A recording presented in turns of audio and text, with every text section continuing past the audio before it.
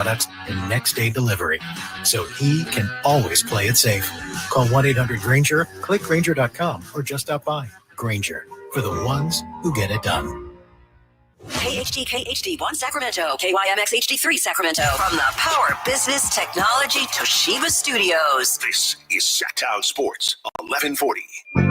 Feeding your passion for local sports in the afternoon. It's the Drive Guys with Kevin Gleason and Kyle Draper on your radio at 1140 a.m. Streaming audio at SacktownSports.com and the Sacktown Sports app. You can also watch the show on YouTube at Sacktown Sports 1140. Here are the Drive Guys with Kevin Gleason and Kyle Draper. How long has it been since Kyle Draper and I have been together? Well, it's not happening today, Jay. Unfortunately, Kyle Draper, a little under the weather today. Got the Malaysian flu? It probably does, right? He may have something of that nature. Hopefully not. But Drapes was going to give it a go today. He's feeling, I don't know why people say under the weather. I don't know exactly why that's the phrase for not feeling well, but hopefully he'll recover quickly and be back ASAP. So me and you today, Jay. Man, how are you doing? I felt like I haven't seen you in about 2 weeks. Nah, playing. 2 days? Yeah. Filling Draper, in on the Alan Styles show, yeah.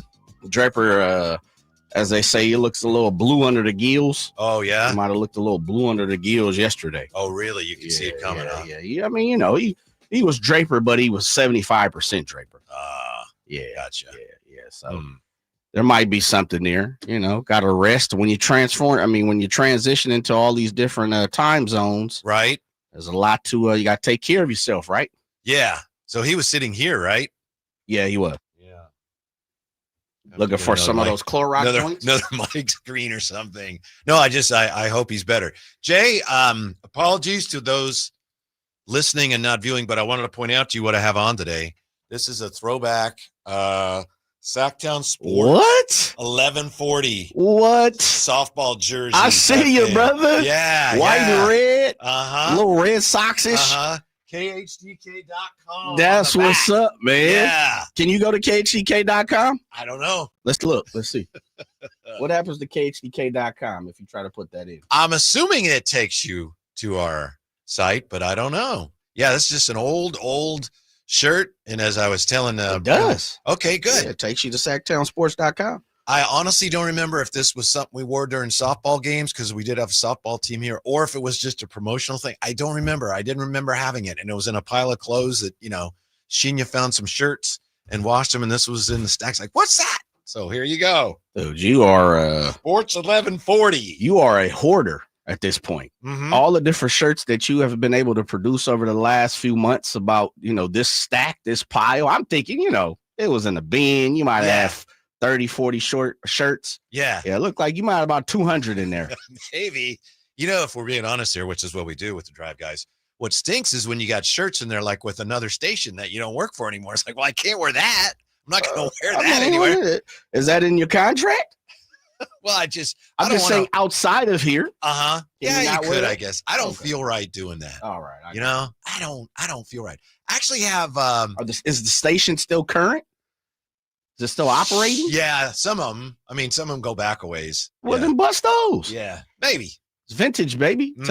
Take them to the Buffalo Exchange. Yeah, they're actually. I guess there are collectors of old radio shirts. That's what I'm saying. That's reached out to me and said, anything you have from when you worked at that station 40 years ago, whatever, I take it. So I'll take it. See what I can find. But then I forgot. So anyway, all of that is just my way of trying to avoid this unfortunately necessary conversation.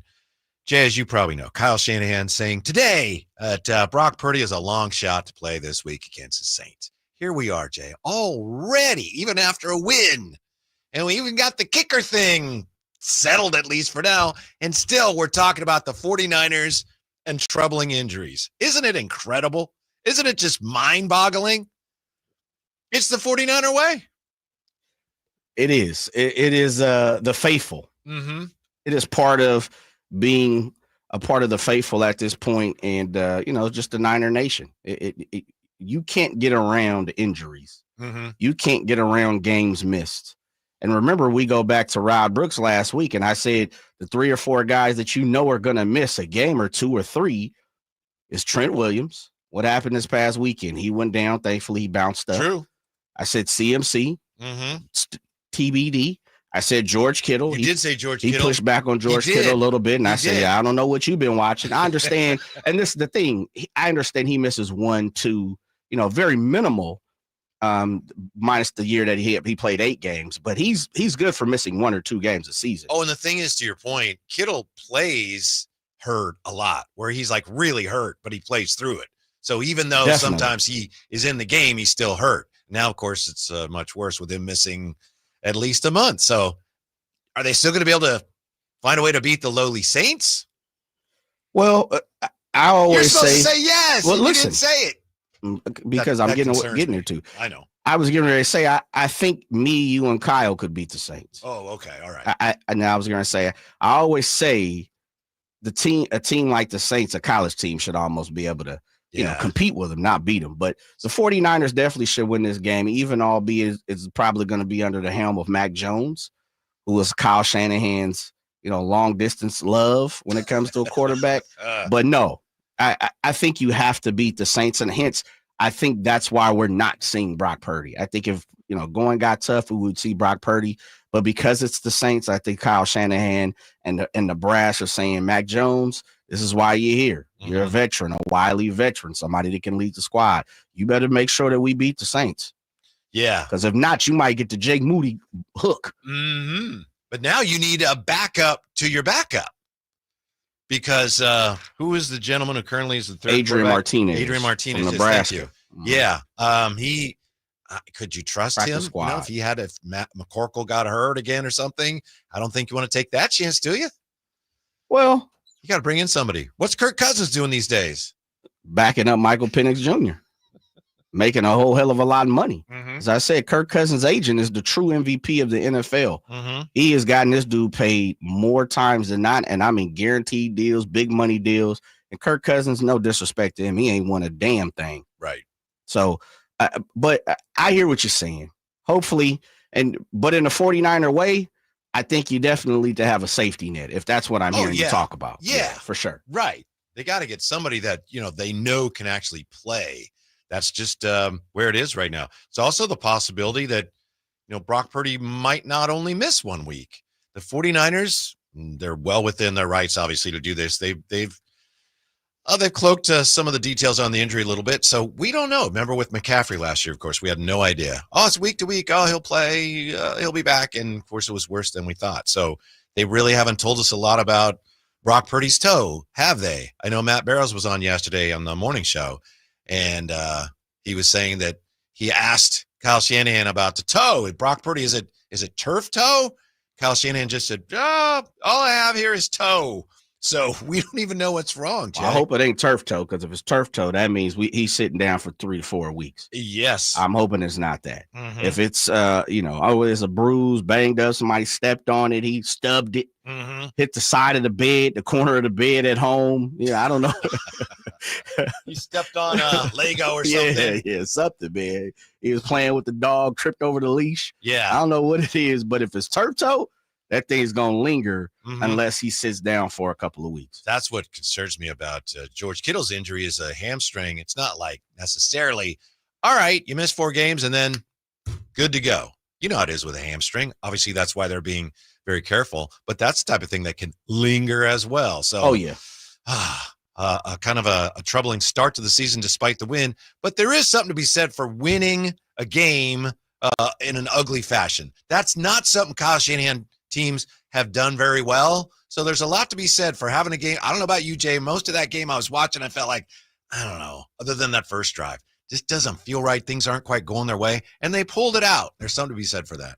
Yeah, I think you're spot on in the form of that's normally not the way the Shanahan-led 49ers win. Right. But I think it's, I'm the wrong person to ask that, Whitey. And because I'm always the person that's like, these are the type of games that's going to happen. These games happen throughout the NFL. And one way or another, one day the 49ers have to win their portion of those tough games where it feels like they really haven't in many different ways. But if you really go back and look at it, they've won some ugly, I guess you would say beautiful games, knockdown, drag out, close games, albeit it could be 24-21 or 13-10. they've won their share of games. They've been successful throughout the Kyle Shanahan era, and every other year feels like, right? And of course, there's been some down years, obviously, there too. So I think they've won their portion. I think it's the perception of Kyle Shanahan and his regime, his era, is they don't win ugly games, but they've won some ugly games. Well, it is.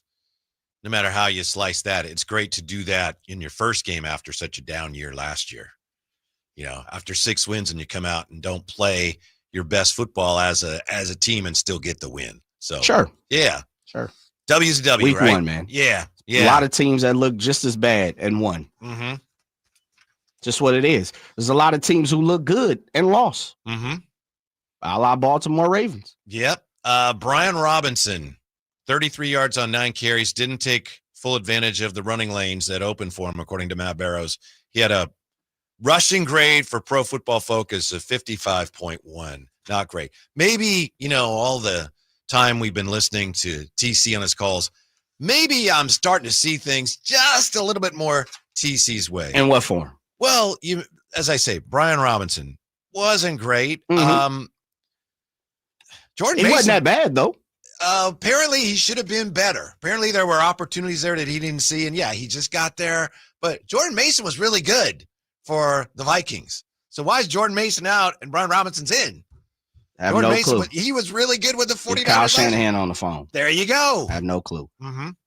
Can't answer that. Yeah, and I'm not sure. Maybe they saved a little bit of money in there somewhere. I understand because you have to massage the cap situation. There's some good players like Talanoa Hufanga. We can't keep them. But when you're sending out a really good running back and bringing back a guy that might not be as good as him, and he certainly does not have the equity in your system, a little bit of a head scratcher, Jay. So yeah, it's the way to for it. I would say he's rubbing off on him. I got you, man. Matter of fact, you want me to play the music? No, I got the bed ready if you I'll need send me. out the TC signal. Okay, just in case. I'll keep it ready for you. You caught me off guard a couple weeks ago with the Draper Takes music, so I better make sure I got TC's bed ready for you as well. Brian Robinson, first week, he just got there a week and a half ago. I thought he had a good couple of runs. You can definitely see, and we had John Keim on when you were, I believe, in Hawaii or LA. I can't keep up with all our schedules at this point. I need a calendar and I need highlighters. Yes. But one of the days you were gone, we had John Keim on, who covers the Washington Commanders and been a long time insider for them, just like a Matt Mayoko, Matt Barrows on our side for the 49ers. And he said a couple things that I felt was super interesting, because I asked him, on paper, from afar, from the West Coast, looking at the Commanders, Brian Robinson is somebody that the Commanders thought high of. Now, of course, they got Austin Eckler, and that changed a little bit. But beyond that, now they have a couple of one rookie and a second-year guy that, according to John Keim, they're looking forward to having some opportunities in play. But John Keim didn't say Brian Robinson was a washed-up product. Didn't say he wasn't an asset. He said he doesn't have 40, 50-yard breakaway speed, but through the tackles, he's a 3-yard guy. He's a 5-yard guy. He's a 7-yard guy. And if you go back and look at his longest run last year, it was like 42 yards or something, 32, it wasn't that much. I can't remember off the top of my head, but it was around 40 or lower. And so I don't know what we're expecting from Brian Robinson in a week and a half. But I also understand if the hole is open and you don't go through it, then as a running back, you're not doing your job. Yeah. But I'm not saying, I thought he had a few good roles. Good. Yeah, but for half a year. He was good in week 1 already for Minnesota. I got that, a half of a year in a game. I got you. I mean, we were waiting on Jordan Mason for a full year too, though. Yeah. I'm not sure why they made that move, but there's probably a very good reason. At least they made the move everybody wanted them to make. Are you excited about Eddie Pinheiro, the new kicker? Sure, why not? I think we've talked about kicking way too much on this show. Well, that's because the guy that was kicking couldn't kick very well. Yeah, that's true. That's old Kyle Shanahan thing. He didn't want to think about it, didn't want to have to deal with it. He's not a special teams guy. Can you guys just do the special teams? I have other more important things to think about. It's almost like the special teams unit is in the basement of the right. Levi. Hey guys, here's Coach Shanahan's going to speak to you guys. Special teamers, right? Okay, I don't know a lot of you. We don't really talk. Just don't screw things up, all right? Hey, I got some stuff I got to do. All right, things to do. That's his big speech to them. So, when they had a chance to draft the guy that was supposed to be the best kicker coming out of the draft in many years, right? Draft him, 3rd round. I don't care. Then I don't have to worry about it. I don't have to go down in the basement and talk to those guys. Backfired. But it didn't work out. Backfired. Yeah, it did. It did. But I felt like I said this 2-3 weeks ago. We're going to talk about something that we know is a problem. It's, you know what it is? I have a 14-year-old daughter, and I understand. She's a teenager. She's a young lady. She's growing into being a beautiful woman. She's at that age where things, dad's, it's not always easy for dad. There it was. Yeah. Hey, listen, clean your room up. Mm-hmm. Hey, listen, clean your bathroom up. Mm-hmm. All right. 2 days later, you clean the bathroom? Nope. Clean the bedroom? I picked this up. I did that. You walk in there, you're like, what's up with the clothes? Why didn't I in the hamper properly? Mm-hmm. What we doing here? Mm-hmm. Clean it all up. 2 weeks later, bathroom dirty again. Mm-hmm. I mean, a week later, bathroom dirty. Bedroom dirty again. Can't keep this up. Clothes everywhere, girl makeup, eyelashes, all that good stuff everywhere. Mm-hmm. Month go by, same thing, situation. You're just resetting the same thing. At some point in time, you get tired of talking about it, right? Yeah. Okay. Same thing with the 49ers in the kicking game. Mm-hmm. I think we've known it. We understand they're going to be bad. And that's what I said 2 weeks ago. Why are we crying over something that we know is going to be bad? It's okay to say, hey, it's going to be bad. Just where we at. And there's going to be some games he's going to lose. There's going to be some field goal kicks he doesn't make. There's going to be some extra points when you want him to make it, meaning the fan, he's not going to make it. And that's cool. You could talk about it. You could talk about it again. You talk about it 3 times. But until Kyle Shanahan and or John Lynch changes it, we don't need to talk about it. And that has been my push. Mm-hmm. Now we got a brand new kicker. Right. That's my point, is now we should be able to talk about it. I know you don't mean to, but I feel like you were kind of with your thinking in a way almost letting Kyle Shanahan off the hook. No, it wasn't. It's because it's almost it's ignorant versus stupid. Mm-hmm. There's a difference. If you're ignorant to something, you don't know any better.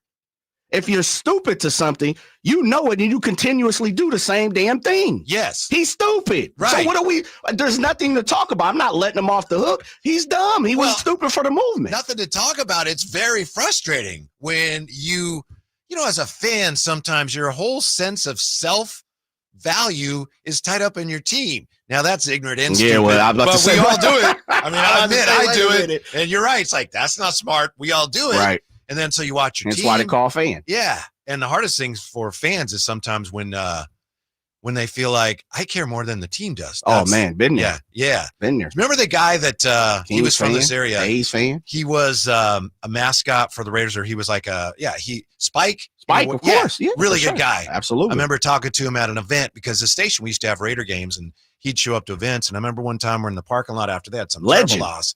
And Spike goes, sometimes I feel like I care more than the team does. I was like, man, that's so sad. So anyway, we feel that way as fans. And then you see a problem like, hey, they're going to lose games with this. And then the genius continues to let it happen. I mean, it's hard to go, oh, well, I guess it's going to happen and not say anything, Jay. I know what you're saying. I think it gets repetitious, but, fans even got to the point where the media was like, I don't know why he's around. It was irresponsible. So thank goodness they finally did something. But it looks like the one reason why Kyle Shanahan finally decided to move off of Jake Moody was because the players were so unhappy about it. I think he could not ignore it anymore. Agreed. And Draper on Monday had and you watched the game. I watched the game twice. Yeah. I watched the night of, the day of, the night of, halfway fell asleep. Then I watched it in the morning again Monday just to make sure because I was moving and grooving over the weekend. With that being said, Pam Oliver's report on the sideline when Moody missed that field goal was 100% spot on. She said it ruffled feathers. There was a little turmoil on the sideline, and it wasn't just Kyle Shanahan. It was players. And that's what I say. Once you get to that moment, then 100%. I think it was yeah, we have to make a move, because if not, and I said this on the show on Monday, if I'm a guy and I'm not a captain, and or if I'm a captain, I'm going to Kyle Shanahan and or John Lynch. And if I got to call, like I said, Jed York, I'm going to make sure somebody understands that I have a problem. I have an issue. And if I'm going out there getting my body beat up, 50 times a game, and this dude can't even hit a 27-yard field goal, then yeah, we have a problem right now. Yeah, you're paying me a lot of money, Jed, a lot of money to help you win games. I can't do that when he's the kicker. Truth. It makes my job harder. It makes it harder for me to do what you're paying me to do. And it's so obvious. Yeah. Yeah. I wouldn't be surprised if Kyle really was leaning towards, I'll be all right. And he just couldn't ignore the noise anymore. Well, good for my sake. Yeah. Forget everybody else. I'm gonna be selfish here. For my sake, I'm glad he's going, because I ain't got to sit up here and talk about a kicker no more. I'm like Lincoln Kennedy. Lincoln Kennedy always taught me, he said, man, kickers mean nothing in the locker room. As much as it may mean the fans because they miss a field goals, we don't talk to kickers and we don't discuss kickers. So thankfully, I don't have to do that no more. Shouts out my boy Lincoln Kennedy. You don't have to discuss Jake Moody, but what about Eddie Pinheiro? There goes Pinheiro. 88.1% career field goal percentage. Fourth all time. Fourth best mark in history. Come on, baby. Yeah. Why does he not have a job? Good question. Okay. You know how it is with kickers? You come in, you do a good job, and then you get hurt or you miss a couple kicks, and then it's move on, to the next guy. They're just like always being recycled.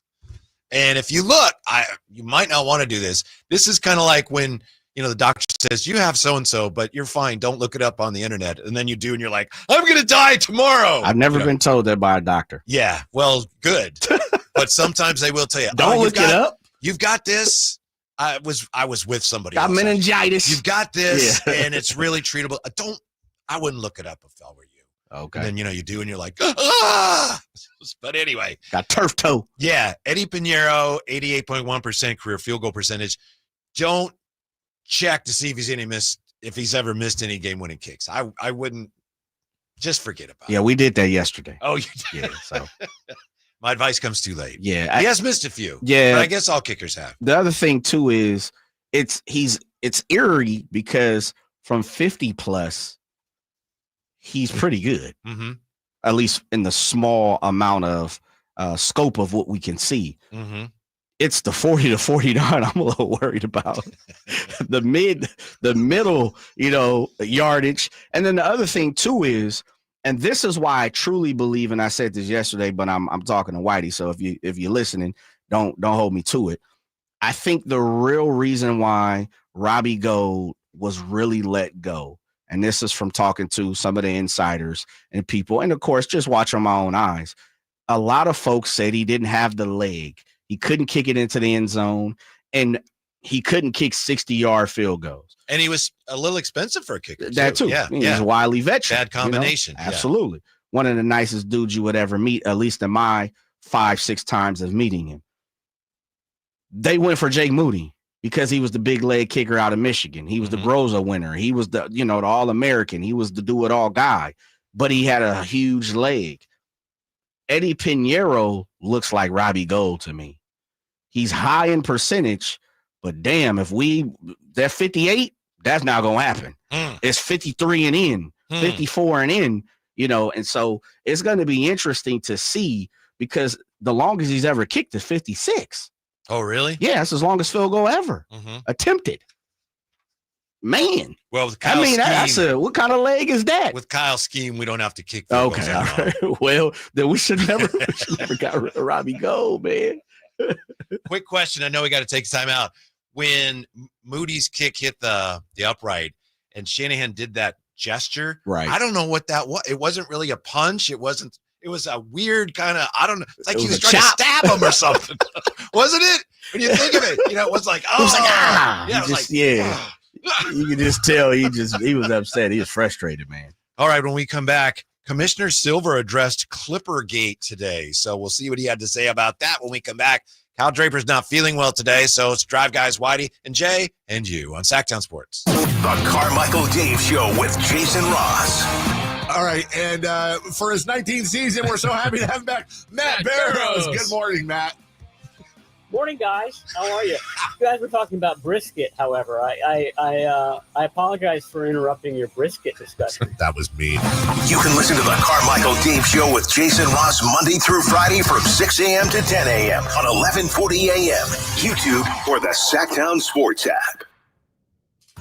Need cash fast? Tap into the value of your home with a home equity line of credit from Valley Strong Credit Union. Whether it's for home improvements, debt consolidation, or that dream vacation, you can get your cash offer in minutes. That's right, just minutes to unlock the power of your home's equity with no hard credit pull to see how much cash you can get. No stress, no waiting, just smart local banking that puts you first. Grow your possibilities with Valley Strong Credit Union. Visit valleystrong.com to get started today. Just announced, Stockton Honda has been named #1 of California's best car dealers in 2025 by USA Today and Statista. This prestigious award is based on thousands of customer reviews and recommendations, ranking dealerships for service, value, and satisfaction. Out of hundreds evaluated, Stockton Honda is proud to be #1, recognized for all-around excellence and commitment to our customers. Visit Stockton Honda, where reputation meets the road. Anytime, anywhere, it's all here.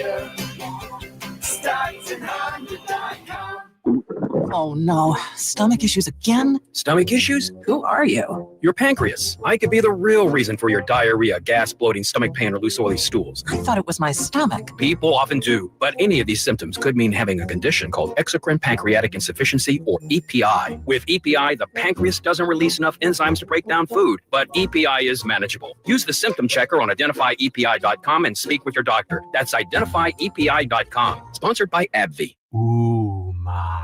What was that? That is business phone bliss with the Ooma cloud phone system. It handles all our voice, video, and messaging needs. You sound very calm. I am. Ooma has everything I need to run my business more efficiently, like virtual receptionist, call routing, and video conferencing. And it starts at just $19.95 per month per user, plus taxes and fees. Ooma. Nice. Find your business calm at ooma.com/radio. Fall is coming and Rivercats Baseball has you covered. On Friday, September 19th, we are giving away San Francisco Giants puffer vests to the first 2,500 fans through the gates at Sutter Health Park. If you missed this giveaway at Oracle Park, here's your second chance, and it's the final giveaway of the 2025 Rivercats baseball season. Don't miss your shot to head into autumn in style. Get your tickets today for September 19th and all remaining Rivercats games of the season at rivercats.com. Hey, it's Carmichael Dave. I got to tell you, I am so excited to get this decking project started with Trex Decking and Railings. From the first time I stepped foot in the showroom last week, I was so impressed. So many color options, heat-resistant composite deck. What does that mean? That means I don't have to do any maintenance on it whatsoever. They even have a deck designer, so you can go online and see what your dream deck will look like on your house. Just visit Trex, that's Trex.com to get it started. Tell them Carmichael Dave sent you. Get ready for a night out with Jordan Davis. Country in the Park 2 this Saturday at Cal Expo. Along with special guests Mitchell Tenpenny, Locash, Vincent Mason, and Averyana. Make it a family day out with food trucks, games, dancing, and more. This Saturday at Cal Expo with Proactive Pest Control, Fasteners Inc. Tool Outlet, and Red's Pizzeria and Tap House. Tickets at CITPFest.com. Carmichael Dave here for my friends at American Energy Heating and Air. Yes, I always tell you they are a family-owned operation, been in business since 81, A-plus Better Business Bureau, but it is hot. We are in those Sacramento hot months. I want to focus on them being your second opinion partner. What does that mean? Maybe you've got somebody you're working with or you've worked with in the past in the HVAC world. Guess what? They want to give you a second opinion. How much does it cost? Nothing.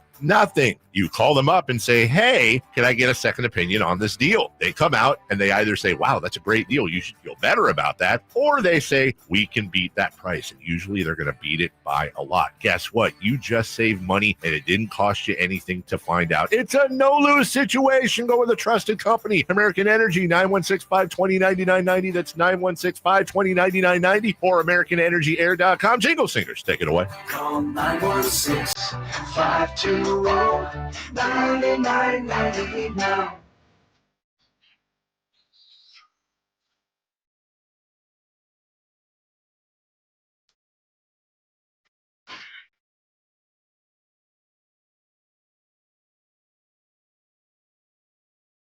Live and local, it's the Drive Guys.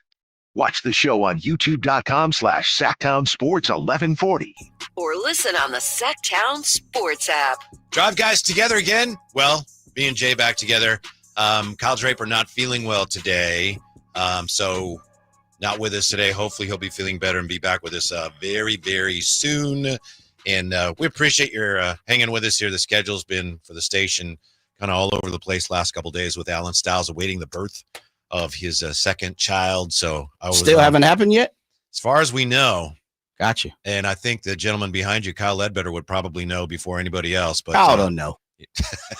Kyle's not an insider.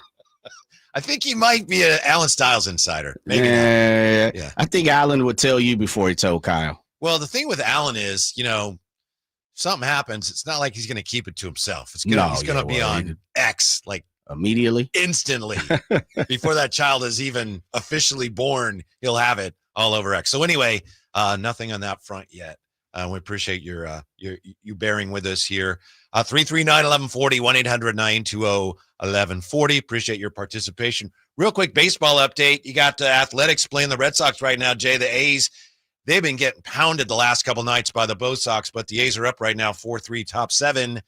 But your Giants are taking it on the chin this afternoon, Jay. The Giants trailing Arizona, and the Giants have been so hot, they just don't have a lot of margin for error. But at last check, the Diamondbacks up on the Giants 5-0, Jay. I know that crushes you. I know you hate to hear that. They cut it to 2. They're right there. Sure. They're right there. Sure. I don't understand all these probabilities that say, the Giants have like a 10% chance, 14% chance. They're 2 back, really 3 because they don't have the tiebreaker, with still a couple weeks to go. They're still in this thing. I've seen teams come from 3 games back with 3 to go and win things. So they just got to keep winning, though. That's the trick. And Arizona getting the better of them today, but we still got a ways to go. Now, I want to applaud the NBA. This is great. Did you see the new rule change that the NBA announced today they're going to be instituting? Shams with the update. The NBA now will make those heaves at the end of a quarter or a half. Get the ball half court or 3/4 court. 3, 2, throw it at the other basket. That is no longer going to be an individual field goal attempt. That is going to be a newly created team field goal attempt. What's the difference? Why does it matter? Because for years and years and years and years and years, and we could name some of them right now, but we're not gonna. There have been players who are notorious for getting the ball, realizing I'm probably not going to make this from 60. If I miss it, it's a missed shot. So they'll wait till then they'll let it fly. Oh, too late. And now they don't have to worry about that, Jay. Right. They can let it fly without worrying about it, the missed shot impacting their field goal percentage. Sure. It's a good move. I understand it, because you're talking about people's money on the line. And when you're talking about people's money on the line, I'm all for assisting the players. Mm-hmm. No doubt about it. Yeah. For stat keeping purposes, the NBA will tell teams that any shot taken within the final 3 seconds of the first 3 quarters and is launched from at least 36 feet away on a play that starts in the backcourt will count as a team shot attempt. Many players for years have avoided taking those shots because they know that, hey, that's gonna go against my field goal percentage. And you're right, Jay. I mean, I know that their paychecks to a degree are based on some of those stats. I'll never forget Danny Ainge. Danny Ainge was a guy, he didn't care about that at all. I always appreciate that with Danny Ainge. He knew, we're trying to win the game. So from 70, whatever, he was going to let it fly. Anyway, that's no longer a concern. I think we're going to end up with more of those. What kind of impact's that going to have on the games? Who knows? According to Sports Radar, players last season made about 4% of shots taken in the final 3 seconds of the first 3 quarters of a game with a minimum 36-foot distance. The amazing thing about that, the 36 feet, they had to sit down and go, all right, well, how long is a heave? What's a shot? What's a heave? Right. Steph Curry can make 36 Yeah, footers. he can. He can shoot a 36-footer. Yeah. Not just off 2 feet. That. Yeah. He can shoot from 36 better than some guys can probably shoot free throws, which might be a little bit of an exaggeration. maybe not. Steph Curry made 4 shots under those criteria last season, and the Joker made 3. So that's nice. And now that's just not an issue because I don't care so much about what impact it's going to have on the game. I didn't like that feeling when you see a guy. The guy's not going to shoot it fine, but a guy who's going to pretend like I didn't get it away in time just because he doesn't want to take that shot. I'm glad I don't have to see that anymore, Jay. That's unbecoming. And the big grand scheme of things, does this even matter? It does. It does? I've noticed for this. Fans or for players or for I think for stats both. or for money. I mean, they did it because it was becoming for some an issue. It was a bad look for the league. When you've got players that, I know we're trying to win, but I don't want to take that shot. So it's good. I think, I don't know what kind of impact it's going to have. I think it will have an impact, and I applaud it because it's taken away something now that was just, for me, maybe I'm too much of a purist. It was hard to look at when you saw a guy. Killing your field goal percentage. Well, no, just worse than that is when a guy would pretend like he got it away just too late. 3, 2, 1, and I didn't get it away in time. You didn't want to get it away in time because you didn't want to be charged with a missed shot. Now we don't have to put up with that anymore. Dang. Some things matter, some things don't. I'm glad you find solace in it, my brother. Yes. Yes. Many players have avoided taking the miracle 50-footer or deeper shot at the end of quarters to protect their personal shooting percentage. And now you don't have to worry about it. Who said that? This was, I don't know if there's a more trustworthy source. Yeah. ESPN News Services. I was going to ask. Pulitzer Prize winning ESPN News Services. Pulitzer Prize. I was asking because I was going to say, I wonder if that person or persons went and spoke with players to get, who walks up to the podium and says press conference, and maybe we should do it this year during the game. I mean, during the season and say, hey, Zach, man, it was at the end of the end of the first quarter, and I saw you hesitate about putting that shot up before the buzzer. Were you thinking about your field goal percentage? No, I just didn't get it away. Yeah. Has anybody ever asked that? I don't know. That's a tough question to ask a guy. I do remember. So how do we know? Well, you can see it, Jay. It's unwritten rule. And the league has actually decided to act. So they're not just making something up. We had something similar at the end of a shot clock. I remember Buddy Hield one time. Oh, yeah. Hot potato. Yeah. And he's got the ball, and the Kings are, believe it or not, comfortably ahead in the closing moments of a game. And so etiquette was, and the smart play, dribble out the shot clock. So Buddy's got the ball, shot clock down to 5, 4, 3, 2. He decides, I don't want to turn over. Yeah. So he gives it to Costa Koufos with like 1 second on the shot clock. And Koufos is like, what am I supposed to do with Hot it? potato, baby. Yeah. But they grenade. Yeah. The rule on that is considered a team turnover and not an individual turnover. Right. So it's okay. And now this is similar. It's a grenade. That's what the fellas used to say. Yeah. Yeah, exactly. One of us cares about this new rule more than the other. Yeah. I'm not. There's other things in the sport of basketball we need to tackle, which I think you're getting ready to head to. But prior to that, I will say this: it is, if it has affected field goal percentage, and I looked up and somebody said, I wonder if they could retroactively put this in the field goal percentage. I wonder how Jordan's field goal percentage would be different. See, interesting. So those things I get, I understand for the greater good of the game. And the greater the good of the game, our field goal percentage normally translates into money, into legacy conversation. So for those things, I recognize it's a good move. Okay. Yeah. All right. Kings just made a move. Is it a good move? We're back with that. And a look at what the commissioner had to say today about Kawhi and Clippergate. Next, Drive Guys, Sacktown Sports. Alan Stiles here with your Sacktown Sports injury update, brought to you by DTLA Law Group. Jack Perkins, out with that strained right shoulder, has been shut down from throwing for 3 more weeks. Will re-image and determine an off-season program. His expected return is TBD. Max Muncy, out with that right hand fracture, began a hitting progression last week and will progress as able. His expected return is possibly late September. That was your Sacktown Sports injury update, brought to you by DTLA Law Group. Hey, I'm Alan Stiles. Injured at work? Call downtown. DTLA Law Group, California's leading injury law firm. With over 40 lawyers throughout California, they have won over $500 million in settlements. DTLA Law Group will get you compensation for your work injury. You don't pay unless they win. That's right. You pay zero up front. Call downtown. Text injury help to 40222. That's injury help to 40222. Visit them at calldowntown.com. Text charges may apply. Progressive's Teen Driver discount could lower the cost of insurance for your teenager and save you some money. And then you can still spend money on them. Because just when you think you have a grasp on spending, new sneakers. And then it's money for a school field trip. And of course, spending money. Oh yeah, and a new phone to replace the one they dropped in a toilet. Oh, don't remind me. So just get Progressive's Teen Driver discount. And then you can continue to spend money on them endlessly. Progressive Casualty Insurance Company and affiliates. Discount not available in all states and subject to terms and conditions.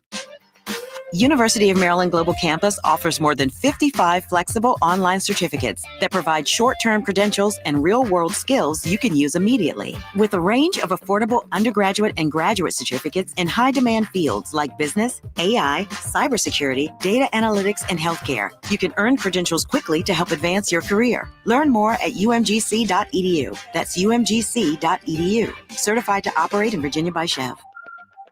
Capital Casino, conveniently located on 411th North 16th Street in downtown Sacramento. Wesley Financial Group is not a law firm, and Chuck McDowell definitely not an attorney. This is Chuck. If someone talked you into buying something really silly and you want to get out of that silly little thing, my advice, get the facts. Call me and I'll send you our timeshare exit kit absolutely free. Inside, you'll learn how timeshare works and all your options for cancellation. Call Wesley now for your free exit info kit. 800-838-6767. That's 800-838-6767. This is the story of the one. As a maintenance supervisor at a manufacturing facility, he knows keeping the line up and running is a top priority. That's why he chooses Grainger. Because when a drive belt gets damaged, Grainger makes it easy to find the exact specs for the replacement product he needs. And next-day delivery helps ensure he'll have everything in place and running like clockwork. Call 1-800-GRAINGER, click Grainger.com, or just stop by. Grainger, for the ones who get it done. People are coming from all over to Sacramento Chrysler Dodge Jeep Ram, from Folsom, Elk Grove, Woodland, Roseville, because they've seen for themselves the huge selection and the best prices at SacSuperstore.com. Good luck finding a lower price anywhere else. And if you do, they'll match it. It's as simple as that. Sacramento Chrysler Dodge Jeep Ram, where a handshake still means something. Open until 10 o'clock and essentially located right across from Hagen Oaks Golf Course. And online at SacSuperstore.com. The guaranteed lowest price and the best selection of Dodge, Chrysler, Jeeps, and Rams. SacSuperstore.com. Brought to you by Xfinity. Sports are unpredictable. The price of your internet shouldn't be. Introducing the 5-year price guarantee. One consistent internet price for 5 years with no annual contracts. Guaranteed. The Sacktown Sports 49ers Report is brought to you by Kia of Vacaville, located beside the Vacaville Outlets. The 49ers got their season started successfully with a last-minute win in Seattle, 17-13. Jake Tonjes, the hero, making a leaping grab in the end zone for the game-winning touchdown. Niners back on the road this week in New Orleans. You can catch all the actions on Sunday right here on Sacktown Sports 1140, beginning at 9 a.m. Football season is here at Kia of Vacaville. You can score big in a new 2025 Kia Niro LX with up to 53 MPG combined at Kia of Vacaville. Perfect for road trips, tailgates, and cruising to Levi Stadium in style and comfort. But don't wait. Inventory is limited at Kia of Vacaville, and these deals won't last long. Visit KiaVacaville.com or stop by right next to the Vacaville outlets for friendly service, easy shopping, and unbeatable value. All in one stop. Kia of Vacaville, where the adventure begins. Thank you.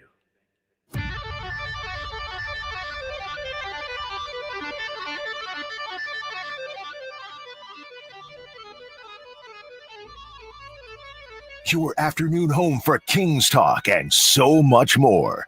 The Drive Guys on Sacktown Sports. Whitey and Jay today. Kyle Draper was supposed to be back today. He's not feeling tip-top. Hopefully he'll be back soon. But this is just so disrespectful.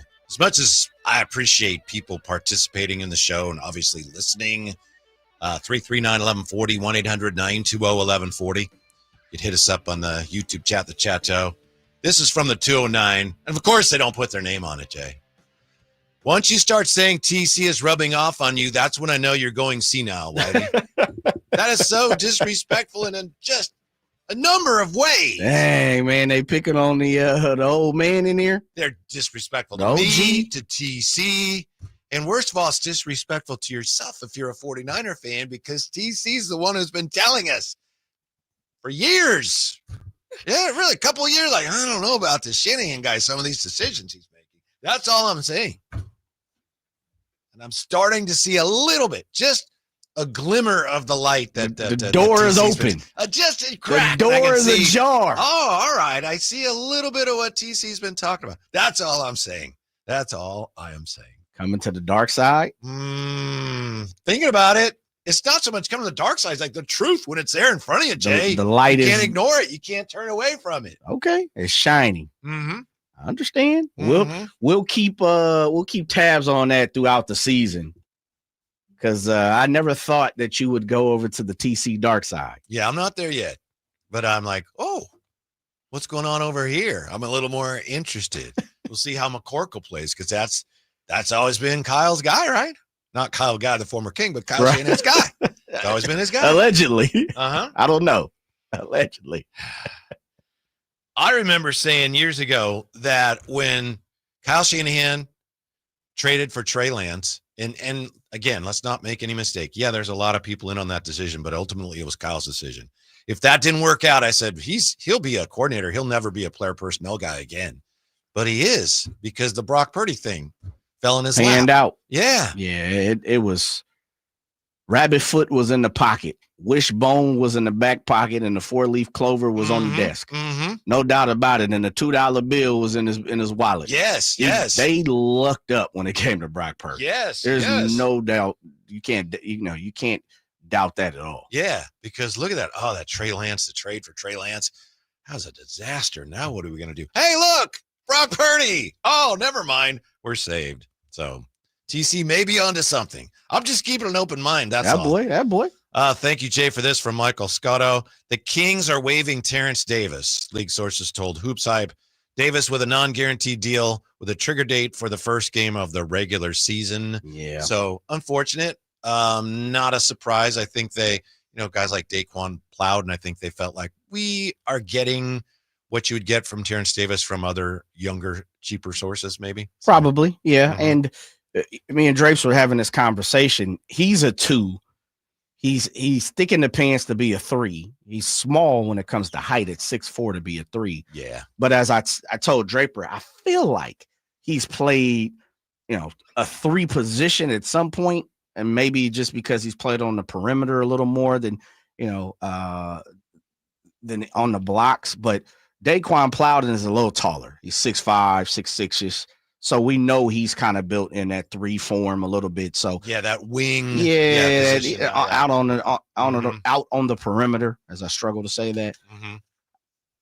Love TD, man. Great attitude, good family. Him and his wife, man, they're good people.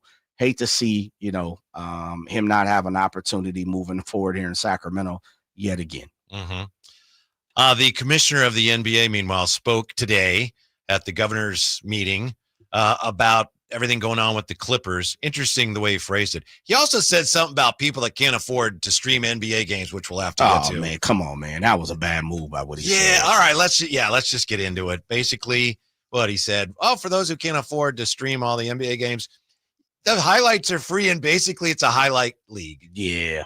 Boo! I'm going to tell you this. In a time, and I consistently say this, in a time where some people are looking for their next dollar, in a time where bills are piling up for certain people, in a time where it's a struggle. And when you look at the 1%ers, billionaires, people looking around counting their checks, counting their chickens, people got to have 2-3 jobs to survive. Mm-hmm. That's a bad move. Yep. That truly is a bad move by Adam Silver. It's very tone deaf. It is. It completely is. And Adam Silver hasn't been that type of commissioner to me. I've always thought that he has played, his buttons properly. Of course, we don't always agree with everything one person does. I don't agree with what my wife does every time, or my daughter does, or my mama does. And they would definitely say vice versa. Mm-hmm. But that's a bad move. Right. That is a terrible move to talk about. Well, if you can't afford, it's basically saying you can't afford it, then you can't afford it. Yeah. Like, that's not cool. You don't need the whole game. Yeah. The highlights are enough for you. Come on, man. Yeah. Take it to YouTube and watch the 8-minute package. Poorly played by the commissioner. That's terrible, man. And I'll say this. I don't know because I know, you know, what he was talking about. Excuse me, what the press conference he was talking. But I'll be honest, I wish I knew someone that was there. That's a bad job by them by not following up, because I went back to look at the press conference and no one followed that up. They should have pressured his ass. They should have said, oh, wait a minute. Are you saying the NBA is not for everybody? Are you saying the NBA is an elitist league rather? That's not true. Adam Silver, you need to do a better job and go to some of the third world countries and places in your own country where people have nothing. And the only thing that's bringing happiness to them is going outside playing on a basketball court. Yeah. That's a terrible job by you. The worst thing about it is that he tried to make it such that it's okay. We've got something for everybody. You can't watch the games. It's okay. You'll get the highlights. And that's just really insulting because it implies that you don't need the games. You know? And that's rough. Yeah. Highlights are good enough for you. That's talking down to your fan base. It is, man. Whether he meant to or not, it is, and it's wrong. Now, how about this? The commissioner says, the NBA will not rush to any judgment. The NBA will not rush to any judgment in its probe of this whole Kawhi Leonard, Los Angeles Clipper situation. We're constantly learning in the league office. And again, we do have it. Okay, here is Commissioner Silver today. Number one, the burden is on the league. If we're going to discipline a team, an owner, a player, or any of the constituent members of the league, I think, as with any process that requires, a fundamental sense of fairness, the burden should be on the party that is, in essence, bringing those charges. And then, in terms of your specific question about circumstantial evidence, I was only quasi-joking with someone earlier that, when people talk about a smoking gun, that's obviously circumstantial. It means the gun is still smoking. It must have recently fired. I'd say in the case of the league, we and our investigators look at the totality of the evidence.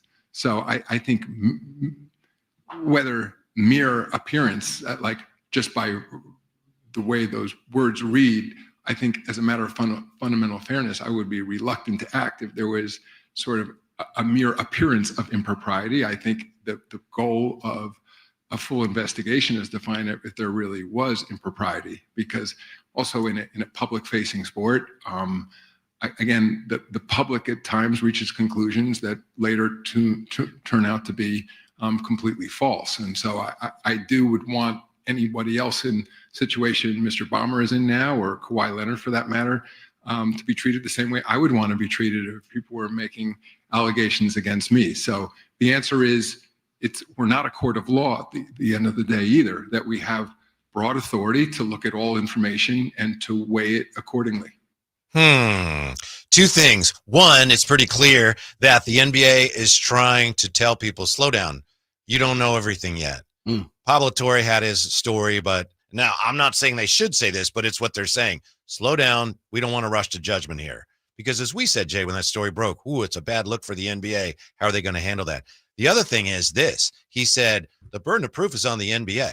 He also said it's not a court of law, which is true. Yeah. The weight of that burden is not as heavy for the NBA here as it would be in a legal matter. Legally, you got to prove somebody did something wrong. The NBA, according to their own bylaws, can say, we have reason to believe you did something wrong, but he doesn't want to go there. So I understand the need to be prudent and make sure everyone is clear that we're going to be fair and we're going to take our time with this. But to me, the main message I get is, hold on. We don't really know anything yet. Maybe he's right, but I start to get suspicious that the NBA is trying to extract themselves from this and say, this really wasn't as bad as it looked. I don't know. You might be onto something. I think in the form of it, part of it is he's talking in circles in protection of the league. Sure. And that's his job. And I get that. Right. And I think that's what you're saying in certain instances, certain part of, your statement. The other part is I agree with you. I think they're going to try, and he talked about the burden of the proof. As you said, he talked about not the court of the law. And there could be some other things that we're missing or not missing. It has not been spoken on yet. Yeah. And so I truly think it was just the first statement. He was in, had a press conference, beginning of the season press conference, and people are asking these questions because it is a hot story right now, a hot topic in the NBA. And I'm pretty sure, as he said, he even went on to say, look, I was briefed on the situation, and he kind of said it right there.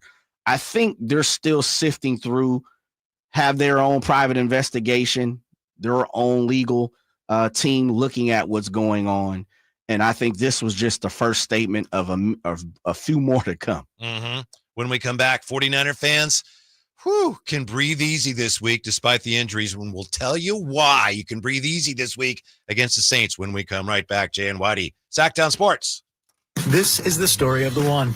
As a safety manager at a manufacturing plant, he does everything he can to keep his coworkers safe. From finding ways to reduce risks to keeping safety supplies in stock. And for that, he relies on Grainger. Grainger offers a broad range of quality products and next-day delivery, so he can always play it safe. Call 1-800-GRAINGER, click Grainger.com, or just stop by. Grainger, for the ones who get it done. At Valley Strong Credit Union, we know that local businesses are the backbone of the Central Valley, investing in our neighborhoods, boosting the economy, making the Valley stronger. But when it comes to their finances, where can they turn? A big bank that just sees another number? That's not good enough. Valley businesses deserve Valley support for payroll, credit, cash flow, and everything in between. Valley Business is Valley Strong. Learn how our cash management services can support your business at valleystrong.com. Get ready for a night out with Jordan Davis. Country in the Park 2 this Saturday at Cal Expo. Along with special guests Mitchell Tenpenny,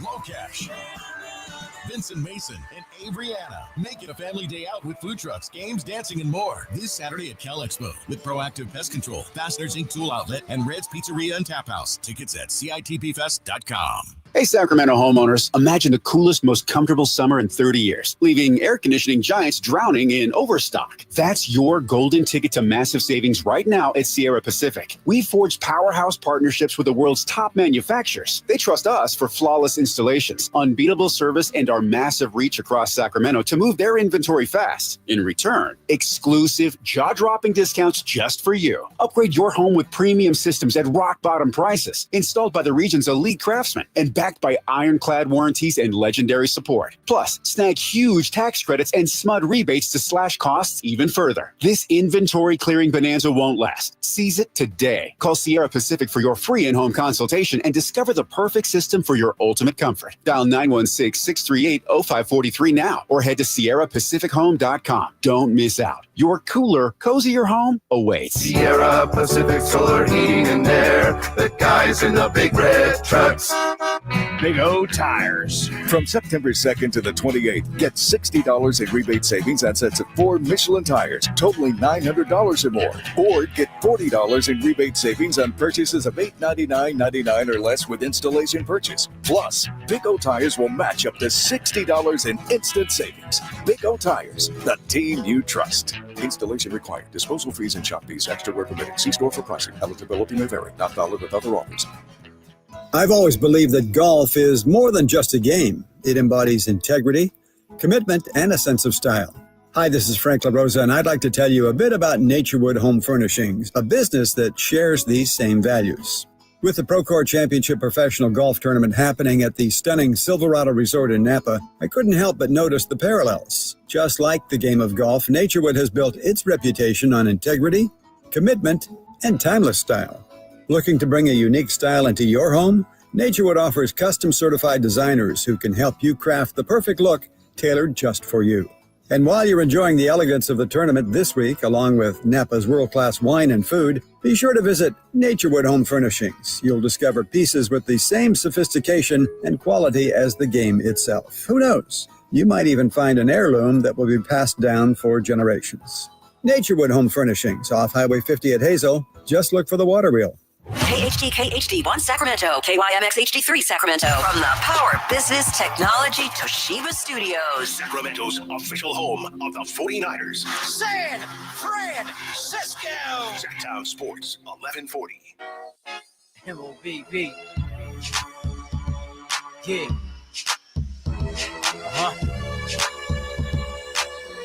Live and local, it's the Drive Guys. Watch the show on youtube.com/Sacktown Sports 1140. Or or listen on the Sacktown Sports app. Yesterday was like a miracle, wasn't it? When the 49ers got injury news that was good injury news. Wasn't that incredible, Jay? Which one was that? That Juwan Jennings had looked like he had avoided any serious damage with his shoulder injury and he was day-to-day. The MRI showed that no structural damage. He's good to go. It was good injury news for the 49ers. That's very rare. You think he plays?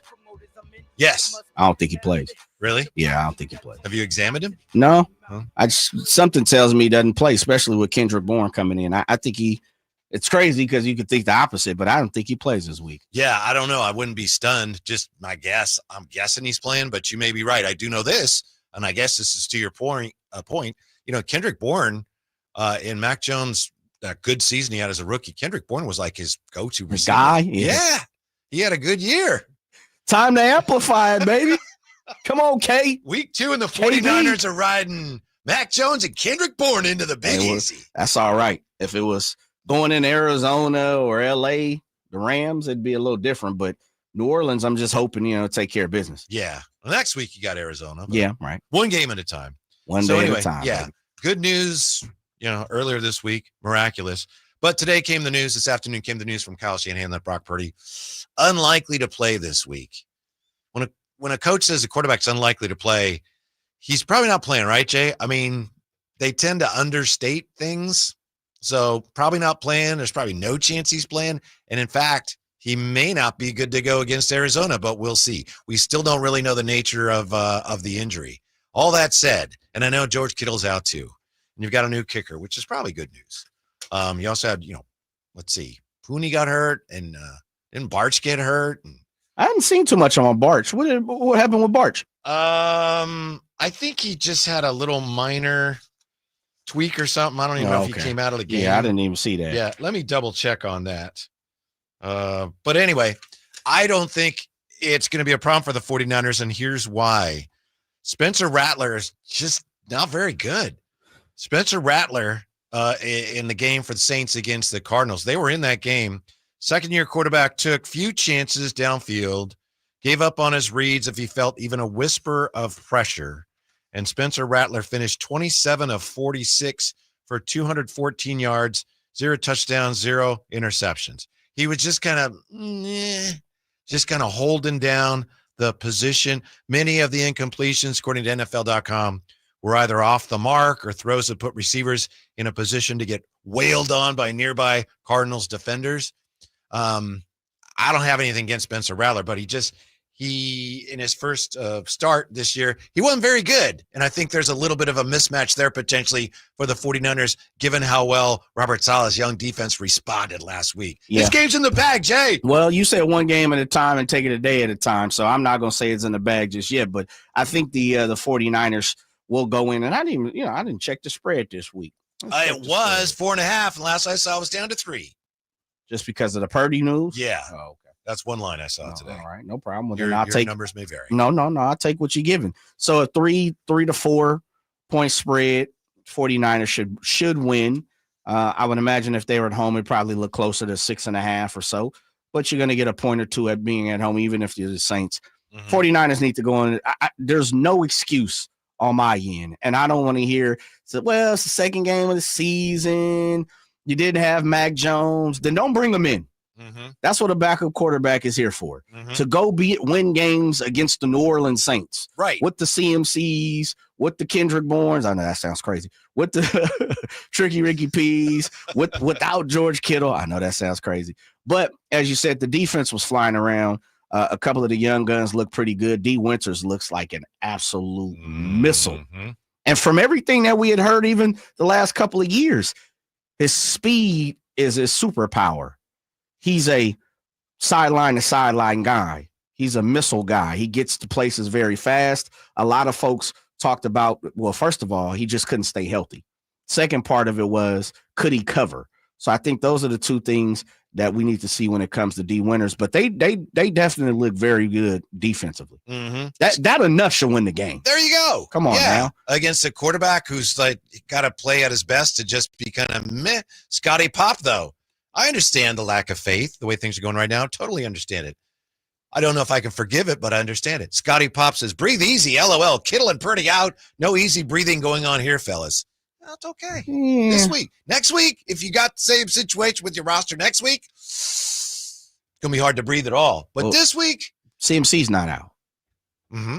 So I don't know what Scotty Pop's talking about there, but he said CMC is out. No, he said Kittle and Purdy. Oh, excuse me. Kittle and Purdy. Said CMC. My mind was somewhere else. Mm-hmm. Well, understandable. I understand what Scotty P talking about.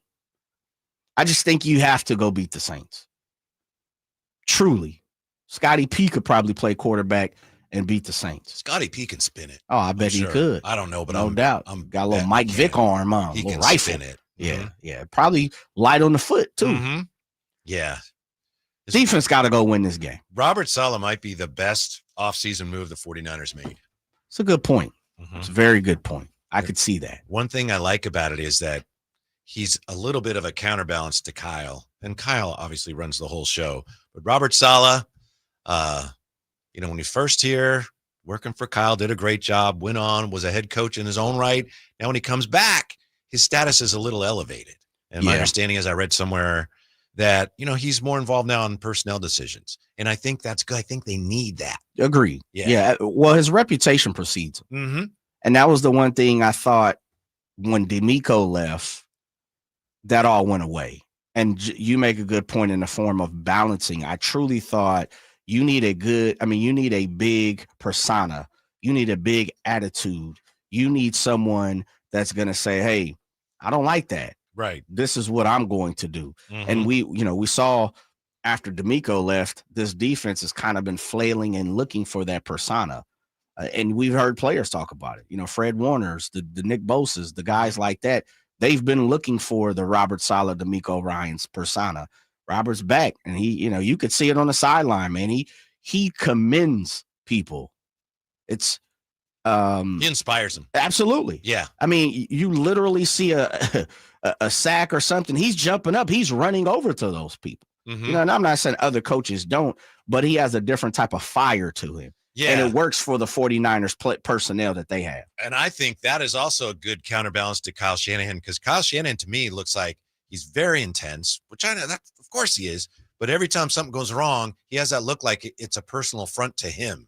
And I think sometimes maybe he's wired a little bit too tightly. And to have someone like Saleh there who is so demonstrative, I think it's a good balance. I really do going forward. Jay, do you think there's anybody in the NFL right now who needs to obviously not hit the panic button because it's only week 1? Are there any NFL teams that need to at least locate the panic button? Like, we just need to know where it is after week 1. Maybe you don't. Maybe you're like, Whitey, come on, it's not only 1 yet, week. Yeah. But I think there's a few people who's picked up the instruction manual. Looked it up online. Yeah, I don't have the manual anymore, but I think I can find it online. And if they have it personally and or in-house, it's been emailed to them. Like, you should know about what you have. I mean, Right. the Dolphins. Yes. The Dolphins right now are Right. getting abused. And maybe because Daniel Jones and the Colts, I repeat, Daniel Jones and the Colts beat the Dolphins. Yeah, I could see that.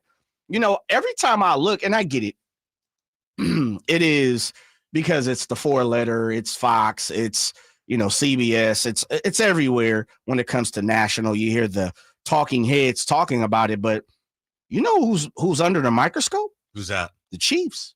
Yeah. They're under the microscope for whatever reason. I have no clue.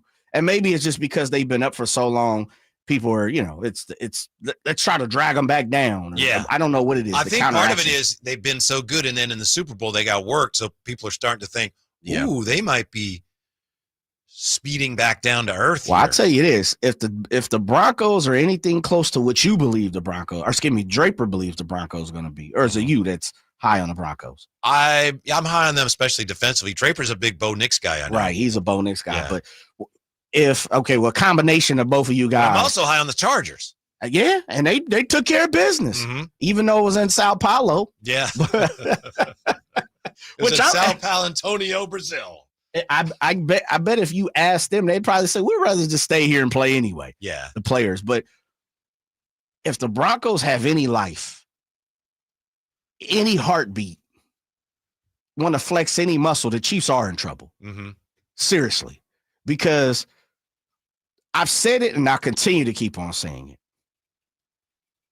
You can't take away what they've done, but it's almost, and I heard you talking about it a couple of days ago, it's the reverse of the Minnesota Vikings. A lot of people believe the Minnesota Vikings won't be as powerful or won't have a good as record as they did last year because of the close games and of course JJ McCarthy. Yeah. Well, the Chiefs been getting away with murder for a long time here. They've been winning some outlandish, lucky ass games.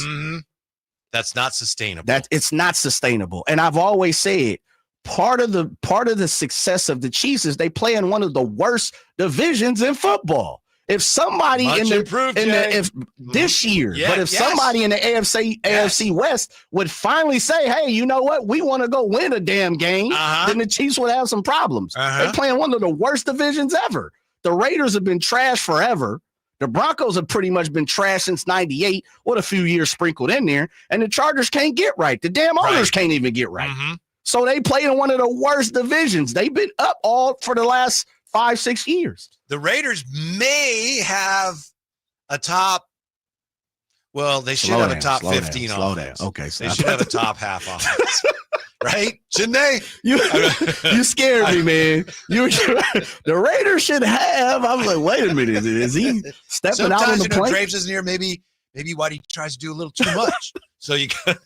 I like how you reeled that in. You gotta. They're gonna have a top 15 offense. I was looking at top 10 half. And I didn't have the guts to go. Okay, all right. I love Genty. He didn't have a good game.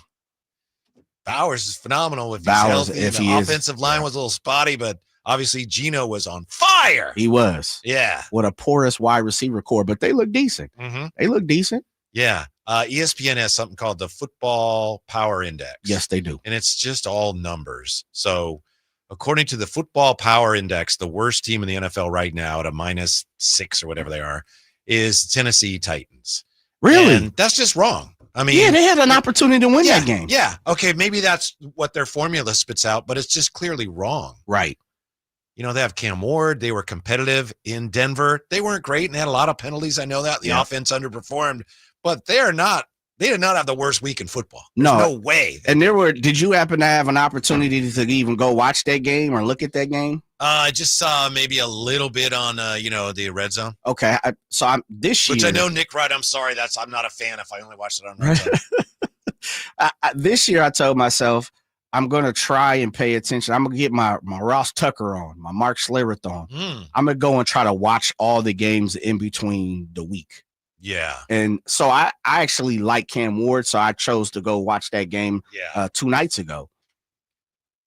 Man, a couple wide receivers dropped a few balls they catch. They win that game. Really? Like he put it there. Yeah. And it was kind of JJ McCarthy. It's like he didn't have a great game, but when it was time to do what he needed to do, he put the rock square in some of those wide receiver hands. Yeah. So if you go and look and the Teron Davenports, that's my guy who covers the Titans for ESPN and people like that, they've been talking about the wide receivers dropping the rock and then not allowing Cam Ward to go get his first W. It wasn't on him. How about the other quarterback? I defer to you since you saw it, which you're right. I mean, it's amazing how much you can learn about a team just by watching all of the games. Yeah. How about Bo Nix was a little underwhelming? Yeah, he was. I didn't really like the Sean Payton play calls, though. For me, just me personally, Sean Payton calls a great game. He's a Super Bowl winning champion. Head coach. He's a great mind in football. Even has a movie made after him, right? So, I think it's a terrible movie. Yeah, I like Kevin James though. I'm a Kevin James guy. Are you? Yeah, I'm Kevin James. Have you seen the movie? I have seen the movie. Oh, well, you tell me. I haven't seen it.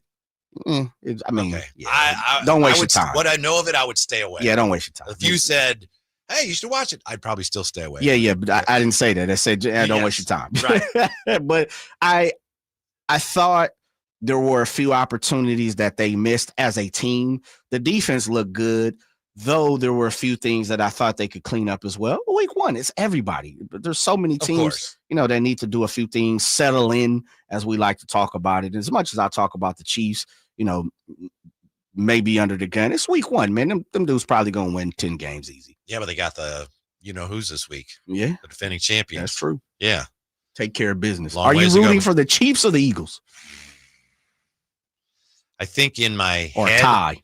in my head, I would root for the Eagles, but once the game starts, in my heart, I have a hard time rooting for the Eagles. Once it starts, I think I will root for. I'm going to root for the Eagles, but once I watch it, I don't think I'll root for the Eagles. You know how I look at it? And I'll kind of look at the Eagles-Cowboys game, and you talked about this last week.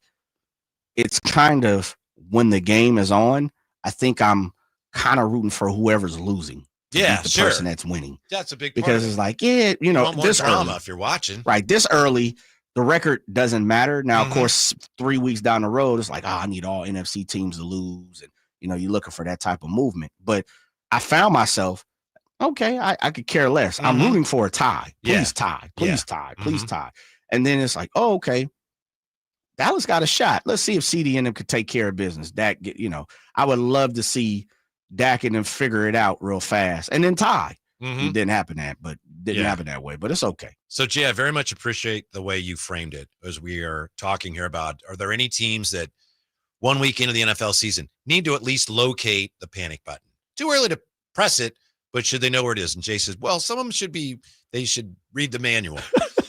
So we agree. The Dolphins, we're going to send that manual out to them. Yes. We should forward it to them. This may be an overreaction, but I would also send one out just so they have it, if necessary, to the Bears, because that was an embarrassing loss. And I know that after the game, Joe Buck was saying, oh, this is a great start for them, and Caleb Williams did a lot of good things. He got the new coach. But you lose a game like that when you had that game in hand and you lose at home to a divisional rival like that, that's not a good debut for your new coach. Not feeling it, huh? Especially when he comes out and says, after we scored that touchdown, we should have kicked the ball out of bounds instead of kicking it into the end zone because we needed to stop them before the 2-minute warning so we get another play, blah, blah, blah. Tough start to the season for them. Yeah. I'm with you. Bad start, especially for all the names that they have. Yeah, the firepower on paper. I'm with you. I didn't get to see completed the whole entire game, so I got it. That's one of my games I'm going to be heading to here the next couple of days. But the portion that I did see, you can see that their defense should be solid enough to take you to the playoffs. It's coming down to Caleb Williams and the offense. It truly is. But they're loaded when you look at their depth chart DJ offensively. Moore, like Roma Dunze, like they're locked and loaded on paper. And supposedly the coach is an offensive genius, and I know it's just one game. Of course, we know. And I think they've invested heavily in the offensive line. So they just should have had a better result, especially after they had that lead at home when that game was all the way in. Halfway in the pocket. It was almost tucked. Yeah. The other team, how about this one? I was looking at them, and this was a... By the way, we agree, like the Titans, we would not send the panic. No, because there's not high expectations, right? Right. New England Patriots. You get jumped on by the Raiders. Yeah. In your own building. I was getting ready to say, in mass, as my people in the East Coast say, out in mass, you might need to start to have some questions already. And I'm not saying they were looked upon as, a guaranteed playoff berth type caliber team, but am I wrong in saying that some people believe they would take a leap? They may have been on Whitey's, the Kevin 7 teams most likely to improve. Yeah. They might have been on there as a surprise team. And I think a number of people have been looking at them as that. So that's a good point. Yeah. Because they just kind of fell flat. Yeah, they did. Taking nothing away from the silver and black. Well, I am, but yeah. Of all the young quarterbacks who are across the league, and there are a bunch of them, it's like been a changing of the guard when it comes to young quarterbacks, rookies. You guys were talking about it yesterday, 2024 class. You were talking about could they be one of the best. What do you think of that? I was actually just going to ask you that. What do you think of that? Well, make your point first. I'm sorry. Okay. Sure. No problem. Is Drake May under the radar? Like, is he not? And I'm not trying to heap any bad towards him, throw any shade towards him, but he ain't really done much, and not too many people are chastising him, at least on this side of the globe, and what I feel like, or excuse me, this part of the country, and what I feel like I read, compared to like I don't know, Michael Penix Jr. Yeah. Drake May was a third freaking pick. I know. And I think he got a lot of understanding in terms of, well, he went to that team that they don't have much for him. A lot of people made excuses for him, and perhaps some of those were legitimate, but now some of those excuses no longer apply. Yeah. Like, is he under the radar though? Or am I just when you say under the radar, do you mean meaning under being the gun critiqued? Like, has he been critiqued as kind much? Of a pass. Yeah, I feel like it. Yeah, compared to some of the other young quarterbacks. Caleb certainly, definitely only 2 slots ahead. Bryce Young, the Trevor Lawrences. I know Trevor's been in there for a while, but like CJ Stroud's kind of falling under the gun a little bit. Like, oh man, he took People a step made back a lot of last year. excuses for Drake, right? But I think some of those have expired now. Okay, I'm just checking to see if it was me. It's a good point. I think Jaden Daniels is going to be phenomenal. I think so too. I don't know what the hell Kyle was talking about. And I mean, not Draper. I'm talking about Ledbetter. Yeah. I mean, I think he has a chance to be a truly great, all-time great quarterback. I'm with you. Way too early to say that, but he has a legitimate shot at that. But if we're staying within the Kyle Ledbetter thought process, he said people knew Lamar Jackson was going to be an absolute stud from year one. Well, did he go to the NFC Conference Championship? Lamar Jackson or AFC? No, he didn't. Right? Yeah. Jaden Daniels did. Yeah. I mean, on his shoulder and back. It's there staring you in the face. Yeah, I don't know what the hell Kyle was talking about. How about JJ McCarthy? I like him. We only have one game, but I like him too. I do. I like his moxie. I like the way he overcame such a bad start. Agreed. And still was instrumental in this team winning a big game on the road. Agreed. And the one thing I truly think you need in the NFL now, and it could be part of the changing of the guard, and maybe, there's some pocket quarterbacks that still work. Justin Herbert. I think you have to be mobile. I don't know if you need to be elusive. Excuse me. I don't know if you need to be athletic Cam Newton, Lamar Jackson, Josh Allen-ish, but I think you need to be elusive. I think you need to know how to operate within the pocket and get out the pocket when necessary. JJ McCarthy is athletic. He comes from the stock of Michigan. He's a national champion. Yeah. And the flip side of it is, we talk about Kyle Shanahan being a QB whisperer. Jim Harbaugh, when you come under the tutelage of that Harbaugh family, that plays a part in it too. And so the last thing for me is, and I said it, I used the word moxie. You come out the gate and you do what he did, pick 6 and all that good jazz, and then all of a sudden it's like, it's over with. He's terrible. Yeah, he was struggling. That's and we forget that is his first professional NFL game. He showed me something. It ain't, look, one game ain't all of it. Even if he was terrible, I would have said the same thing. I like what he brings to the table. So what's your best guess? We're just guessing here. Is this quarterback class Caleb, Daniels, Drake May, Penix, and then Bo Nix also, JJ McCarthy? Is this going to go down in history as one of the best quarterback draft classes? And listening to what you were talking about, 83 is probably the creme de la creme to most people. Reno and Elway, yeah, John Kelly. Yeah. 3 Hall of Famers, Jim right? Kelly, Produced through 3. Excuse me, Jim Kelly. Ken O'Brien in 83 as well. And someone else. Who are we missing? Guy of the Chiefs. I'll think of his name in just a second. Okay. Yeah.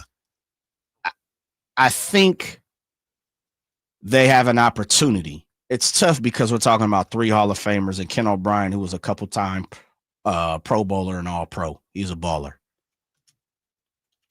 They have an opportunity. I think they do. Like Jaden Daniels to me is the real. He's real. Todd Blackledge. Pardon me. Come on, man. We got to know that. CBS is. I knew it. It just was eluding my thought. He, I think Jaden Daniels is the truth. I like JJ. I think Bo Nix is going to be a quality quarterback. Penix Jr. I like. And who's the last one? We're missing. Oh, Drake May. We just talked about Drake May. I don't know. I don't know where Drake May stands at. I haven't watched enough of his games to say he's good, bad, or the ugly. Right. But he's still got a lot of promise. I think there's a ton of promise with that draft I think so too. Yeah. There's a high ceiling. How about that? Yeah. And we put it in NBA terms. Yeah. And a number of them they're in situations where they're going to have a chance to blossom. Doesn't mean they will, but they're going to have a good opportunity. Yeah. As Daniels already has. Penix, Daniels, JJ, Drake May, Bo Nix, and who's the sixth? Let me just go through it said again. it was Williams, 6, right? Daniels, May. Oh, Caleb Williams. I Yeah, remember Caleb yeah, Williams. There Yeah, you go. exactly. Yeah. All right. We'll come back, take a look at what NFL team is most like the Sacramento Kings. Help us out with that. 339-1140, 1-800-920-1140. It's Drive Guys with Jay and Waddy, Sacktown Sports. On the move? Got somewhere to be? Take Sacramento Kings basketball with you. The Sacktown Sports app will let you stay connected to your passion. Never miss a moment of Sacramento Kings basketball with the Sacktown Sports app. If you're 55 or older and into that whole saving money thing, T-Mobile has an exclusive phone and internet bundle just for you. Right now, get 2 unlimited phone lines plus 5G home internet for just $30 each per month with autopay, plus taxes and fees. And with 5G home internet, setup is easy with just one cord and no technician needed, which is great if you're also into that whole keeping it simple thing. Switch now and experience the best mobile network in the U.S. Visit your local store to start saving. T-Mobile, it's better over here. Based on analysis by Ookla of speed test intelligence data Q4 2024 to Q1 2025, Ookla trademarks used under license. Unlimited on our network. Customers on voice plan may notice speeds lower than other customers and further reduction if using more than 50 gigs a month due to data prioritization. Video streams and SD on this plan. Home internet pricing after $20 a monthly bill credit plus $5 per line without autopay. Debit or bank account required. See 5G device coverage and access details at T-Mobile.com. Staples presents That Was Easy. Big year. I'm starting middle school. Welcome to the jungle, Missy. Best part? My parents promised me a new laptop. Perfect for homework, essays, and drudgery. So we went to Staples. They had all the latest tech, and laptops were up to 40% off. Woo! Another back-to-school budget saved by Staples Easy Button. Mom high-fived the cashier. So embarrassing. Staples. That was easy. In-store, online, and on the app. Ins 9/13. Select models only. You're still glowing, flirting, grooving. You still got it. But your immune system weakens as you age, making it harder to fight flu, pneumococcal pneumonia, RSV, and COVID-19. Vaccines are a key part of any health routine and help strengthen your immune response. Ask your doctor or pharmacist which vaccines you need. Schedule in minutes at vaxassist.com. Sponsored by Pfizer. For over 90 years, Hagen Oaks has partnered with the biggest brands in golf to bring cutting-edge technology to your game. Our one-of-a-kind total game fitting offers a level of experience and precision that is unmatched. From driver to putter, footwear to golf balls, our TrackMan-powered performance studios, 3D footwear scanner, and Ping's Ballnamic ball fitting kiosk ensure every piece of your gear is tailored to your swing. Trust the experts at the Hagen Oaks Golf Super Shop. Total game fitting starts here. Hey everybody, it's Kyle Draper for Bell Brothers Plumbing. That's right, the no surprise guys. Plumbing problems got you down, just ruining your day? Well, ring the bell. Bell Brothers, that is. They offer free plumbing checkups, and you can get $50 off any plumbing fix, whether it's leaks, clogs, upgrades, you name it. Bell Brothers, the no surprise guys. Visit nosurpriseguys.com.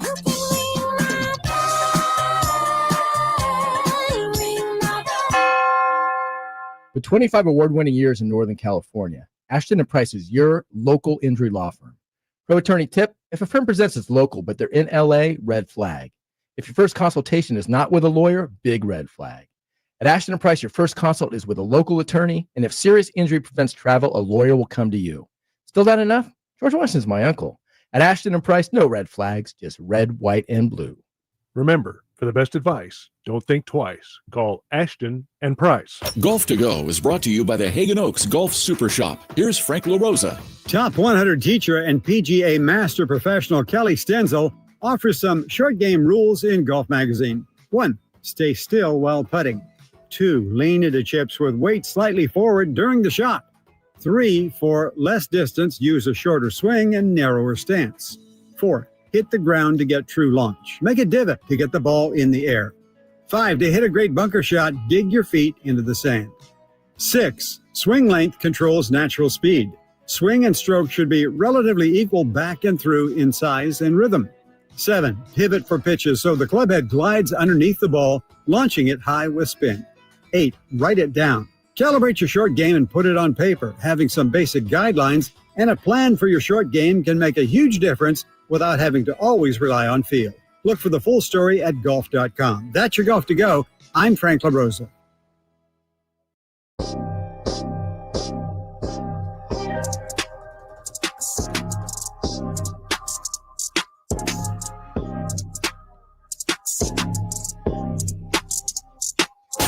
There's always more Kings talk to discuss. And we've got you covered. It's the Drive Guys. I actually do have some Kings things that need to be discussed today, and we'll do that as Jay and Whitey here. Drive Guys. Kyle Draper is out today, not feeling well. We've been talking about week 1 of the NFL season, of course, and how the young quarterbacks drafted in 2024 have been playing. Got this angry text here, Jay. If you're going to praise McCarthy for the Vikings comeback, please mention Mason, who busted off a couple of nice runs to loosen up the defense. That's from Phantom. I think you said that, though. That's what I told him. Yeah. I said, I mentioned. Come on, Phantom, lay off. I mentioned. You know what the bosses always tell you in radio and television? What's that? People are always joining the show at a different time, true. right? That's true. So maybe the great Phantom didn't hear you speak on Jordan Mason's greatness. That's true. That was earlier, much earlier in the show. It is a fair point. And the reason legendary voice of the American River Beavers. That's right. ARC, baby. Mm-hmm. The Kings are the Cleveland Browns, says the 916. Yeah, I threw that out before we went to break. What NFL team is most like the Sacramento Kings? From the 916. Actually, there might not even be an NFL team that rivals the futility of the Sacramento Kings in the last 20 years, and that's pretty pathetic. I think, not that we have to spend much time on this, but to me, the Arizona Cardinals come to mind because they won, if I'm not mistaken, one championship, and it was way, way, way, way back. They never won a Super Bowl. They've been to the Super Bowl. I think they won the NFL championship in 1920-something or something like that. You know, the Kings won the NBA title in, 51? And Arizona has just not been very good. They also relocated. You know, originally they were in Chicago. Then they went to St. Louis. Then they went to Arizona. The Kings have also relocated several times. So if we had to come up with an NFL comp for the Sacramento Kings, I'd say Arizona Cardinals. That's kind of where I was going. Really? Yeah, I was going Cardinals. They just feel like they can never get it together. And who was that from the 916? They have been futile. They have been, there has been a struggle throughout the history of the Arizona Cardinals. But they've had some really good players, and here and there some really good teams. Yes, the Larry Fitzgeralds. Just about 5 years ago? I can't remember. They were remember they started 7-1, 8-1 or something. Then they picked up not JJ Watt. They did pick up JJ Watt, right? Didn't JJ Watt go over to Arizona? Yeah. They've had some good teams. Jake the Snake teams, a la Beam teams, make the playoffs a few times. The Super Bowl loss to the Steelers, to me, is still maybe the best Super Bowl ever. Certainly one of them. Really? Yeah. That Santonio Holmes catch is that's crazy. Maybe the greatest catch ever. Sideline. In the end zone. It may be. It was a very good one. Oh, it was. Yeah, it was. Was that James Harrison run back? Yeah. Was that the 99-yarder or whatever, 97-yarder run back? Yeah. Yeah. It was a good Super Bowl. Blitz, and Kurt Warner sees, okay, here's the edge rush, so I'm going to throw it right there. Oops. There's Harrison. Bye-bye. Good night. All the way to big fella? Yeah. By the way, the Chicago Cardinals won the NFL championship 1925. Yeah, baby. Yeah. That's Yeah, now Phantom's going to text me again. That was a great game. You should have seen it. 1925? Yeah. Okay. You guys were around? Well, I wasn't. My first NFL championship game wasn't until 1937. I was going to say the Cardinals. If we're talking about history, the organization's history, if we're talking about, 40 years Sacramento Kings or the last 15, 20 years, that's I'd have a different conversation. But I really was like, yeah, it's probably the Cardinals. They just can't get right. Right. In my mind, the Sacramento Kings can't get right. and the opportunity for him hitting you. He says and it was a defensive struggle. bunch of runs. Yeah. Rushing attack was unlike anything else. Right. Yeah. The Galloping Ghost probably played in 25. New Rodney, who played in 25? Who was on that 19? Who played in 25? Who was the phantom player of the game? I was just talking about the Bears, and I said I would send them the manual to the panic meter. And in all fairness, to any Bears fans out there, I just saw this after I said that SI.com, and they said there's no reason for the Bears to panic. Bears had more good than bad. If you're a Bears fan, at least the rebuild in Chicago is not moving as slowly as the one in Carolina. Plenty to like about Caleb Williams' first game with his new coach. Took advantage of all the open space that the coach created with his play call. So anyway, just to who wrote that? Said SI? Yeah, this is SI.com. And Jay, who writes this stuff, Gilbert Manzano. Okay. Yeah. So again, I know Ramsey, who I did the show with Monday, big Bears fan. So just to offer, in fairness, not everybody's ready to panic. No, and they should. No one should be panicking after week 1 unless you're the Saints. What about the Giants? You should be panicking. I was going to say maybe the Dolphins and maybe the Giants. Yeah. The Dolphins, I'm with you. Giants, and I've said this a couple times now over the last couple of days, to me, the fact that they have Jackson Dart kind of gives them a buffer. It's like, this is horrible, but look, we have a plan B. Got something brewing. Yeah. Something's in the pot brewing. Maybe it's not a good plan, but at least if you're a Giants fan, I think it makes you feel like, oh, okay, yeah, there is another way to go here. Especially maybe not so much as I know. It's hard to be in week 2 saying, I'm already looking forward to next year. Oh, yeah. But I've been there as a 49er fan. There's been times, where I've looked around and said, whoa, Josh Morgan, wide receiver? Yeah, we're looking towards next year. But I think the expectations dictate the panic button. No one was mistaking the New York Giants for Super Bowl contender. Nobody was mistaking New England Patriots for a Super Bowl contender. Right. Nobody was mistaking, the New Orleans Saints for a Super Bowl contender. I will say, a la Whitey's Kevin Seven. Kevin Seven. Kevin Seven. That the Patriots being part of your 7, meaning you had your eye on them, so other people did. But the other flip side of that, and that's why I think we both agree when it comes to the Dolphins really have playoff expectations, right? Yeah, it's either you make the playoffs or it's a bad season if you're a Dolphin. McDaniels, Tua, Tyreek, like you need to be making the playoffs at this point. Tua was just not good at all. I know. Wasn't. Coach McDaniel, after that loss, the opening loss, he said, well, the one good thing is can't get any worse. And you never say that. It can get a lot worse. You better be careful. And the way they looked at week 1, it's probably going to get a lot worse for them. Giants and Saints know they're bad. The Dolphins were supposed to be good the last couple of years, says Spencer Lampkins. Long ways to go, obviously. We need to be more concerned with the 49ers, at least if you're a 49er fan. And they've got their own problems right now with Kyle Shanahan announcing today, yeah, Brock's unlikely to play this week. You could be without him for a few weeks, Jay.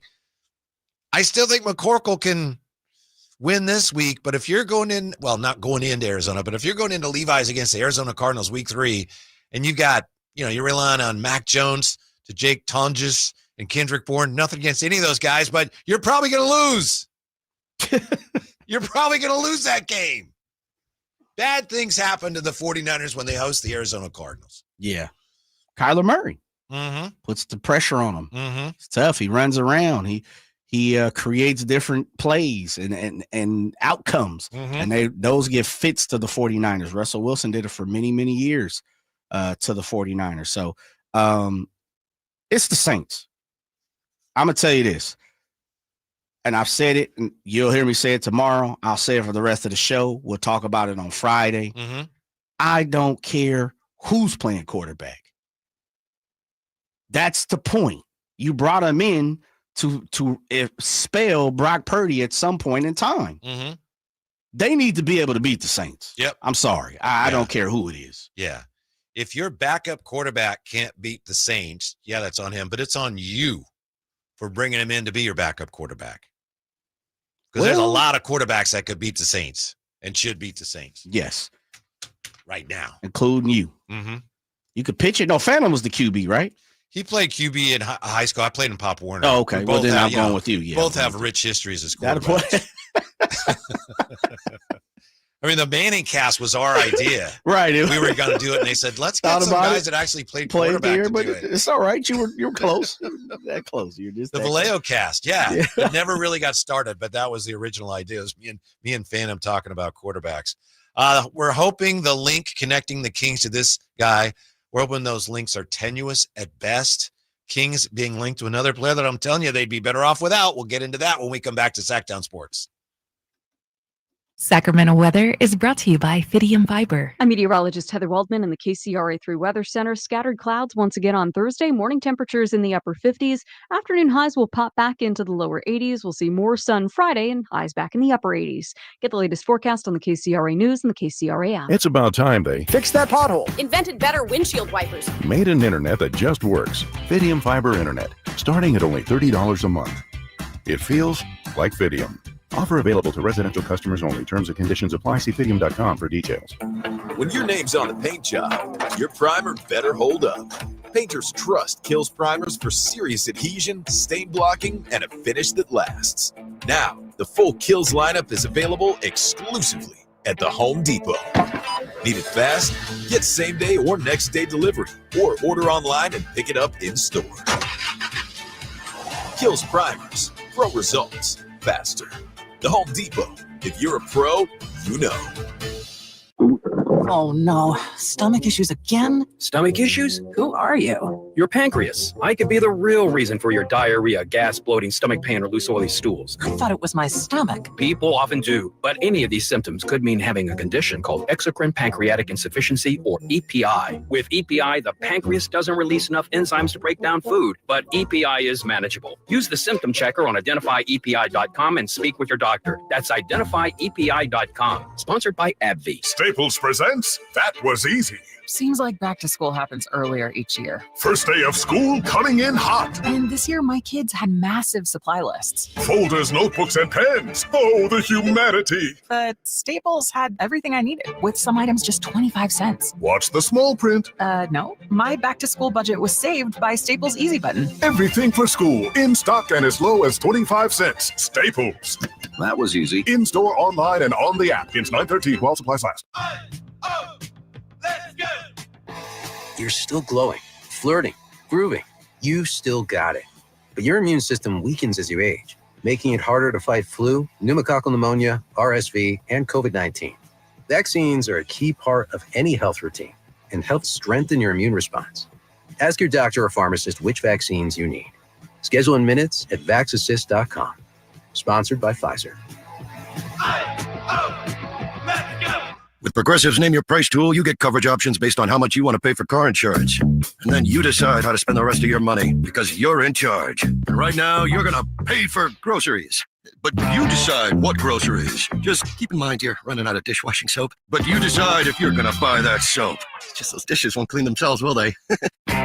Remember, with Progressive's Name Your Price tool, we'll help you find coverage at a fair price. And then you're in charge. Progressive Casualty Insurance Company and affiliates, not available in all states. Price and coverage match limited by state law. Finding great candidates to hire can be like, well, trying to find a needle in a haystack. But not with ZipRecruiter. Its powerful technology actively finds and invites qualified candidates to apply to your job. So while other companies might deliver a lot of hay, ZipRecruiter finds you the needle in the haystack. See why 4 out of 5 employers who post a job on ZipRecruiter get a quality candidate within the first day. Try ZipRecruiter for free at ZipRecruiter.com/free. That's ZipRecruiter.com/free. Get ready for a night out with Jordan Davis. Country in the Part 2 this Saturday at Cal Expo. Along with special guests Mitchell Tenpenny, Locash, Vincent Mason, and Abriana. Make it a family day out with food trucks, games, dancing, and more. This Saturday at Cal Expo with Proactive Pest Control, Fasteners Inc. Tool Outlet, and Red's Pizzeria and Tap House. Tickets at CITPFest.com.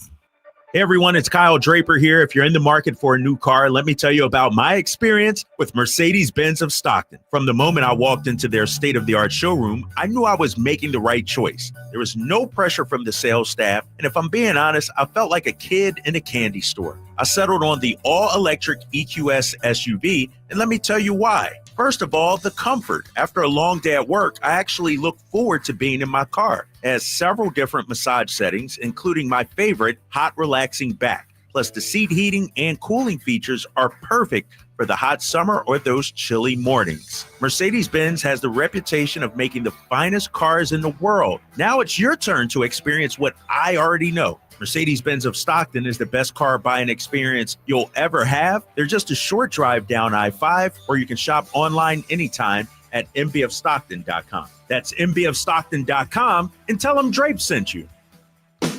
I'm Ken Korak with your Green and Gold Report, brought to you by Xfinity. Introducing the 5-year price guarantee. One internet price, 5 years guaranteed. Well, the A's will open the season next year on March 26th in Toronto, and the full slate of games that day will mark the earliest traditional opening day in Major League history. Now, as far as the Dodgers coming to West Sacramento for the first time, that series will begin on June 29th.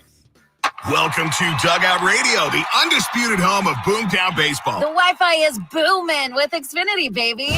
Our next caller is Stacy, how do you stay locked in on every pitch and play? We stream it all live on Xfinity Internet with low lag, 99.99% network reliability, and speeds faster than a base runner beating the throw to home plate. I stream on my TV, tablets, even my smart fridge. Smart fridge? With all those games, we gotta refuel. Stream live baseball with Wi-Fi built for the biggest moments. Xfinity. Restrictions apply. Actual speeds vary, not guaranteed.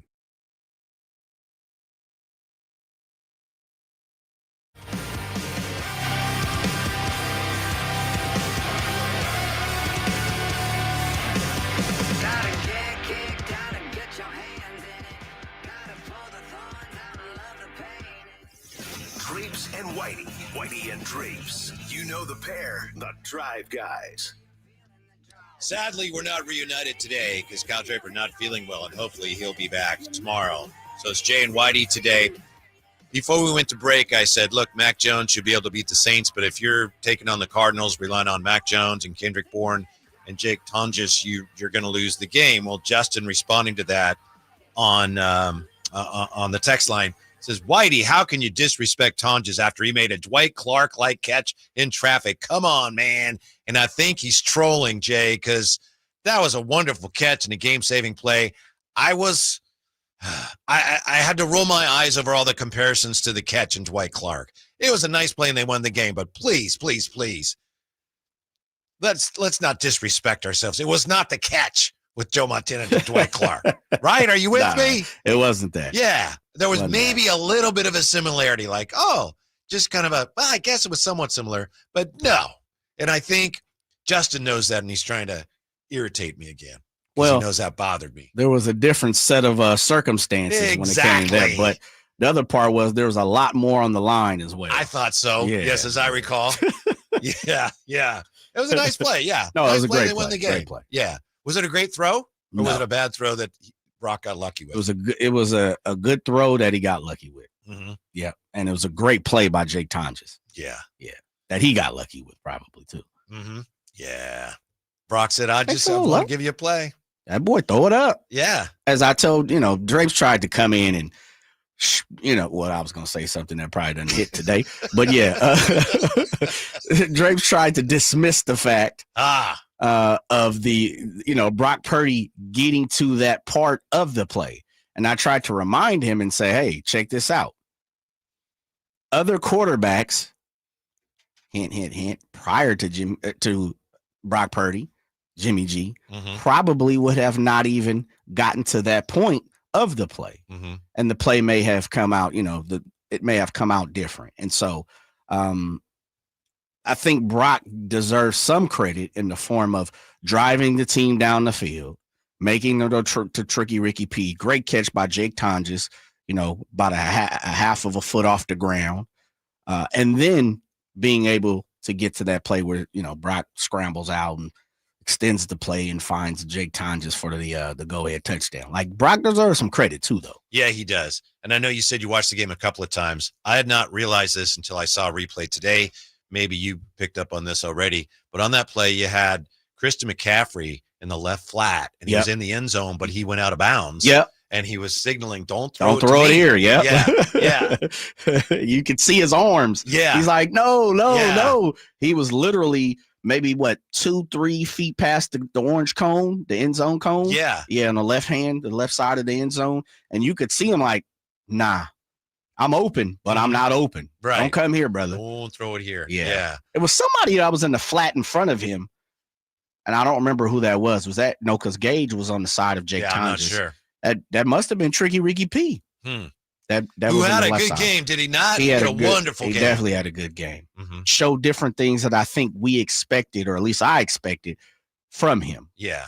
I had to grade Brock Purdy up a little bit from what I had him initially when you consider, first of all, the injuries and also, some of those guys he had out there, that he just didn't want to throw them the ball. Russell Gage Jr.? Yeah. Okay. Whether he should or not. Luke Farrell? Yeah, he just didn't want it. Now, why he trusted Jake Tonjes, I don't know. The big fella, baby. Yeah, I wanted to give you a chance to make a play.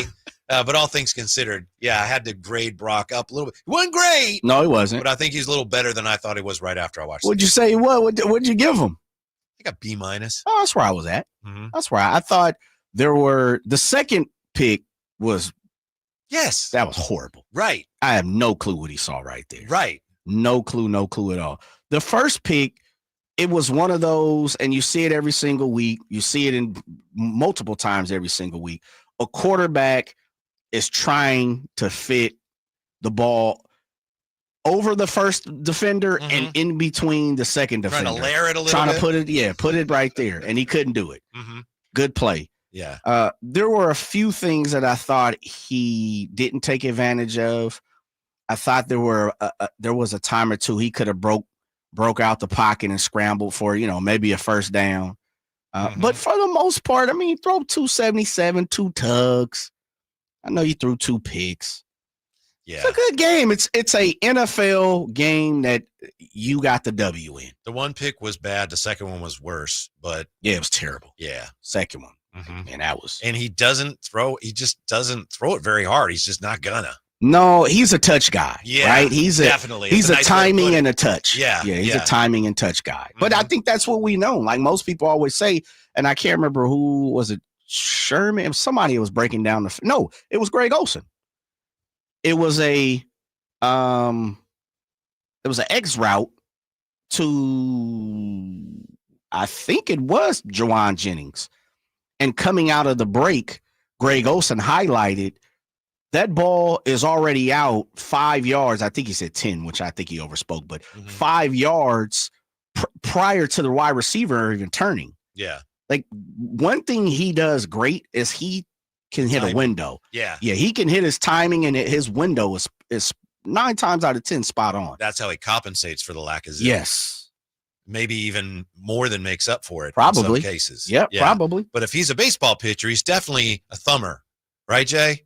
If Brock Purdy's a pitcher, he's like, he's a thumber. He'll throw you that show me fastball at 92. Yeah. Just to change the plane. And then he's going to throw a lot of sliders and got that change. He's a Here comes thumber, that dog. change up. You think he's a thumber? He just doesn't throw very hard. It's okay. You can still win. Oh, yeah, you definitely can. I think he's got a little more zip than a thumber, though. Really? Yeah.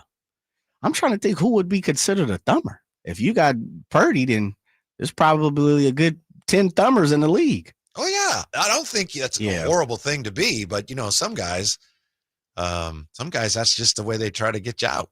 That's all they got. That's all they have. Yeah. By the way, I know we're going to talk about Kelly Oubre and the Kings again. Are we? Get to that. Well, people keep linking the Kings to Kelly Oubre, so we'll touch on that. Great question. Great question. Before we get to that, I don't mean to overreact here. I don't think I am.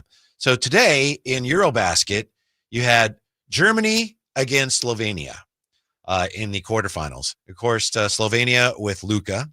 And we know all about his history here and how the Kings could have drafted him. And Germany with Dennis Schroeder. Well, Germany overcame 39 from Luka to beat Slovenia. So Germany advances. They're going to play Finland now in the semifinals. Dennis Schroeder had 20.7 assists. Franz Wagner had 23. But here's the thing. Dennis Schroeder of the Kings beating Luka. I think this puts the whole Luka thing to bed for the Kings. You don't have to worry about it anymore. The Kings point guard has put Luka in his place, and Kings fans don't have to feel bad about Luka anymore. And I don't think that's an overreaction, Jay. You know what the gym teacher says? Reach. Reach. You don't agree with that? Man, no, brother. I get where you're going. Shouts out Dennis. Of course, Schroeder. that's ludicrous. But Dennis Schroeder having a great Eurobasket. He is. He's balling. Mm-hmm. But you said it early on. You're supposed to. Yeah. Yes. That's what I saw. Every single time I see stats over in Eurobasket from NBA players, like I saw Franz Wagner absolutely annihilating. Yes.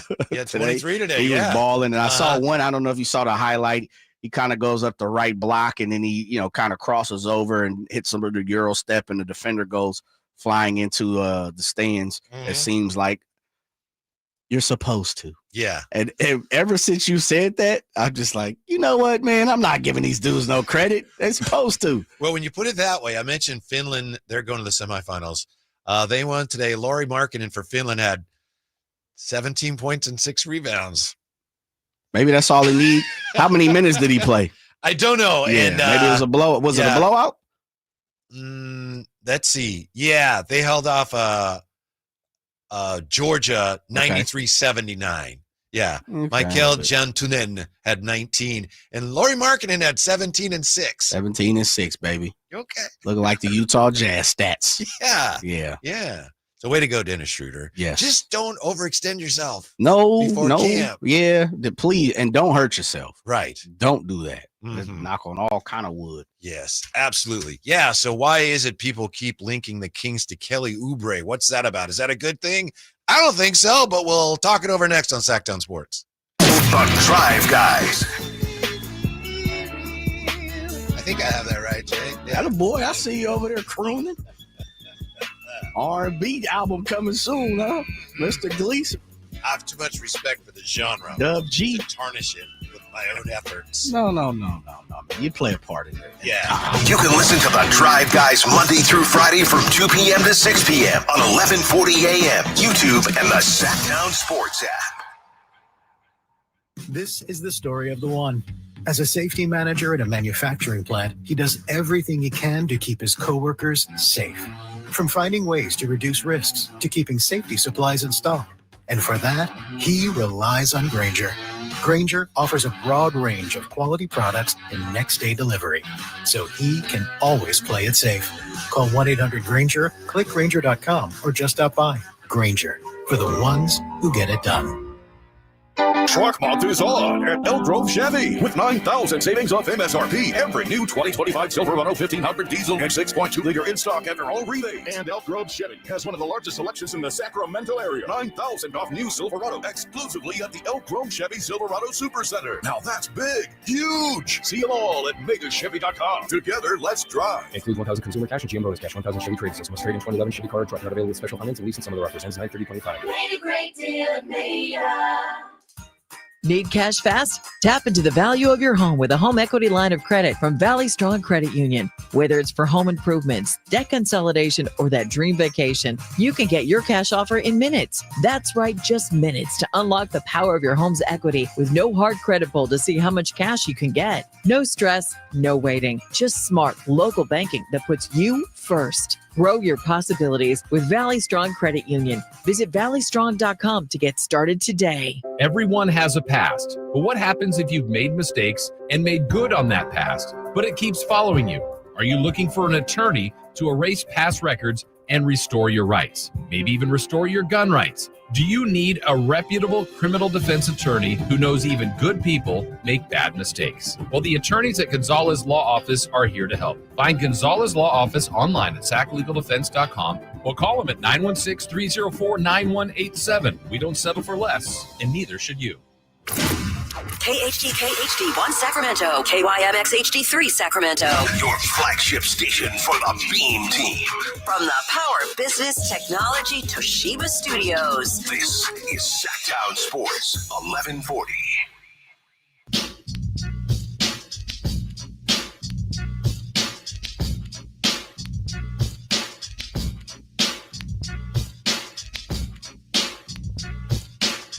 Live and local, it's The Drive Guys.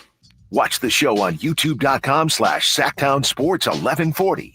Or listen on the Sacktown Sports app. And for those watching on YouTube, my apologies to those listening. We do appreciate it. But the shirt I'm wearing today is a throwback Sports 1140 KHTK softball jersey Oh, I boy. found in my collection.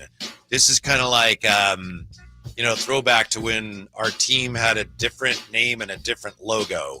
So, yeah, it's not too bad, Jay. I honestly don't even know when this is from. I'm guessing 2010, but I don't even know. So anyway, appreciate your being with us today, and thanks for the kind words about the 2010, attaboy. I think it could be even older than that. Got that retro on today, That's right. Attaboy. That's right. I should have saved it for Throwback Thursday or one of Jay's special Flashback Fridays. But we've got those. I like it. Yeah, we've got all that coming up. The news today, the big news, of course, as the 49ers prepare to take on the Saints, they do so with the expectation, as Nick Wagner writes, that Brock Purdy will not be able to play because he's dealing with a toe injury and a left shoulder injury as well. Kyle Shanahan indicated that the toe, the bigger concern.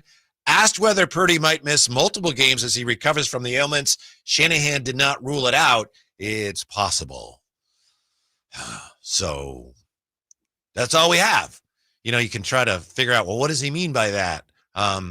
It's tough to do that with football coaches, but it's possible, Jay. So maybe we're entering the Mac Jones era for the 49ers, or maybe just that slice of the season where Mac Jones has to prove to the rest of the football world that he can still play at this level. He does his part. When he cedes to Brock Purdy again, the 49ers still going to be in great shape. Hopefully, this is nothing to worry about for this week. Beyond this week, I just hope Brock Purdy's back. I'm with you. Everything you said, I second.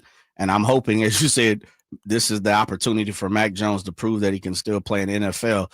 Let's just go ahead and keep that with the Saints. Yes. Let's keep that this week only. Yeah. Heading into the Arizona game, week 3. Yeah, I'd rather see Brock Purdy there. When you talk about the toe, and we talked about it a little earlier, but man, I sure hope it's not turf toe. I truly do, because that's something that lingers throughout the season. And if it started already in week 1, it's just so tough to treat. Right? It is, because really the only thing that helps it is rest. For the most part, you need to rest it. I'm hoping it's not that. My buddy Justin checking back in. Appreciate it, Justin. He says, Whitey, if Tonjes makes an exceptional catch again and has a good to great game, I want you to start putting some respect down. Deal? Absolutely, Justin. I have nothing against Jake Tonjes. In fact, what do you think, Jay? I'm thinking of this. If he makes an exceptional catch and has a good to great game, maybe I got to get a Tonjes, one of those rivalry jerseys. Okay. I see where you're going. Just to show Justin, just to show how earnest I am, how sincere I am when I say, yes, thank you for listening, and yes, I support. You got all love for Tonjes. him. Yeah. It's going to be mighty tough. We might have to put a phone call in to get that Jake Tonjes jersey.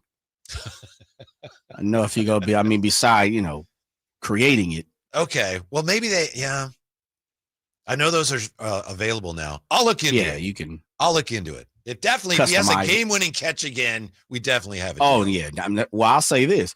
He won another game. You can believe him, Jake Tonjes jersey's finna hit. That's right. Yeah. Who was it? Who was the quarterback that he was with the 49ers briefly, too? The Pastronaut. Remember he got traded to Arizona and he went to the team store and they didn't have his jersey? Yeah. Man, Josh, dude, I'm blanking. I have no clue. Florida State, Tennessee. Josh, we'll come up with it. it. Yeah, there you go. Yeah. Josh. Something. Yeah, it's been it's been tough sledding the last couple of days with our schedule and everything. And again, Drapes is not with us today. He's not feeling tip-top. Hopefully he's back soon. Want to turn our attention back to the NBA. Josh Dobbs. Thank you. Yeah. Thank you. Josh Dobbs. Yeah, I went to the team store when he got traded to Arizona. They don't have my jersey here. I was excited when the 49ers got him, but it just wasn't. I don't know why. Just to What's say he doing now? You need another backup. the sharpest guy in the locker room, or why were you so excited about Josh Dobbs? Because I'd seen him play and it was exciting. And I thought he would be a good fit for the system, and he still could be. The 49ers still need another quarterback. Yeah, he's in New England. He's in New England, right? He backing up Drake May. Let's look that up. I think he's in New England. Yeah, 49ers need another quarterback. Here's the dang deal now. Jake he's playing Fisher. for the Patriots. Thank you. Excuse me. Jake Fisher says that the 76ers are looking to move Kelly Oubre. Bleacher Report's Andy Bailey then says, here's 4 teams that he could go to. Based on what? I don't know. Jake Fisher's report is based on things that are happening. And then Andy Bailey does, and we do it sometimes on the radio too. He's just like, I don't know, maybe this could happen. So he lists the Kings as a potential landing spot for Kelly Oubre. And I'm sure you've seen it, Jay, on X. There are a handful, at least, of Kings fans on X like, oh, make it happen, Scott Perry. Kelly Oubre, let's bring him in. And I'm here to tell you, no, we don't want that. Please, no. Please don't make that happen. And please stop talking about it, because you never know. The more you talk about it, maybe you're making it more likely to happen. You don't want it. I have nothing against Kelly Oubre. There was a time when he was one of my favorite players. I like Kelly Oubre. Really? A lot of people like Kelly Oubre. Let's be honest. He's a good-looking guy, and I think that's one reason people seems like, ooh, he's cool. He had his own CarMax commercial. Remember that one? No, yes. I don't remember that. It was the one where he went in. I was talking with Kyle Ledbetter about this yesterday, because, you know, Steph had him, and yeah, Steph deserves a commercial. Sure. And Sue Bird, okay, a number of WNBA greats they were in these CarMax commercials. Kelly Oubre was in a CarMax Zach commercial? LaVine was in one. And then Kelly Oubre was in one where he says, a car for me? The guy goes, I'm not seeing an Oubre. And he said, try Tsunami Poppy. Yeah, I do remember that. Yeah, Tsunami Poppy. Yeah. And I remember seeing that going, okay, why is he in a CarMax commercial? What has he done? I don't know. He was with the same agent as Steph Curry and Zach LaVine. Maybe so. This would be another one of these guys, Jay, who I think would be someone that other teams just don't really want. And, you know, the Kings have a soft spot for those guys. I'm sorry to say it. Yeah, he averaged, 15 a game last 2 years. And he's got some size, 6'8", some athleticism. He just is not a good shooter. And a former coach, and not Jerry Reynolds, a former coach told me about him once when he was with the Warriors. Former coach said, yeah, Kelly Oubre, never confuse activity with accomplishment. So nice players carved out a nice career. I don't have anything against him. I know that when he was with the Warriors, he's like, I'm a starter. When they had Klay Thompson coming back and they talked about, oh, maybe we keep him, he'll come off the bench. He's like, no, I'm a starter. Some of his teammates didn't take too kindly to that. I wish him the best, but not here. He just doesn't help you, Jay. He would not help the Kings win games. Sure, he would. Well, he's kind of a front court player, and they need front court players. No, you don't want him here. Well, I think you've made your point be known. He's a small forward on paper, isn't he? Yeah. He's 6'8". He's listed as 6'8". Yeah. But he plays like he's a small forward. He's a 3. Yeah. He's a wing 3 that just is not a good shooter. So he's a slasher. Yeah. So to say. Mm-hmm. I was trying to see how many shots he got up last year per game. Let me see. Field goal attempts. Whew. That's pretty high. That was for Philadelphia, though, because they were banged up. Yeah. 12.4 last year, and the year before that, 12.9. So he's putting up 12 to 13 shots a game. And not making a ton of them. No. The year before that, man, he put up 17 a game. Yeah. 12, 13, 14. He's a high volume guy. Yeah. Pretty close. Well, he's not a high volume, but he's a medium volume guy. I think he's one of those guys who probably is not as good as he is in his own mind. And I'm not making fun of him. Yeah. That's the way some of these guys make it in the NBA. Is that like they've got that confidence. That's not a bad thing. But he also is not great in a motion type offense. And if Doug wants to, share the ball more, I don't think he'd be a good fit here. That's all. Yeah. I was trying to see, and really, I guess he was brought into the league. Obviously, he was drafted high by Washington. Very high. He was supposed to be one of their guys. He played there for 4 years. Mm-hmm. I was looking to see if he's ever played a role where he's kind of come off the bench and had 12, 10 minutes a game, and he hasn't. Like, he averages 27 minutes a game. Last year, 34, 30, 32, 26, 30, 34, 29. You see what I'm saying? So, I do. And then when you look at what he puts up, now he's got some good numbers when it comes to points. As you said, his field goal percentage, he's a 43% shooter. 47 looks like last year was his highest. He was putting it up at 47%, 45 a year for Phoenix. What I hear you saying, Jay, is you're looking to see if he's ever been a guy coming off the bench who's been like a really efficient guy coming off the bench, and that hasn't been. Yeah, and not, maybe not even efficient. I'm just looking to see if he's potent. Mm-hmm. And has he ever played in that role? And when I'm sitting here breaking it down, he has not. Yeah. He's a high minute guy, and he's going to put it up at least 12, 13 times. He averages 11 shot attempts a game throughout his career. Yeah. And that's his first year, he was getting 3.3, second 5.6, 9.8. Those are his three lowest, his rookie, second, and third year. He just doesn't do a lot that helps you. He's not a bad guy or anything. He doesn't. He doesn't takes up space. But I'll say this. Now, I'm with you in the form of if and maybe I've always said this, maybe me and you follow different people, because I haven't seen anybody talk about Sacramento. No one from the Kingdom talk about go get Kelly Oubre today. Mm-hmm. But I don't disparse what you're saying.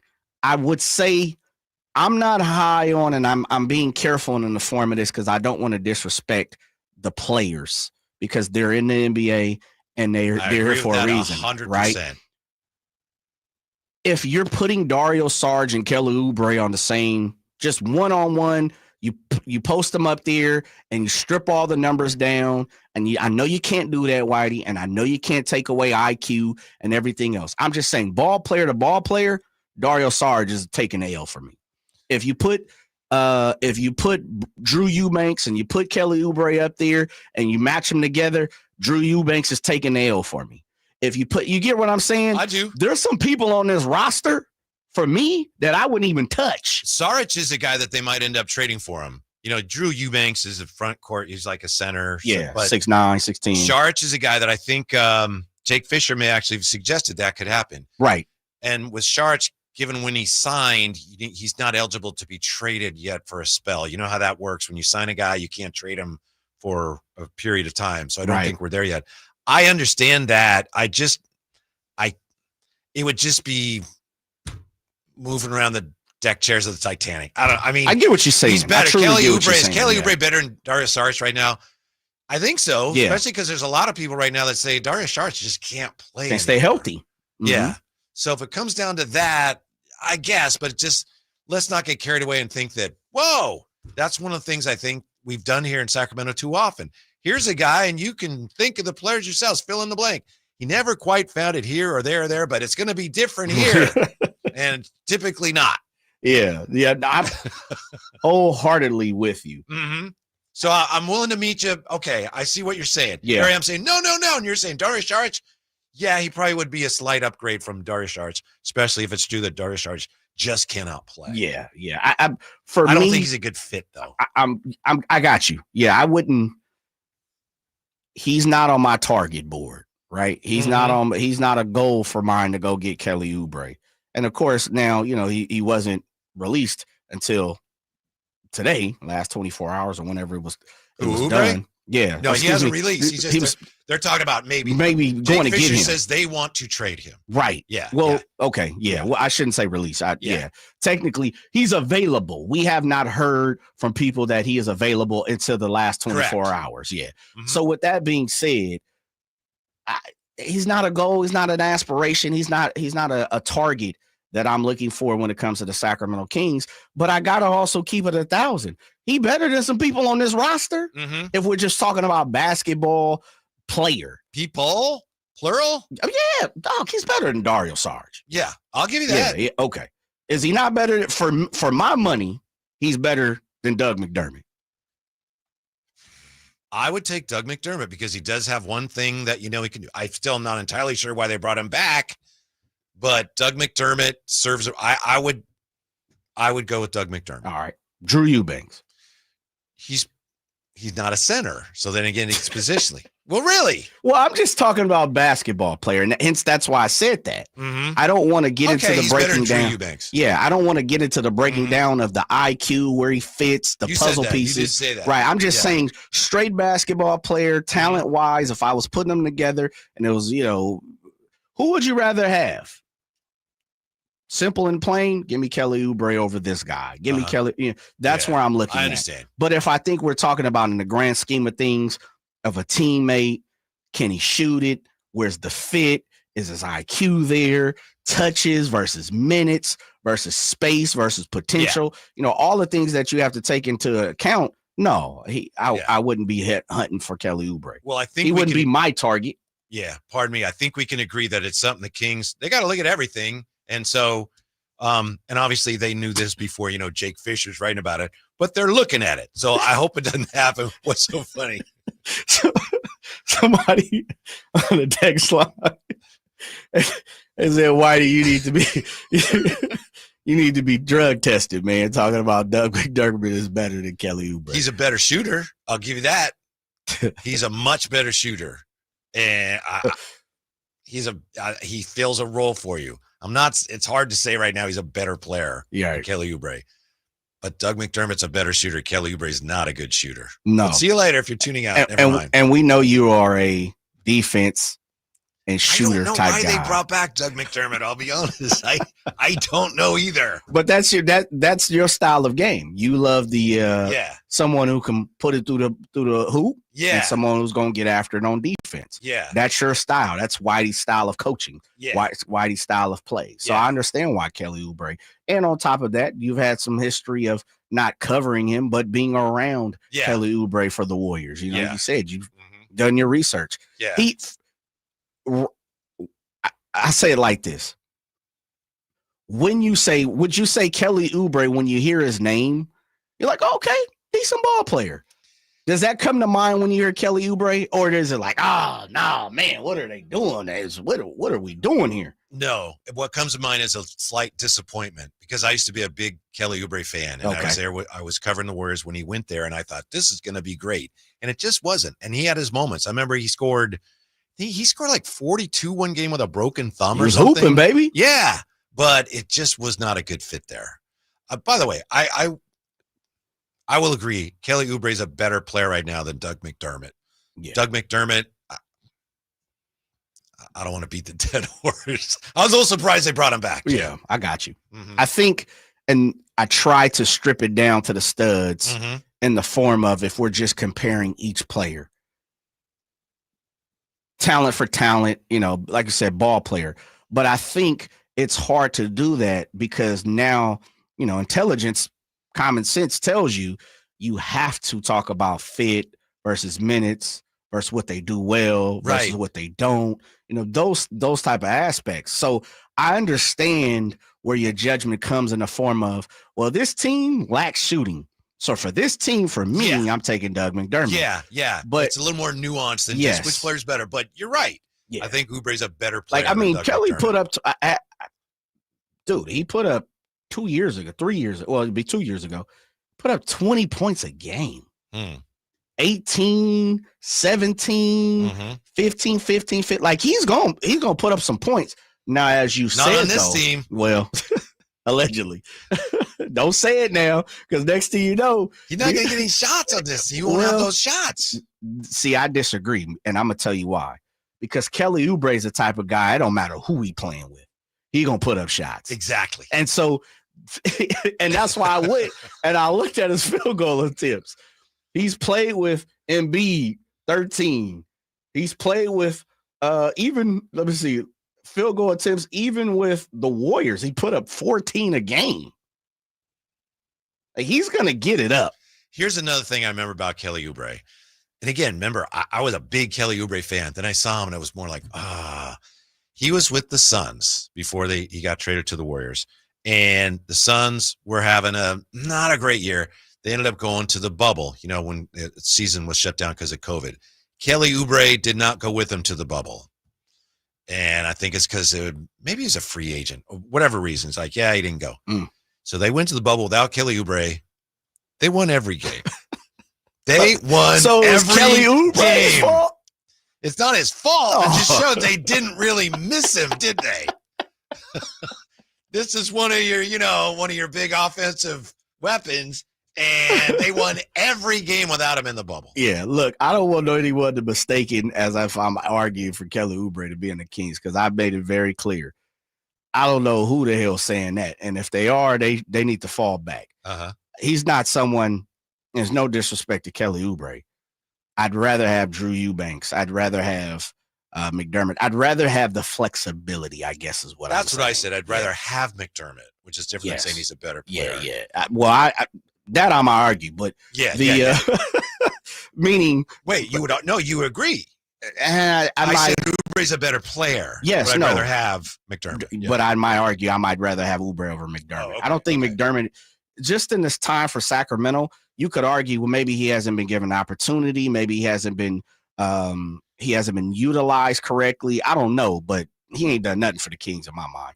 Do you think there's any other team in the league that wants Doug McDermott right now? I'd say yes, just because he's a shooter. Okay. Yeah. Doesn't seem like a lot, which gets me back to my thesis on this Kings roster. Player to player, just looking at who's a better baller right now, I'm definitely taking Kelly Oubre over Roy Al. 916. Kelly Oubre is definitely much better looking than Roy Al. There you go. Mm-hmm. The one thing that Kelly Oubre would do for this roster, it's really on paper because I think I'm arguing a dead conversation because you've already put out all your research, you're making all good your points. facts I have get said, hey, look, Kelly Oubre is not the type of guy you win with. And I agree with that. But he brings up the floor of this team. The floor on this team is poor. Mm-hmm. It truly is. And it is no disrespect to those players. I've always said, go out and prove us wrong then. Mm-hmm. You have the opportunity. I'm pleading. The Dario Saric's of Was the he world. with your Hornets for a year? He twice, 2 years. Yeah. And that's what I said. He was getting them up playing with my boy. I think one game he had like 5 assists, and they had to launch a league investigation. Who's keeping assists out there? He's got to lose his job. He's not doing it right. All right, wait a minute now. You're doing Kelly Oubre wrong. Let me see what is the average assist-wise. Ooh, 1.1. Huh? What was that? 1.1. 1.1? Yeah, the highest he's ever averaged was last year at 1.8. So his career assist total is 1.1. So if Doug wants to have an offense where you get more sharing of the basketball, I don't think he'd be a good fit. That's all. He's going to get it up. Yes. Basically what it's saying is, but it's not going to go in. When he touches his hand, he's getting it up for the most part at a high. But maybe no, because he's playing high minutes though, White. Mm-hmm. Dude, the dude is averaging 27 minutes a game, which is way more than I would have expected. He was really useful for Philly, where they were last year. They needed a guy like that. So 34 minutes a game. We got Kelly Oubre. 30, but the year before, 30 minutes. Charlotte, 32. Charlotte, 26. Golden State, 30. Phoenix, 29 and 35. I don't know if he would want to come here, and obviously if he gets traded, oh well. But I know when he was with the Warriors, he was pretty adamant that he's a starter. Which again, good for him. You want to have that confidence, but he ain't starting on the Philadelphia squad this year. He was coming off the bench? No, I'm saying he's not this year with Paul George and Maxey and Embiid. I don't know if Embiid is healthy, but he's not gonna start on that team. I don't think. You think? No, I don't. Okay. Yeah.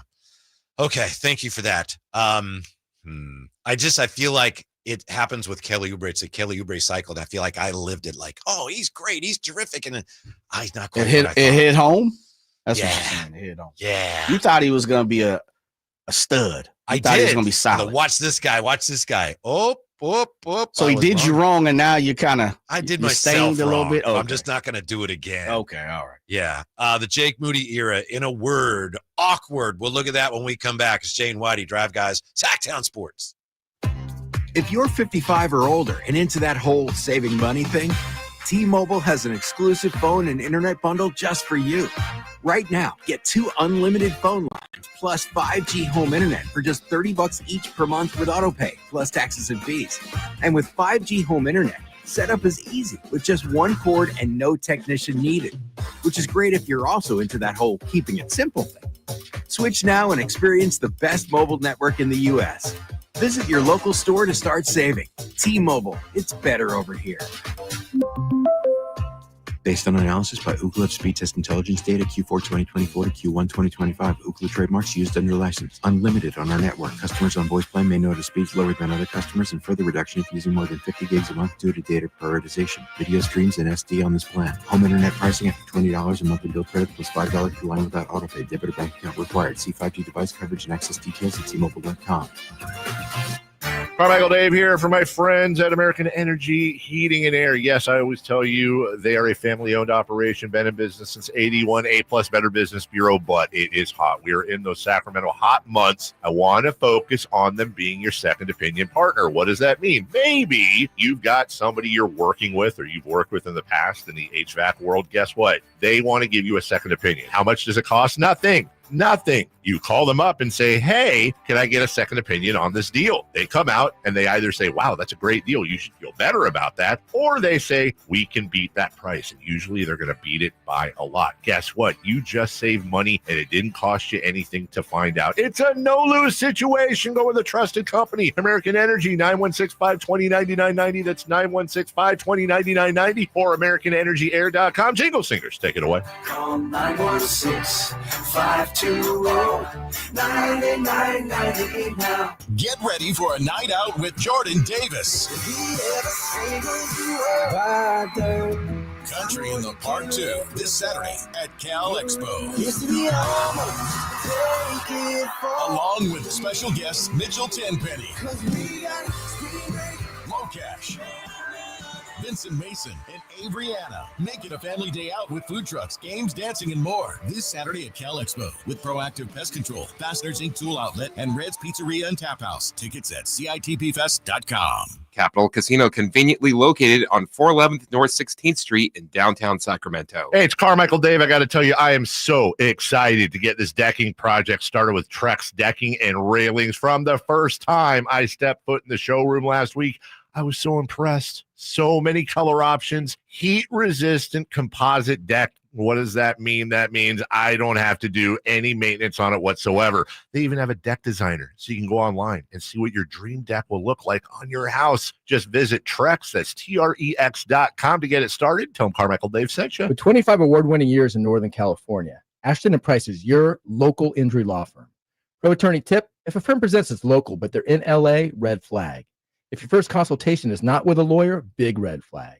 At Ashton & Price, your first consult is with a local attorney, and if serious injury prevents travel, a lawyer will come to you. Still not enough? George Washington's my uncle. At Ashton & Price, no red flags, just red, white, and blue. Remember, for the best advice, don't think twice. Call Ashton & Price. The deals are on now at the model year-end sales event at Folsom Lake Honda, your one-stop Honda shop. Looking to own or lease? Save on year-end models and drive a brand new Accord or Civic. Visit us today at FolsomLakeHonda.com, your one-stop Honda shop. As a family-owned and operated dealership since 2009, customer service is our #1 priority. Our customers love doing business with us, and you will too. Folsom Lake Honda. Go to FolsomLakeHonda.com. Your one-stop Honda shop.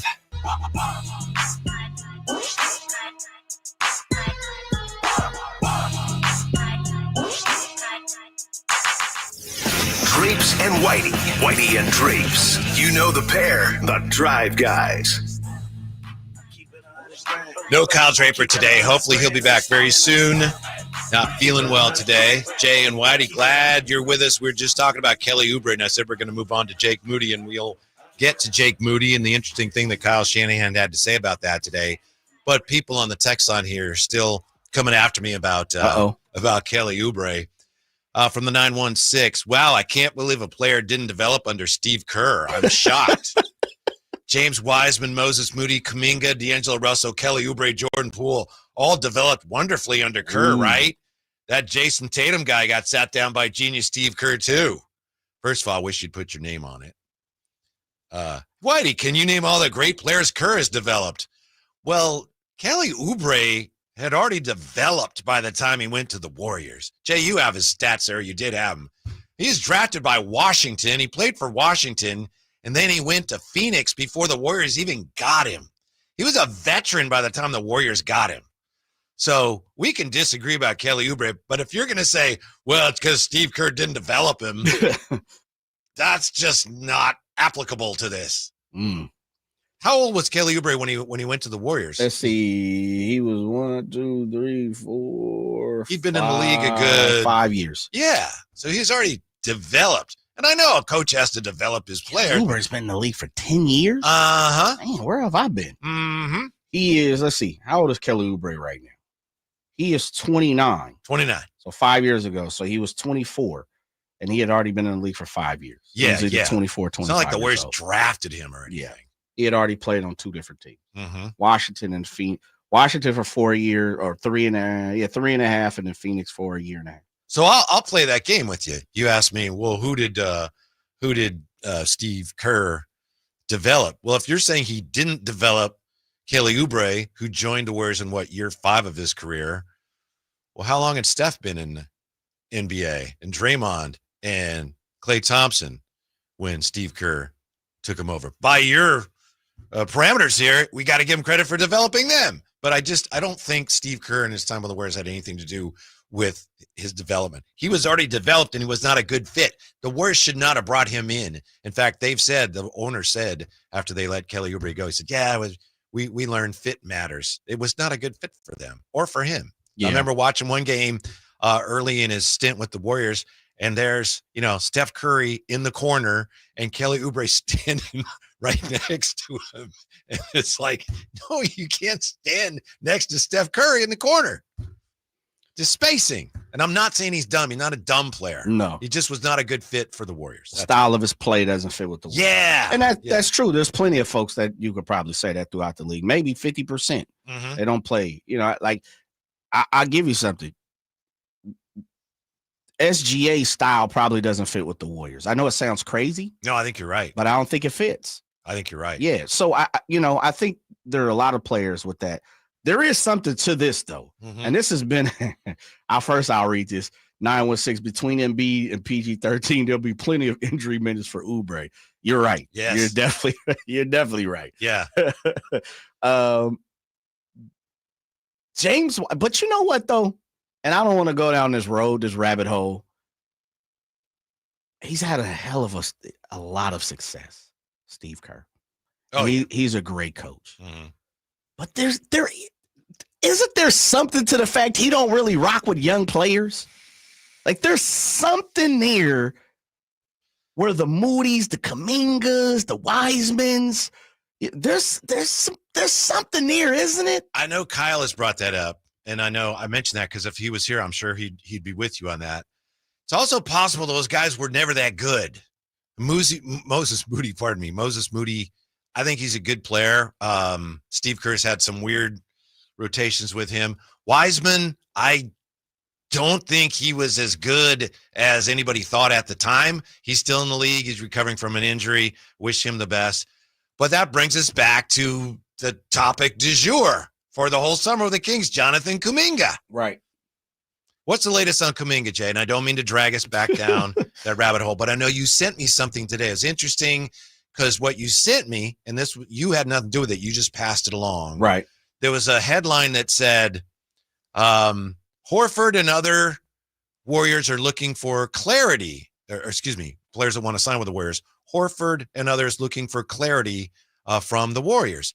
Then there was an article attached, a piece that Monty Poole wrote, and it didn't mention that at all. So I don't know if he said that outside of what he wrote, but where is all that? Yeah, I think we're still in the same spot, right? Yeah, yeah. There really hasn't been anything, and I know Monty, if the essence of the piece, and maybe we got to get Monty on to kind of break it down, but the essence of the piece is kind of what you said is we're in a holding pattern, and the Al Horfords of the world and the GP2s of the worlds, they're like, come on. Yeah. We're there. We're 3 weeks away. Mm-hmm. September 29th, the 30th is go time. Yeah. Camp starts. Right. I don't know. I don't think we know what's going on beside the fact that Kuminga is going to hold the contract, him signing, and I don't know if Josh Giddey's deal gives him any ammunition. I don't know if his campus went back and spoke to the Warriors, we don't know. I haven't seen anything, and that's what I kind of tried to sift through with the Monty Poole article. But it just feels like, from everything Monty is saying, is there are other players who are waiting for the pond to be moved. Sure. And it is causing other guys to get a little frustrated. It's a long line. I mean, you can put Kings fans in that line too, right? Definitely. Yeah. Definitely. Yeah. And it kind of jumps into the form of he's not only holding up other players, himself, other organizations. And this is the tough part. I think, it's been talked about. It's not, and this is just me. I truly believe Kuminga has taken more of a hit than the Warriors have.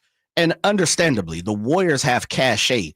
They've had things built up. They have a reputation. Like in terms of PR or the court of public opinion? Yes, exactly. Negative connotation. Negative public, like you said. Yeah, the court of public opinion. It's, I think the Warriors have, I don't want to say gotten away, because they've been flambasted too. They've been touched on. They've definitely been. A lot of Warrior fans are getting very frustrated that this is just going on and on and on. And there are a ton of Kuminga supporters in the Bay Area that think he's great. There you go. Yeah. I think Dunleavy has caught a little heat. I know Kuminga has. But the Warriors, the Shield, I don't know if they've caught as much as the other two people, the other two parties in the dance. I think it'll depend on how they handle it. If they end up bringing Kuminga back and he's basically just taking up a roster spot where they don't pay him, and they're just keeping him around so they can trade him, I think fans are not going to think highly of that. Wow. Why do you, let me make sure I'm hearing you clearly. You think they would come to some type of agreement and say, we'll pay you, but don't come to the facilities?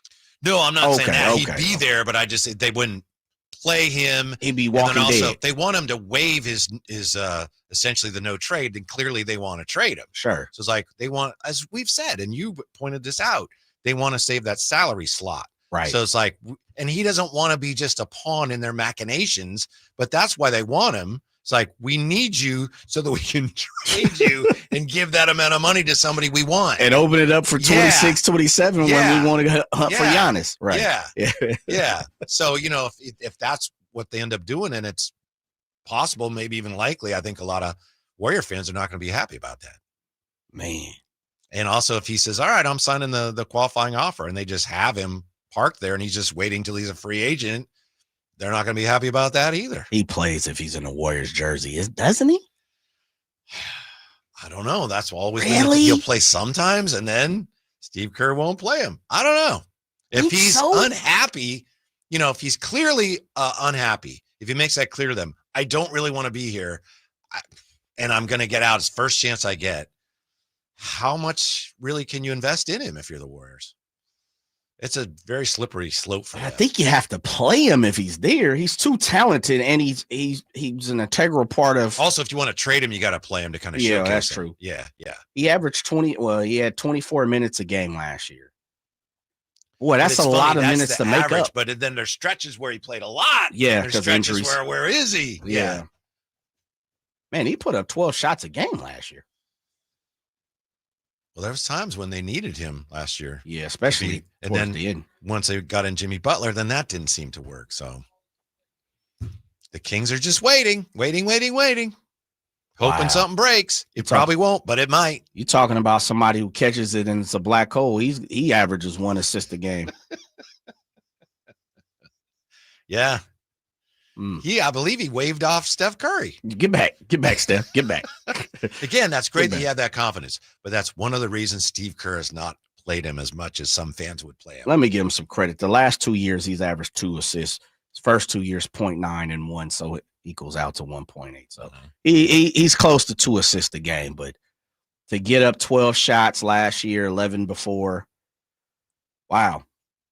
I don't know, Whitey. I think when it's all said and done, he will be in a Warriors uniform.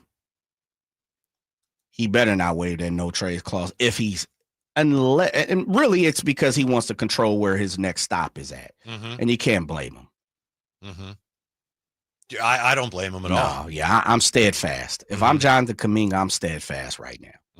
And I think the likely situation is just what we all think. He will sign a 7.9 qualifying offer, and he'll be a dead man walking this year. Yeah. That's what I hard to say, impossible to say. If I were him, that's what I'd do. Yeah, me So too. if you don't trade me, and that's the whole thing. You better trade me because I'm going to sign that. No, Right. you're not. We know you're not. No, I'm gonna. I'm going to. I'm not going to do it yet because I don't have to, but I'm gonna. Okay, we'll see what happens when the deadline gets here. September 28th, right before I have to go take my pictures. Hey, yo, agent, go ahead, man. I'll be. Tell them tomorrow when we show up at 11 o'clock before I go on the media tour. Yeah, I'll sign my deal. Yeah. Mm-hmm. Because again, he doesn't want them. One thing you don't want. You don't want to start missing them checks. Right. Them checks getting ready to start cashing here in the next few weeks. So, yeah, September 29th, I expect to somebody, Monty Poole, Anthony Slater, Sam Amick, those type of guys, Tristy Rodriguez. It might be Slate's because he's very close to the Kuminga camp. Yeah, he is. He'll get their side of it before anybody else. Probably so. Yeah, yeah. September 29th is when you can find my autograph on that paper. And I ain't talking about it, the Sacramento Auto Show with Emory. And then once the Kings say, all right, we're out. All right. Russell Westbrook, we're ready for you. And then they'll work out the deal for Oubre. And the rest is NBA history. They're not getting Oubre, man. You just talked me into it. I just said, I just literally talked about Oubre could possibly be better than 3-4 people on this roster. Don't take that as serious. Charge for Oubre. Russell Westbrook. Here we go. Ooh, could you imagine if Russell Westbrook and Kelly Oubre's on this roster? Sadly, I can. Think so? I can see it. I can see it right now. Yeah, but hopefully it'll only happen in my imagination. We're going to talk to Dante Whitner, top of the hour, right, Jay? Yes, sir. Yeah. The Hitman's going to join us, 3-time Pro Bowl safety. And when we come back, yes, we'll get to that Jake Moody era and what Kyle Shanahan had to say about kickers. Very interesting today. That and more coming up. Drive Guys, Sacktown Sports. The Drive Guys. I think I have that right, Jay. That a boy. I see you over there crooning. R&B album coming soon, huh? Mr. Gleason. I have too much respect for the genre. Dub G. To tarnish it with my own efforts. No. You play a part in it. Yeah. You can listen to The Drive Guys Monday through Friday from 2 p.m. to 6 p.m. on 1140 a.m. YouTube and the Sacktown Sports app. It's O-Rewards Member Appreciation Month at O'Reilly Auto Parts. Up to $100 in bonus rewards available at O'Reilly Auto Parts. O'Reilly Auto Parts. Ooh, what was that? That is business phone bliss with the Ooma Cloud phone system. It handles all our voice, video, and messaging needs. You sound very calm. I am. Ooma has everything I need to run my business more efficiently, like virtual receptionist, call routing, and video conferencing. And it starts at just $19.95 per month per user, plus taxes and fees. Ooma. Nice. Find your business comm at ooma.com/radio. Let's go! You still got it, but your immune system weakens as you age, making it harder to fight flu, pneumococcal pneumonia, RSV, and COVID-19. Ask your doctor or pharmacist which vaccines you need. Sponsored by Pfizer. Drivers who switch and save with Progressive could save hundreds. With that kind of money, you could go big time on a fancy water bottle with ultra titanium alloy metal. You're not sure why you need all that. I mean, it just holds water, but you're getting it anyway. Because if you're hiking near an active volcano and you accidentally drop the bottle into molten lava, your water will still be icy cold. Switch to Progressive and you could save big time. For water bottles. Progressive Casualty Insurance Company and affiliates, not available in all states. Potential savings will vary. Wesley Financial Group is not a law firm, and Chuck McDowell definitely not an attorney. This is Chuck. If someone talked you into buying something really silly and you want to get out of that silly little thing, my advice, get the facts. Call me and I'll send you our timeshare exit kit absolutely free. Inside, you'll learn how timeshare works and all your options for cancellation. Call Wesley now for your free exit info kit. 800-838-6767. That's 800-838-6767. Capital Casino, conveniently located on 411th North 16th Street in downtown Sacramento.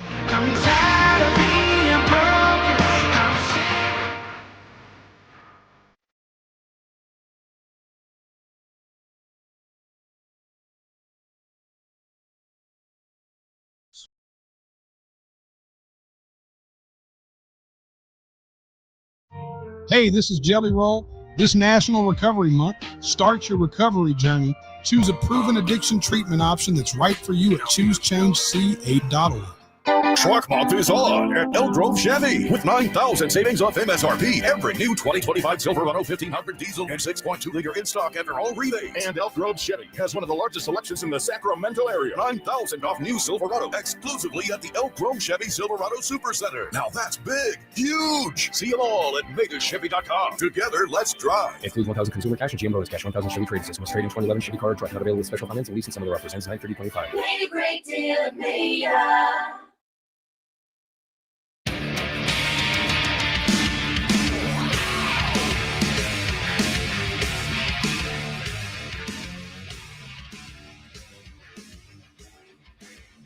Your afternoon home for Kings talk and so much more. The Drive Guys on Sacktown Sports. Dante Whitner's going to join us top of the hour to talk about the 49ers. Today we found out from Kyle Shanahan that Brock Purdy probably won't play this week. So he did say, Jay, I know we talked about this. Kyle Shanahan said today, 49ers are in the market for a quarterback. They did have somebody work out today. We'll tell you who that was and see if you remember this guy. Kyle Shanahan. Did you see the name? Man, I mean, is a recycled QB? We'll get to it in just a moment here. Kyle Rivers. No. I wish. Kyle Shanahan. It's Kelly Oubre. All right. It's Kelly. Well, at least we know we don't chug it. Kyle Shanahan said today during his Washington days, he prematurely wrote off a kicker who went on to have a great career. Not sure who he's talking about. We could probably figure that out. But, you know, that may have been one of the reasons why he was reluctant to move on from Jake Moody. I'll say this for Jake Moody. From the very beginning, when he was drafted by the 49ers in the third round, and I believe Tim Kawakami made this point today in the San Francisco Standard, the watchword for Jake Moody's 49er career was just awkward. It was awkward when they drafted him there. And he got off to a pretty good start, but he missed some extra points. Remember the awkward miss against the Cleveland Browns in a game they could have won on the road in his rookie year, and in the Super Bowl missing an extra point.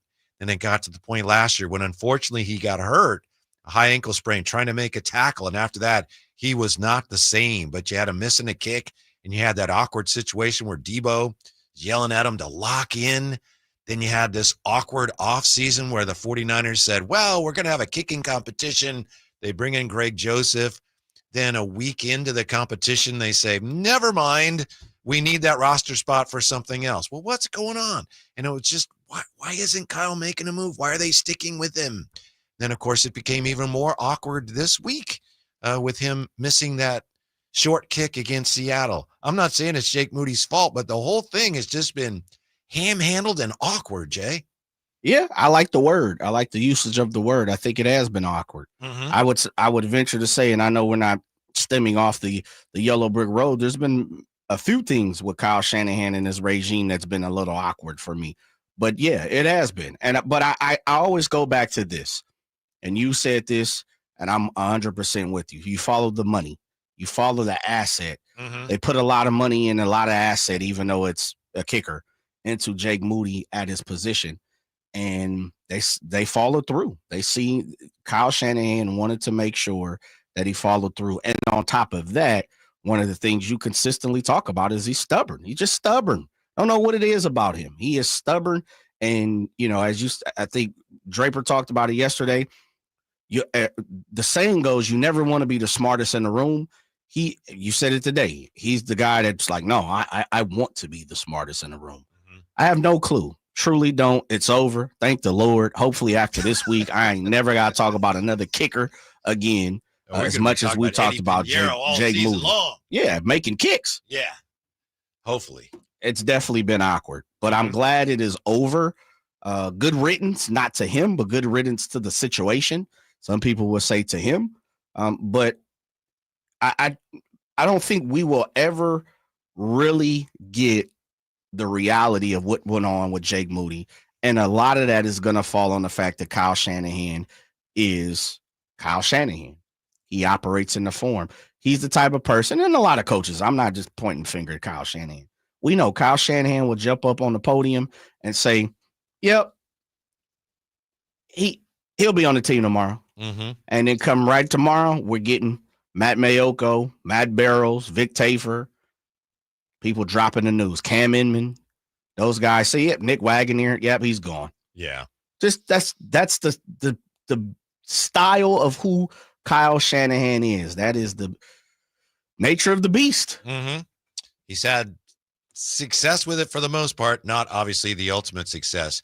It's in a way maybe ironic. When they drafted Jake Moody, I remember one of the rationales given, and maybe this was writers, but I'm assuming it came to some degree from the team. They wanted a guy that could kick with distance in inclement weather. You know, Robbie Gould was as automatic as he was. You mentioned, Jay, the range decreased, and they wanted a guy that had kicked, you know, Michigan under bad weather conditions. We want a guy like that who can drive the ball. But what happened was, so you want a guy like a tough kicker, but once he lost his confidence and he never got ahead of that battle in his head, just lost his confidence. Yeah. It's a sad thing to see. But he just had no chance. And you went from, your hope was this is a guy that you can rely on when the conditions aren't perfect. And he became, unfortunately, a guy that even when conditions were perfect, you were holding your breath. Yeah. Because he just was so erratic. So I don't know. He's truly. I don't know about his NFL future. I was going to say, he touches me, and I've said it before, he will get a shot and go somewhere and be putting him straight through the upright. Maybe so. I know. Just need to change the scenery. Some people say that being that third-round pick was just a lot too of pressure much for him. A lot of pressure. Yeah. Mental. Whereas if you get waived and someone picks you up with like no expectations, maybe he'll flourish. One thing you don't want to do if you're a 49er fan is look at that draft class now. And I think D Winters was in there, but other than that, terrible. Bad business. Not great. Yeah. Not great. Mm-hmm. So as far as the quarterback situation goes, Kyle Shanahan said today, 49ers are now in the market for another quarterback and tight end because Mac Jones becomes the starter. Who's his backup?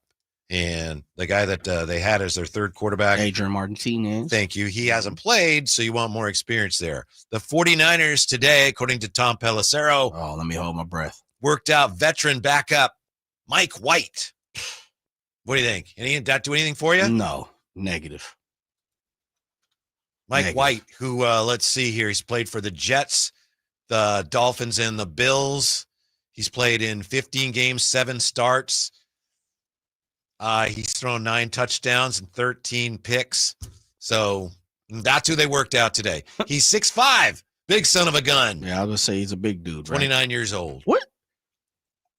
Jay doesn't like it. You don't like this. I was kidding around on Monday with Draper about why wouldn't the 49ers have a full spreadsheet full of phone numbers for kickers and have their significant others, their agent, their kids' cell phones on deck?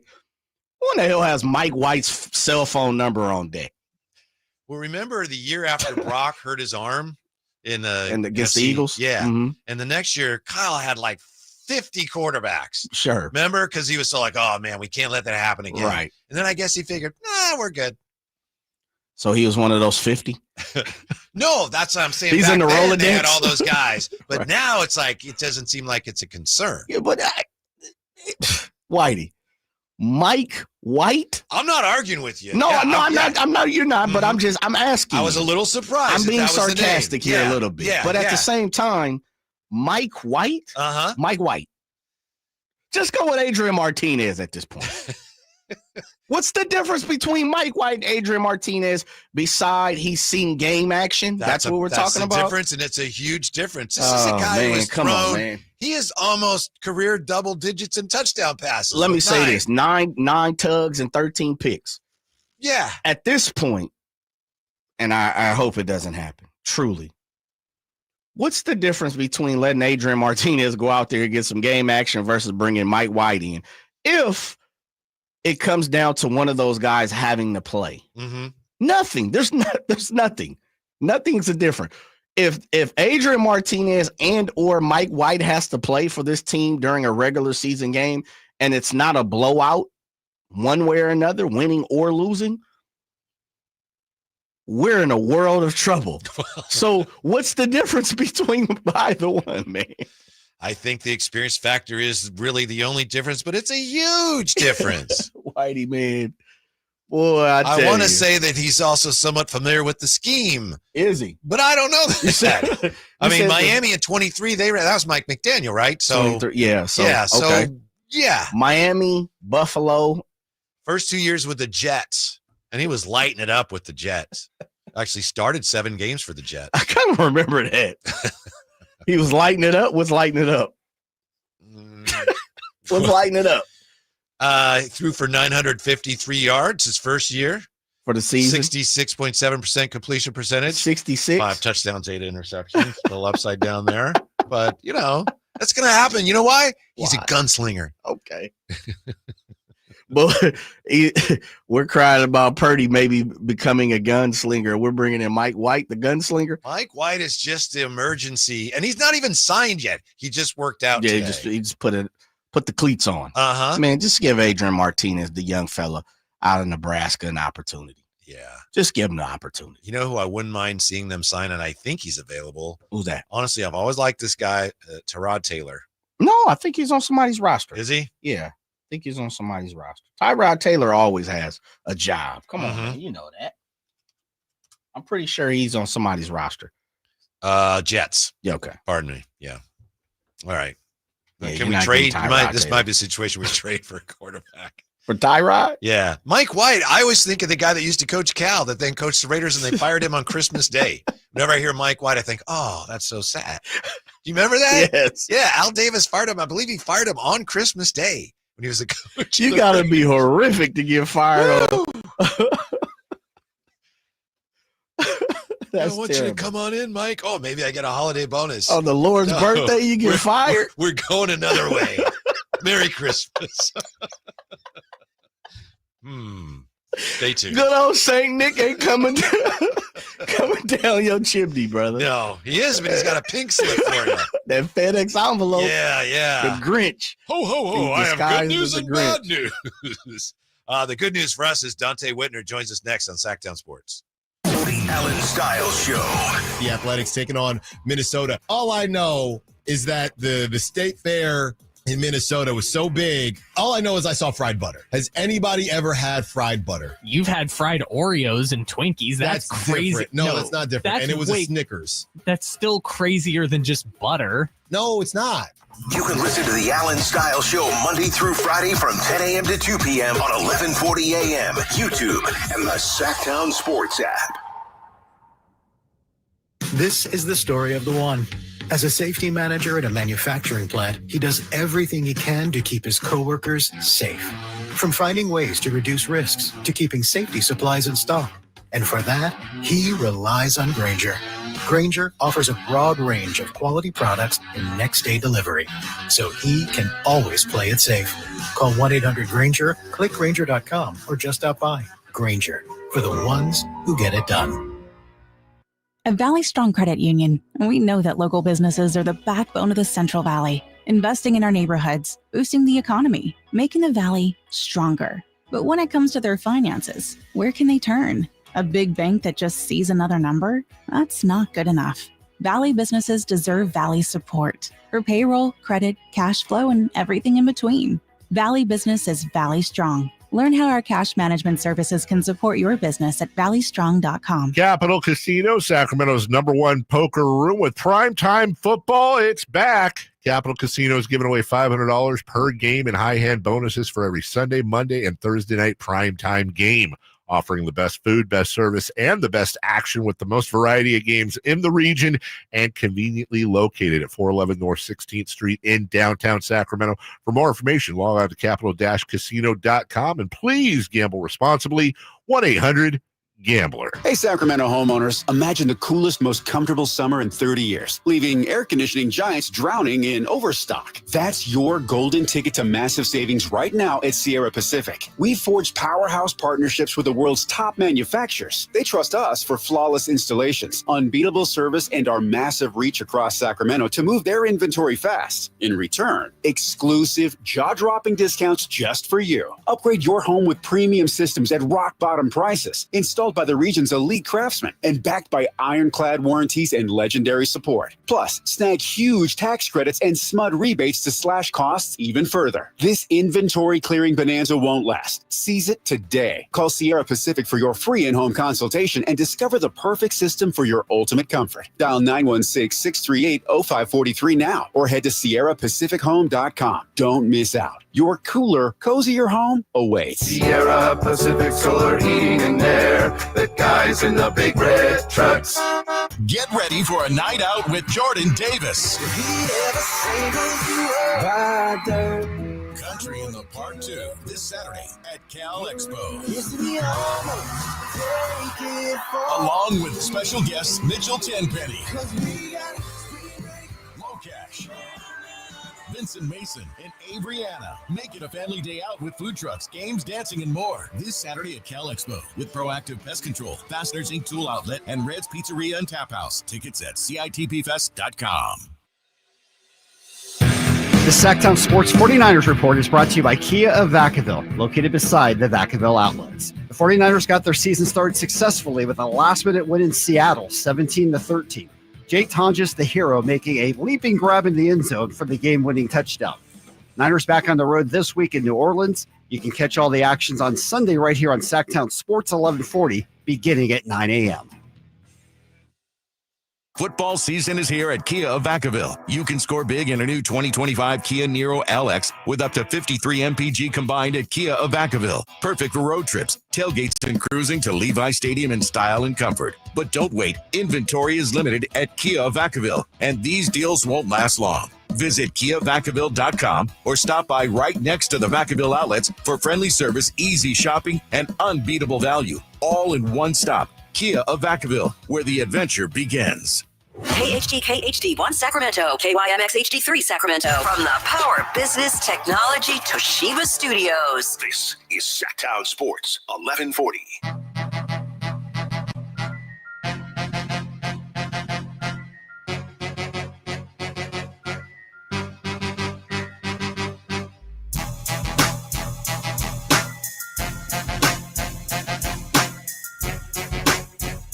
Live and local, it's the Drive Guys.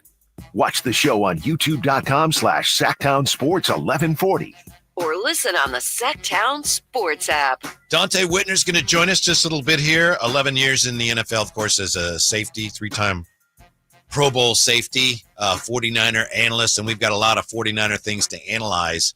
It's a big day again today. This roller coaster ride got going up and down early this season. Today's news, of course, Kyle Shanahan announcing that Brock Purdy probably won't play this week.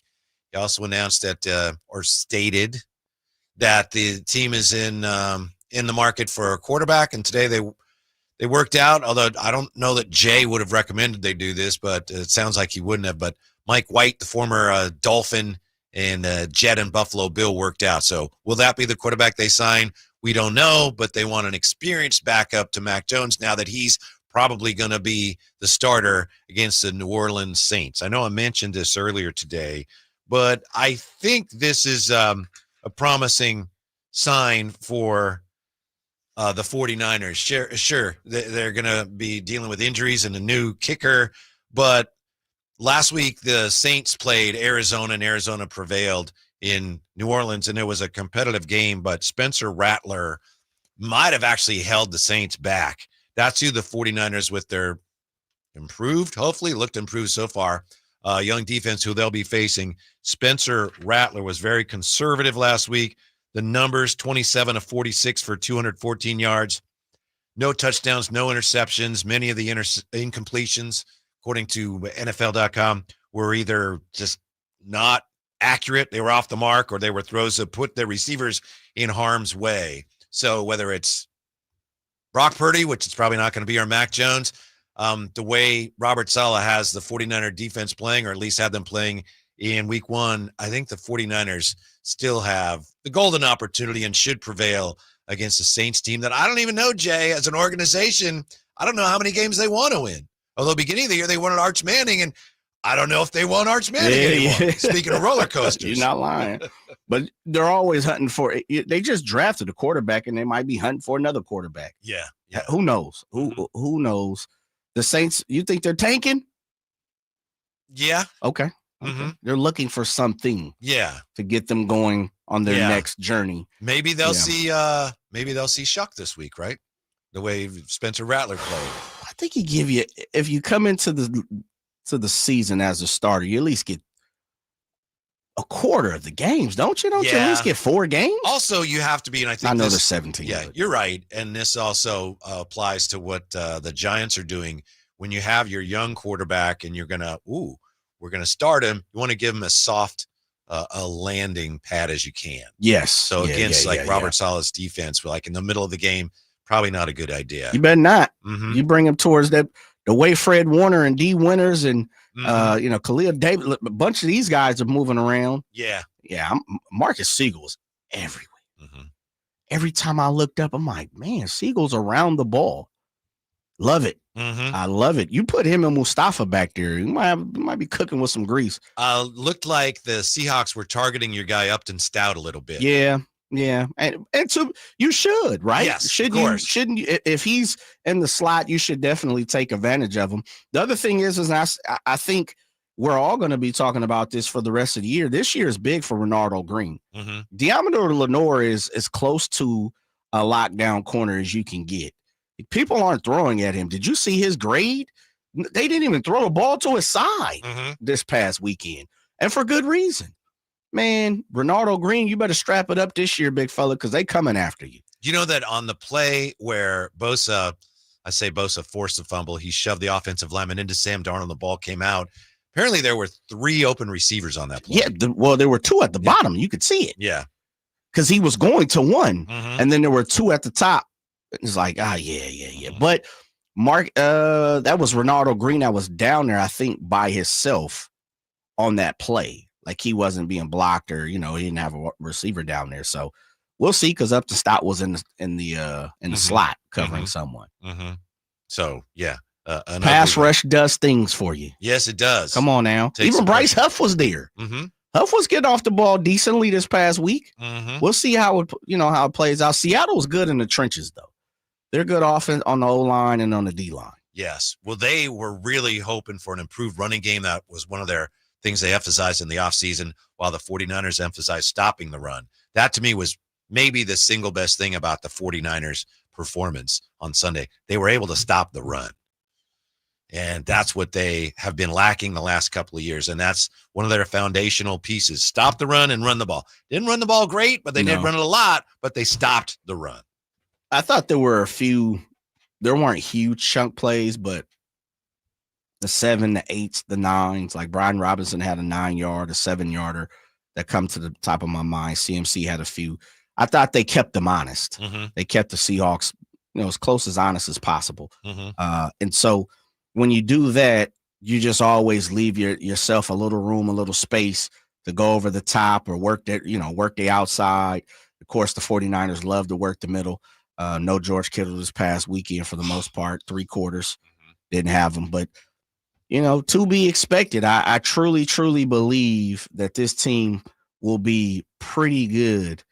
It's all about what Shanahan has talked about. Can they become great? Can they do something a little bit bigger as the season progresses and the youngsters, find their foundation and find their footing? Yeah. It's just, there's so many changes, week to week, day to day with this team right now. The way this roster's built makes your head spin. Last week it was like, McCaffrey, what's wrong with McCaffrey?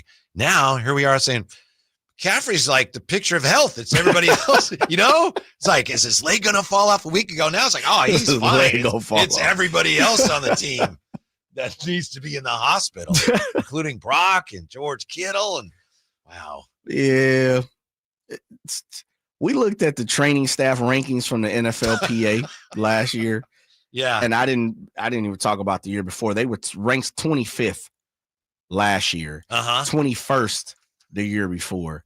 I think the team is realizing, meaning the players, something is not right. Something's not going on. And Who knows, Whitey?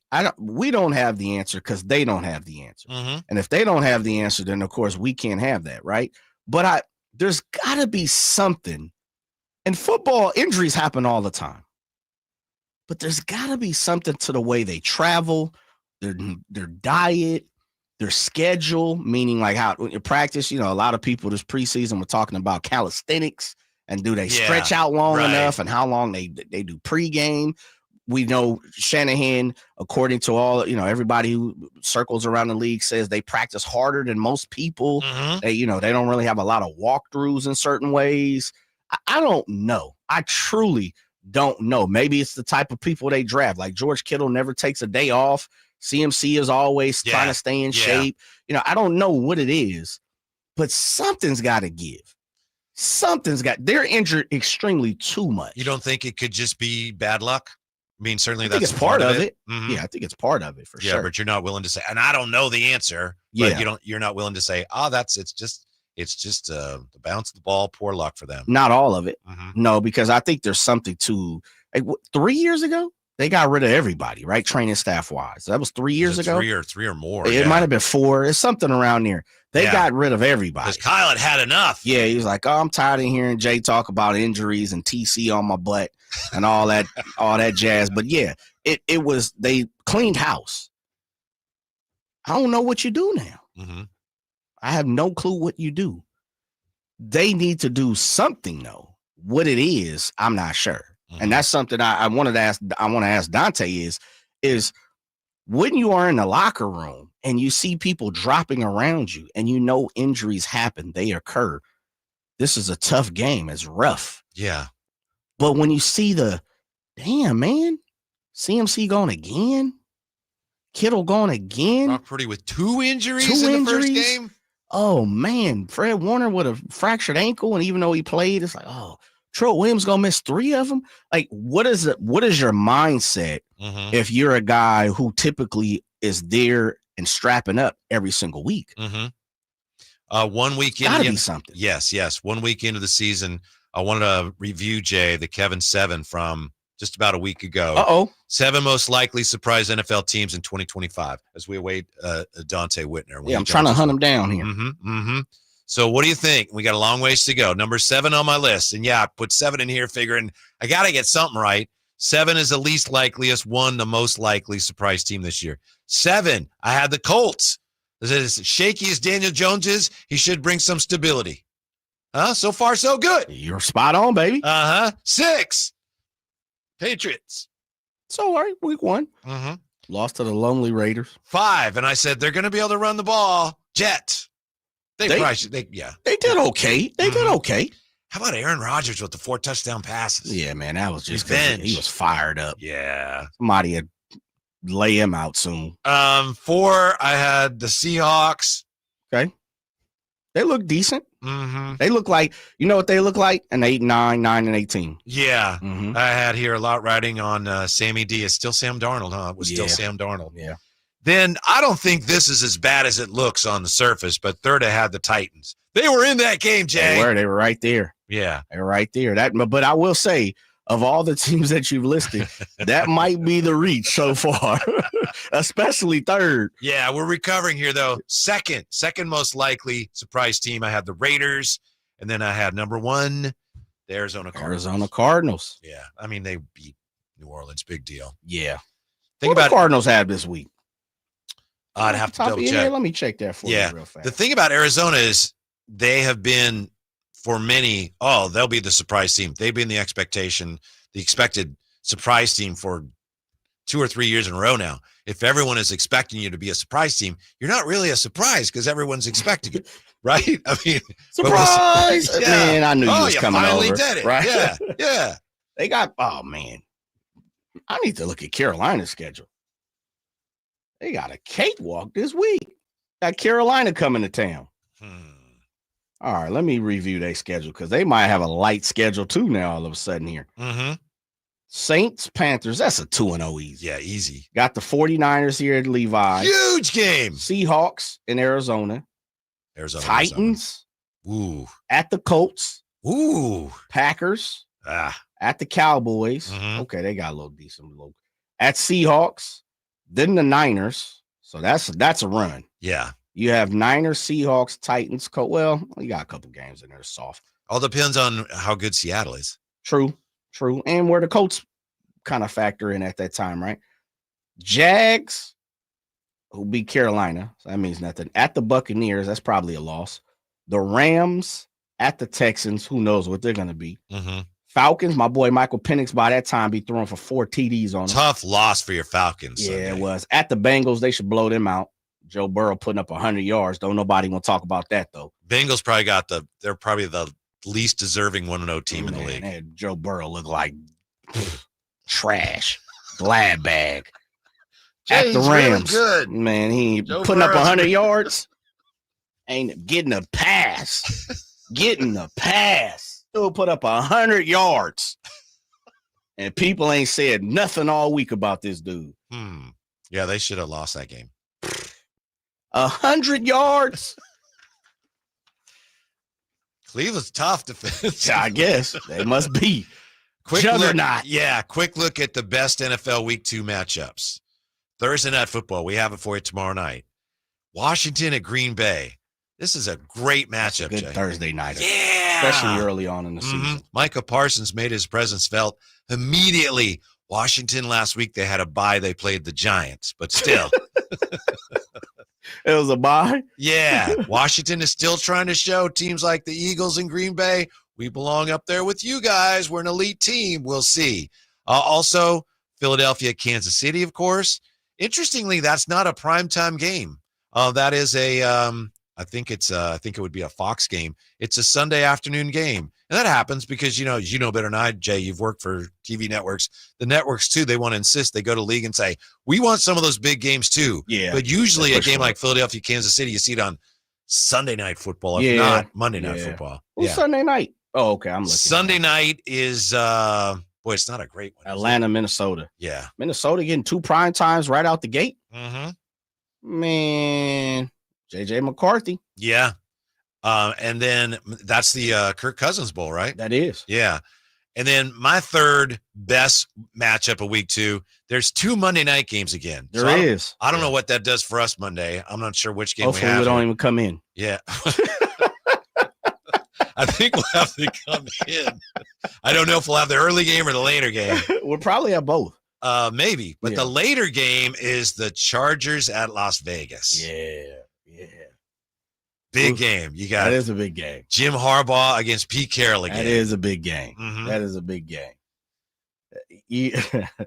I'm looking at the time, 4 p.m., 7 p.m. Yeah, I don't know which game we have. So normally we play both, don't we? I don't know. When they're staggered back to back. Like if they're overlapping. Oh, okay. Yeah. Normally we choose one, but they're back to back. It's 4 and 7. So I think we might have both, but I could be speaking out of turn. Boss man, if you're listening, go ahead and give us some information on that. Are the Chargers going to go into Las Vegas and beat the Raiders? Yep. I think they are too. 3.5 favorites right now. Mm-hmm. I think it's a wrap on it. Your guy Ramsey was really offended by that line because he's By a big Raider 3.5? guy. He's like, how are the Chargers favored? Because the Raiders aren't good.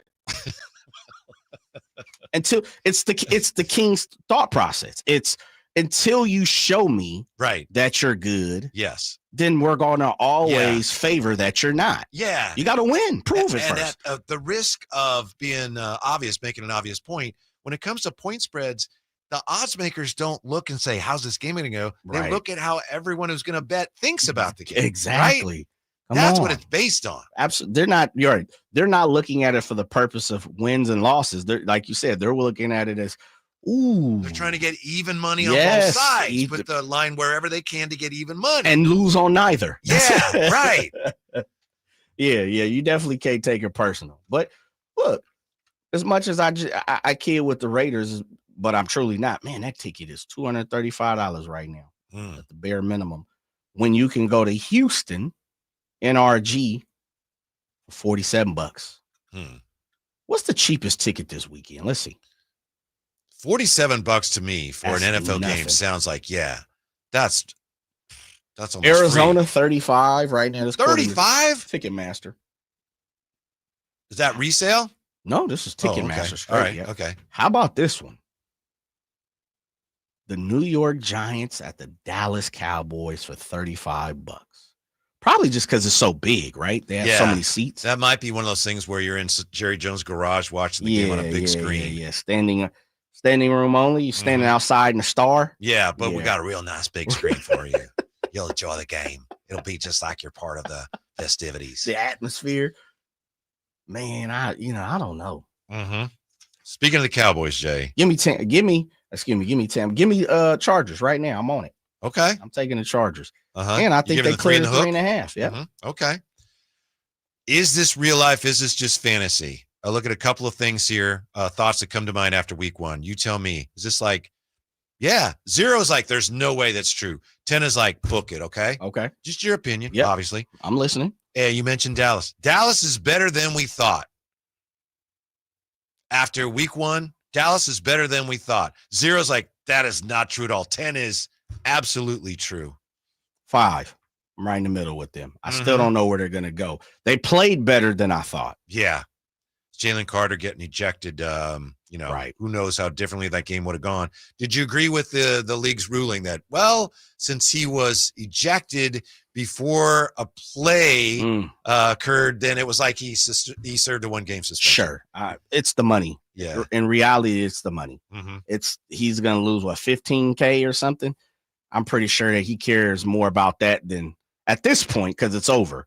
We lost. I got ejected, but we won. Yeah. I'm losing the paycheck. Yeah. Man. I'm not an Eagle fan, but I'm a football fan. And to me, it's like, fine, he's going to play. Sure. We don't need to suspend people. Let him go. Yeah. Don't want people spitting on each other any more than we No, had. right. But if he's going to play, that's great, especially a big game against the Chiefs. All right. Dallas, I think I'd give him a 6, but we'll see. Okay. Chargers are a legit NFC West contender. Is this a real life? Is this just fantasy? 0 is like, no way. 10 is yes, that is absolute truth. 6. Need to see it to believe it. Mm-hmm. Anybody in that AFC West, please step on up. Yeah. I'll give you, their roster is not the deepest, but I'll go ahead and give them 1 notch higher than you because they beat the Chiefs. So I'll give them a 7. Okay. JJ McCarthy is already very good. Man, these are some tough ones. Mm-hmm. I give you a 6. Mm-hmm. I think he's good. Who knows if he's going to be great? He's battle tested. He's athletic. Mm-hmm. He's got the moxie. I like JJ McCarthy. I can understand how someone could dislike him, but I think if we're all coming to fruition and telling the truth, we have no clue what he's going to be. Yeah. So it's either you like him or you don't. And at this point, I like him. I think he's going to be good, but you said already good, so I'll say 6. I'm going to go ahead and give him an 8, and I'm prepared to be wrong. Okay. And that's an overreaction, but it's just what I saw and what I believe. Attaboy. With the offensive. Stand on it. Yeah, because, I think their coach is going to put him in a position to win, and there is some benefit to sitting, even though he didn't play, and watching it and absorbing everything for a year, and that was very impressive with his, as you mentioned. He showed he can carry the ball. And he seems like he's a leader already, even though he looks like he's maybe 14 or 15. Right. Kyle Ledbetter. You see him as one play, well, not a play, but he's on the sidelines while the defense is on the field, and he has his hat on, and he starts jumping up and down on the sidelines, and his hat flies off, and he's looking, just like, it looks so goofy. He's like, yeah. Oh, young gun. He's like 20. What happened to my hat? This one, he was in 3 years. So what is he, 22, 23? Mm-hmm. I think he's 22. 22. Double check. Okay. But yeah, even though he's playing poorly and he goes around all the guys on the team, you saw him on the sidelines. Hey, let's go. And as I think one of the offensive linemen said, sometimes a player does that and you're like, yeah, right. especially a young player that's playing badly, it's real easy to go, who the F are you? That's Harry High School stuff. But he pulled it off. He did his thing. And if you continue to do that, then players will believe. They'll buy in. They'll trust in who you are and what you're saying. Yeah. So I'm going ahead and giving an 8 on that, which maybe he hasn't deserved yet, but I'm betting on the upside there. Meter. Yeah. Is this a real life? Is this just fantasy? Raiders have, I wouldn't go here earlier, Jay, but I'll ask you. Yeah. Raiders have a top 10 NFL offense. That's a 0. 0. No chance. Come on, man. With Genty, Bowers, Gino. Top 10? When has Gino been top 10 in anything in his life when it comes to NFL? So you don't agree with Ramsey, who said Geno's better than Brock Purdy? Ramsey said that. He did. I don't know. I'm going to talk to my boy about that. Well, Geno is better than Brock Purdy. He's a big Raider fan, Raider believer. Yeah. Well, you're supposed to. You're a Raider fan. You got to buy into your squad. Don't you have to Even the Saints are buying into their squad. Mm-hmm. So you give that a 0. I'll give that a 2. I was just going to say 2. I'm with you on the 2. I always put a little off on the Raiders, but I give it a 2. Mm-hmm. No way Geno Smith is better than Brock Purdy. Though. And final question here, and is this a real life? Is this just fantasy? 49ers, excuse me, 49ers will be in the playoffs. That's 8. That's 8. 7. I would have said 9 if it wasn't for Purdy stub toe and Jawan Jennings hurt wing and George Kittle, all of a sudden just can't run down the sideline anymore. What's the biggest reason you're that confident? Weak schedule. Yeah, weak schedule. And I'm actually the 2 or 3 questions I truly had in this season. Well, not even questions, but concerns. And then there were a few other questions. The concern was Jake Moody. He's gone. Bye. Eden Pinheiro, if nothing else, he's gonna make field goals. Yeah. Now, unless he just automatically just break down and there's something completely different than his history, then we'll talk about that then. But I think he will make field goals where Jake Moody, and we saw it in game 1, they're going around trying not to run him out there on the field. Right. That's the first thing. The second thing is the defense looks athletic. Yeah. They look fast. Fast defenses for Robert Saleh normally work well. I think Bosa, he'll never do what he did before. That's just me. But I think he's renewed a little bit. I like the way D. Winters, Marcus Siegel, that's no Malik Mustafa yet. I think Demo was playing with a lot of confidence and basically daring anybody to throw his way. They look like they have an attitude again. And if you let Robert Saleh and Fred Warner have an attitude, I think you in for a little bit of, action. Like Fred Warner this past week picked right up. He looks like the defensive player of the year again. Yep. Like he's going to be in the fight if he stays healthy. Yeah. Their defense looks like they're going to be fast. It's all about, can they learn? Now, injuries have pushed me back a little bit already, but yeah, I think Robert Saleh has even gotten better as a defensive play I think so caller, too. Yeah. And it might be because of the head coaching. Sometimes you take a little bit off your plate to see things in a different light. Get a different perspective on things. They have to stay healthy. Yes. If they don't stay healthy, this is not a playoff team because they're too thin. That's a relative term with them. They're not going to stay healthy. It's a matter of how healthy you're right. They're going to be. Hey, don't bring down my spirits, Whitey. Well, you're the one that told me that last week. You're like, they are not going to be healthy. I know, but you're not supposed to throw it back in my face, man. How brightly are Giant postseason hopes still flickering? We'll take a look at that when we come back. Drive Guys, Sacktown Sports. So my mother is thinking of switching from Verizon to Pure Talk, but she's worried the deal sounds too good to be true. Michael, she said, how can those Pure Talk people offer me the same basic service as Verizon for so much less money? I said, Mom, go ask Google how much Verizon spends on advertising and promotion. A few seconds later, my mother said, oh my goodness, $12 billion a year? That must be a typo. I'll tell you what I told my mom. It's not a typo. Verizon spends $12 billion a year on advertising and promotion, and their customers are paying for it. Well, Pure Talk doesn't spend that kind of money on commercials. Trust me, I would know. Consequently, they can offer you and my mother unlimited talk, text, and plenty of data on a blazing fast 5G network for just $25 a month. Dial pound 250 and say the words Mike Rowe, and you'll get an additional 50% off your first month. That's pound 250 Mike Rowe. Pure Talk, everything you need and nothing you don't. This is the story of the one. As a maintenance supervisor at a manufacturing facility, he knows keeping the line up and running is a top priority. That's why he chooses Grainger. Because when a drive belt gets damaged, Grainger makes it easy to find the exact specs for the replacement product he needs. And next day delivery helps ensure he'll have everything in place and running like clockwork. Call 1-800-GRAINGER, click Grainger.com, or just stop by. Grainger, for the ones who get it done. Wesley Financial Group is not a law firm, and Chuck McDowell definitely not an attorney. This is Chuck. If someone talked you into buying something really silly and you want to get out of that silly little thing, my advice, get the facts. Call me and I'll send you our timeshare exit kit absolutely free. Inside, you'll learn how timeshare works and all your options for cancellation. Call Wesley now for your free exit info kit. 800-838-6767. That's 800-838-6767. When shopping for a new car, what do you want? A great selection? A low monthly payment? More for your trade? At Northern California's best Honda dealer, Stockton Honda, you get it all. Model year end savings are going on now. Drive away in your favorite Honda. It's savings you just can't say no to. Come in today or go to StocktonHonda.com. Anytime, anywhere, it's all here. StocktonHonda.com. Based on the results of the study, recognized on June 18, 2025, USA Today's list of California's top car dealers 2025. Hey everybody, it's Kyle Draper for Bell Brothers, the no surprise guys. Right now is the perfect time to upgrade your heating and cooling system. They offer $2,500 off. Plus, if you get a new system, they'll throw in a free 50-gallon water heater. They handle all your heating, cooling, plumbing, and electrical needs. Bell Brothers, the no surprise guys. Visit nosurpriseguys.com.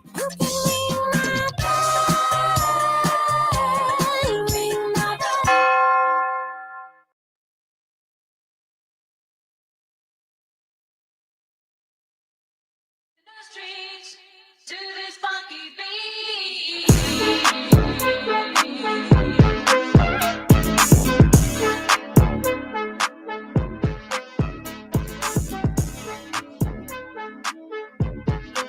Live and local, it's The Drive Guys. Watch the show on youtube.com/Sacktown Sports 1140. Or listen on the Sacktown Sports app. Hey, the Athletics prevailed today. They beat the Red Sox 5-4, so they avoided a sweep at Sutter Health Park. I don't believe Jay's been out there yet, right? And I don't believe Jay's going to end up out there. For our fellow guy is fellow drive guy, Kyle Draper, is slated to throw the first pitch next Tuesday, Wednesday, something of that nature. So I thought about maybe I was going to propose it to you. If you come out, maybe I'll go. I'll put the pressure on you. We should do the show out there. I don't know if we can. I asked about it. Oh, yeah? I did. I don't know if they're working behind closed doors. I was like, you should go over and take over the ballpark. Right. Not to give me an excuse to go out and force me to go out almost. But I thought about it. That might be the day. The season ends the 28th. So I don't have a lot of time, but I thought about it. But the more and more it's looking like, it looks like the A's will be back here next year. Yeah.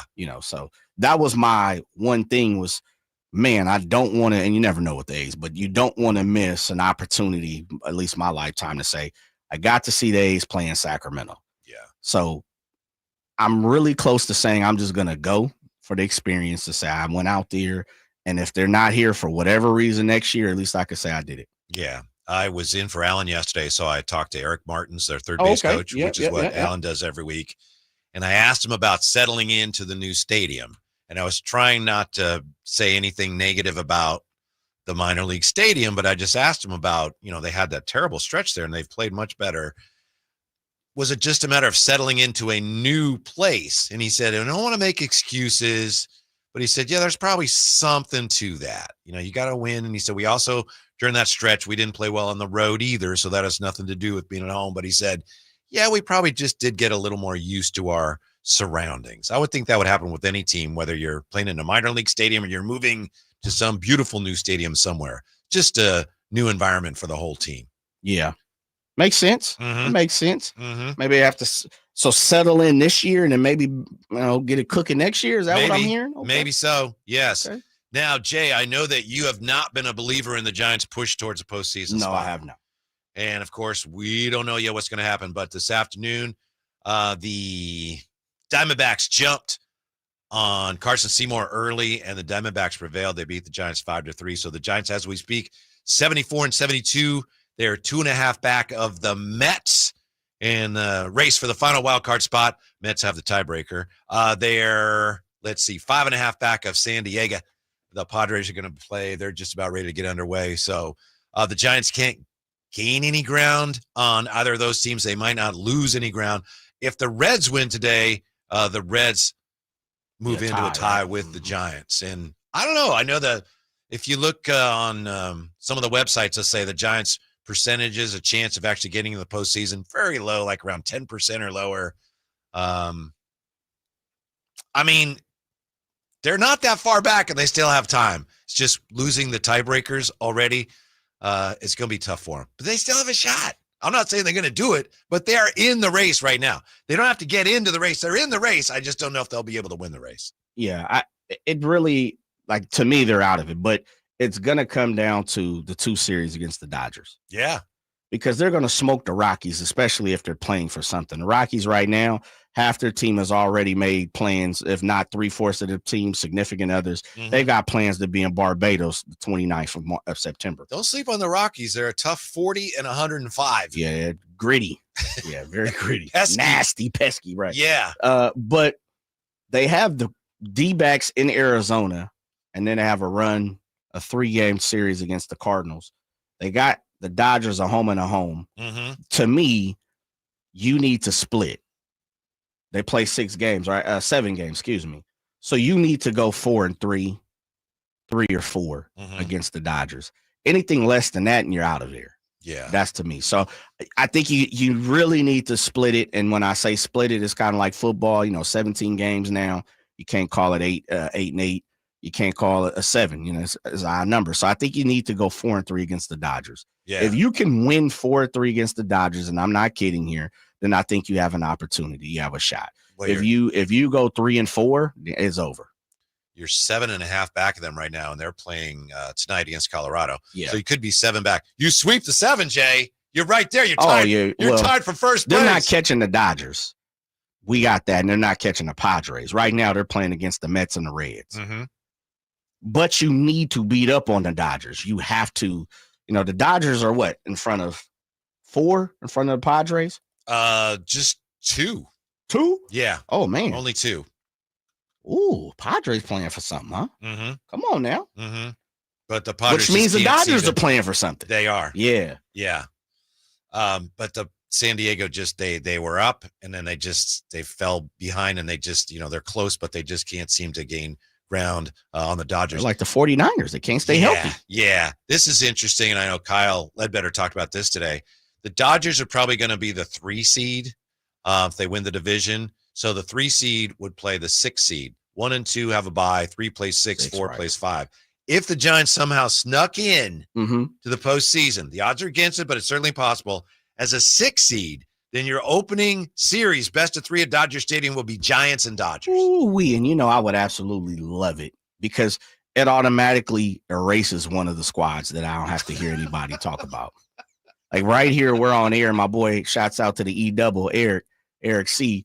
He sends me early in the show. You're talking about you're kidding with me, and I would love to see the Giants take a playoff run or make it or whatever you said to me, and then he sends me a Dodger meme.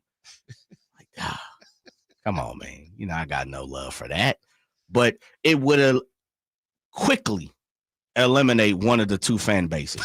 And now I could talk a little smoke Not to them. the teams, just the fan Oh, bases. man, I don't care. Nothing against the players. It's never anything against the players. It's all about the fan bases, Whitey.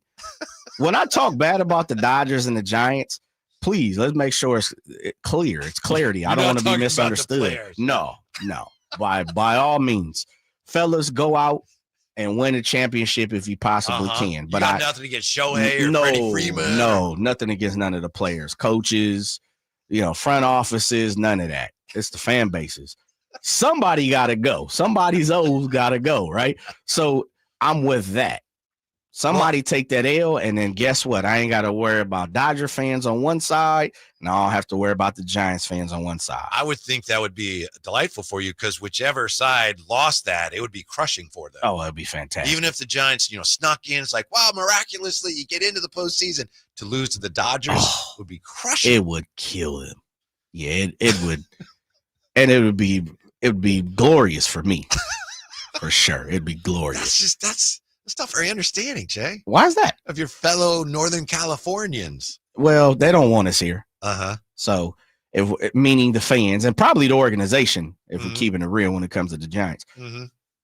So why should I be You know, why should I take their feelings into You've consideration? been very consistent on that. Oh, yeah. You know, I can't say that, gee, we're not sure how Jay feels about Oh, man. Is he on the fence about the Giants or Giants fans? Oh, I think we know where Jay stands on all Whitey, that. let me tell you something. The Dodgers and the Giants play against each other. Uh-huh. Oh, man, I'm going to be locked in like a fan.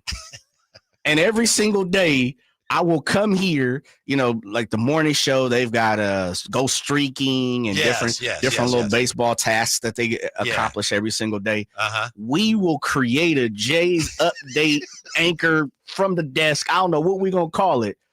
And I will give you play-by-play breakdown of how one of those teams took an L. Because I could care less about the person that won. I'm going to pinpoint the fact that somebody is taking a loss every single day. Mm-hmm. We got a ways to go, but who's going to win it all? I know last year, I believe, you had San Diego last year winning Padres, it all. Yeah, and they were in good shape till they weren't, which is kind of on brand for them. Man, I think me and Drapes talked about this yesterday. I think if I'm laying something down and I'm looking at it and I'm really breaking it down, my mind would tell me it's either the Yankees or the Phillies. The Phillies are a team I was going to mention, and primarily because of one guy. And I know that's not how baseball works, but Kyle Schwarber, you know, because I don't really root for the Phillies. When I watch them play and he's up, he terrifies me. He drops bombs. He can swing. Yeah. The only other guy I remember feeling that way about is way back when the Cobra, rest in peace, Dave Parker. Okay. I remember watching him going, he's probably going to hit a home run. I feel that way with Schwarber. I feel like I think he's going to hit a home run every time he's up. He doesn't, but he just seems to have that kind of swagger and ability. The tough part about the Phillies is their pitching. Yeah. You sold on it? Well, they lost. Ranger Suarez. They lost somebody. Was it Nola? They lost one of their top line. Yeah, I think Nola might be. Uh-huh. Yeah, you might be right because Luzardo's there, right? Mm-hmm. Walker. Who's their number one? I'm missing their ace. They got a couple of good. Christopher Sanchez. Yeah, Sanchez. Yeah. I like the Phillies a lot. I'm not making that final prediction right now because the season's not over yet. Sure. But I'm with you on the Phillies. The Yankees, I don't know, but it's about the pitching for them too, right? Rondon, and all them guys. I think we're both kind of sleeping on Milwaukee a little bit. Yeah, I got they've been great all season. There's nothing you could take away from that. They'll possibly, as I look at the standings, right? I'm sure they may be the only team. You know what's interesting this year, real fast? There might not be too many teams who hit 100 wins. Right. Because they have the most wins, if I'm not mistaken, right? They're about 90, 89. There's only 2 weeks left in the season. You know what else we haven't had this year? We have not had a no-hitter. Oh. And that's been a while since we have not had a no-hitter in a season. And we've come really close. The Dodgers lost 2 in the 9th inning, I think, in the last week, but we have not had a no-hitter yet. Yeah. I saw somebody like they lose a no-hitter and then they lost the game. Yes. Yes. You know, I reveled. They were up 3-0 with 2 outs in the 9th. They lost a no-hitter and they lost the game. Love it. That's the type of crushing losses I love to see by the Dodgers fans, for the Dodgers fans and the Giants fans. Yeah. And it almost is playing into my hand. Because I've been talking about the Giants fans and the Giants not being able to cash in on the postseason this year. And all season you've been saying, they're still in it. They're still in it. And I could consistently say, no, Whitey, don't kid yourself. And now they're getting close. Mm-hmm. And when they don't make it, it's just going to make it that much sweeter. It truly is. Because now Giants fans have hope. Mm-hmm. They truly have hope right now. You want them to have hope so it'll be crushed. Yes. Wow. All right. We'll come back and look at a big day for a Sacramento King next on Sacktown Sports. The Drive Guys. I think I have that right, Jay. Yeah, boy, I see you over there crooning. R&B album coming soon, huh? Mr. Gleason. I have too much respect for the genre. Dub G. To tarnish it with my own efforts. No. You play a part in it. Yeah. You can listen to The Drive Guys Monday through Friday from 2 p.m. to 6 p.m. on 1140 a.m., YouTube, and the Sacktown Sports app. Sacramento weather is brought to you by Fidium Fiber. I'm meteorologist Heather Waldman in the KCRA3 Weather Center. Scattered clouds once again on Thursday. Morning temperatures in the upper 50s. Afternoon highs will pop back into the lower 80s. We'll see more sun Friday and highs back in the upper 80s. Get the latest forecast on the KCRA News and the KCRA app. It's about time they Fix that pothole. Invented better windshield wipers. made an internet that just works. Fidium Fiber Internet, starting at only $30 a month. It feels like Fidium. Offer available to residential customers only. Terms and conditions apply. See Fidium.com for details. At Valley Strong Credit Union, we know that local businesses are the backbone of the Central Valley, investing in our neighborhoods, boosting the economy, making the Valley stronger. But when it comes to their finances, where can they turn? A big bank that just sees another number? That's not good enough. Valley businesses deserve Valley support for payroll, credit, cash flow, and everything in between. Valley Business is Valley Strong. Learn how our cash management services can support your business at valleystrong.com. With 25 award-winning years in Northern California, Ashton & Price is your local injury law firm. Pro attorney tip: if a firm presents as local but they're in LA, red flag. If your first consultation is not with a lawyer, big red flag. At Ashton & Price, your first consult is with a local attorney, and if serious injury prevents travel, a lawyer will come to you. Still not enough? George Washington's my uncle. At Ashton & Price, no red flags, just red, white, and blue. Remember, for the best advice, don't think twice. Call Ashton and Price. Progressive's Auto Quote Explorer lets you easily compare direct rates from different insurance companies, so you can be confident you're getting the right one, even if it's not with Progressive. Way more confident than you were when you bought that TV in the parking lot. It just happened to not come in a box or include a remote. And when you finally have Grumpy's Tacos. So use Progressive's Auto Quote Explorer and be confident you're getting insurance that's right for you. Progressive Casualty Insurance Company and affiliates. Not available in all states or situations. Prices vary based on how you buy.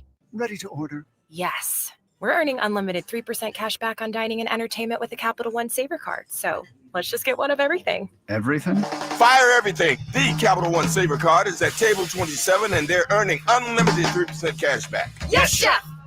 This is so nice. Had a feeling you'd want 3% cash back on dessert. Ooh, tiramisu. Earn unlimited 3% cash back on dining and entertainment with the Capital One Saver card. Capital One, what's in your wallet? Terms apply. See CapitalOne.com for details. The Sacktown Sports 49ers report is brought to you by Kia of Vacaville, located beside the Vacaville outlets. The 49ers got their season started successfully with a last-minute win in Seattle, 17-13. Jake Tonjes, the hero, making a leaping grab in the end zone for the game-winning touchdown. Niners back on the road this week in New Orleans. You can catch all the actions on Sunday right here on Sacktown Sports 1140, beginning at 9 a.m. Football season is here at Kia of Vacaville. You can score big in a new 2025 Kia Niro LX with up to 53 MPG combined at Kia of Vacaville. Perfect for road trips, tailgates, and cruising to Levi Stadium in style and comfort. But don't wait. Inventory is limited at Kia of Vacaville, and these deals won't last long. Visit KiaVacaville.com or stop by right next to the Vacaville outlets for friendly service, easy shopping, and unbeatable value. All in one stop. Kia of Vacaville, where the adventure begins. Capital Casino, conveniently located on 411th North 16th Street in downtown Sacramento.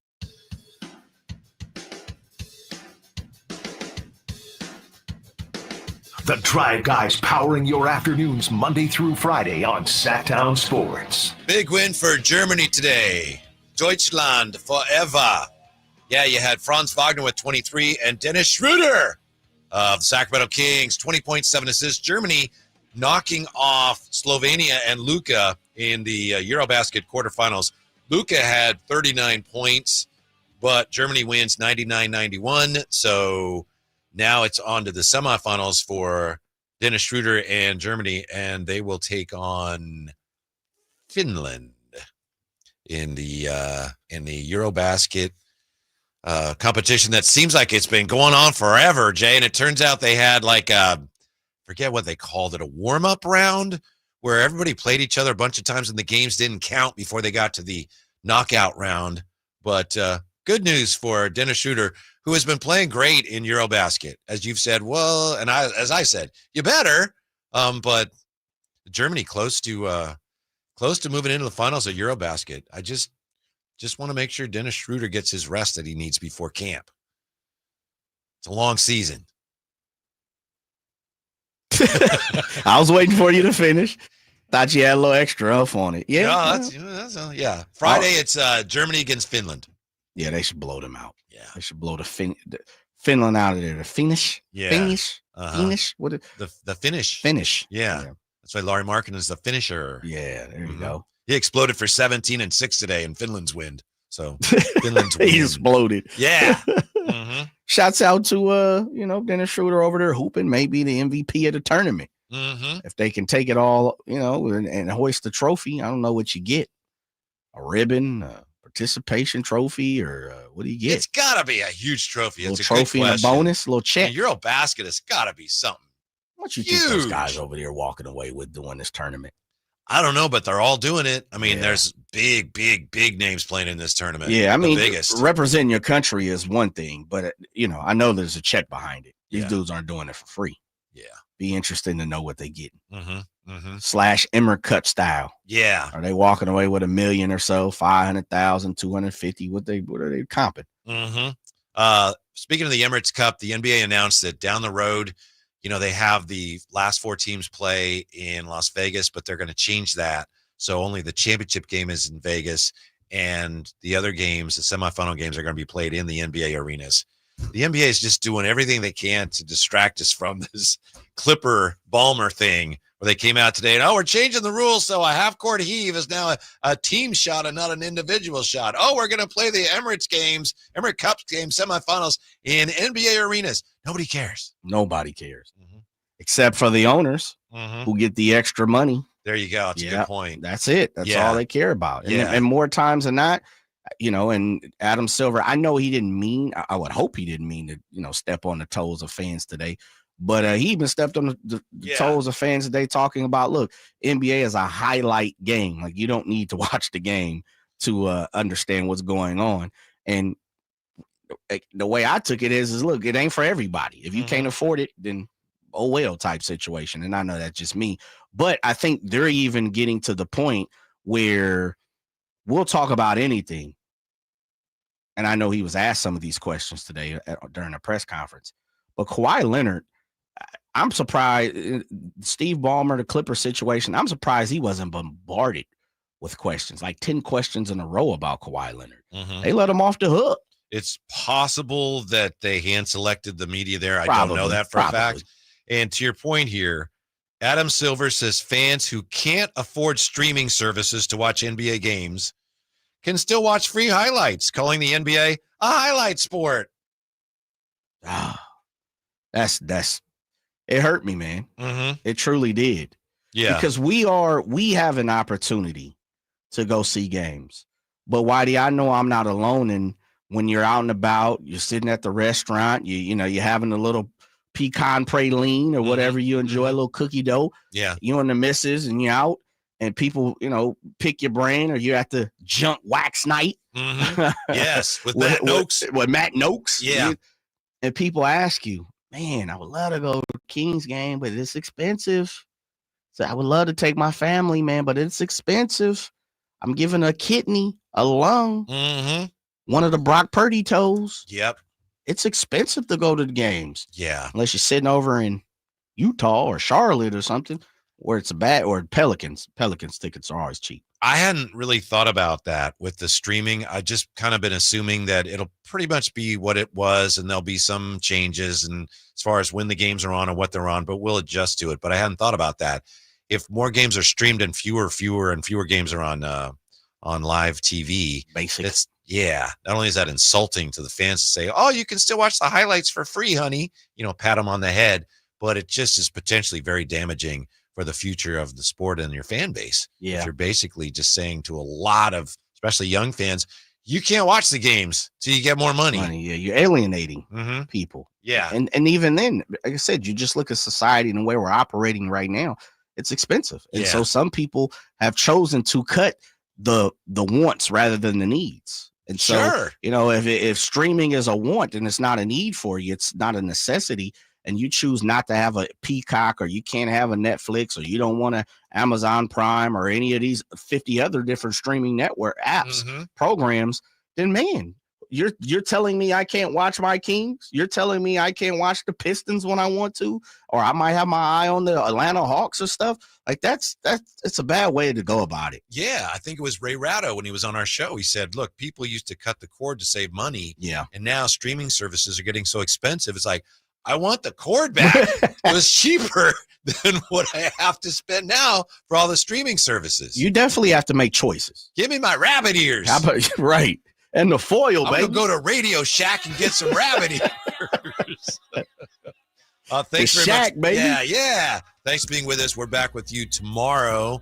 Jay and I are. Hopefully, Draves will be back soon. Stick around because we got golf to go coming up next. And tomorrow, Jay will be leading people up to that, what should be a great game, the Green Bay Packers and Washington Commanders. Well, short show tomorrow, huh? We'll see. Couple hours or two. We may, 3. do the show on the radio. Maybe we continue the show on YouTube or something. Might be a good move. Mm-hmm. So you just never know. But it's going to be a great game, and we're looking forward to it. Appreciate you being with us. Golf to go coming up. Thanks for listening to Drive Guys, Sacktown Sports. Killer countdown.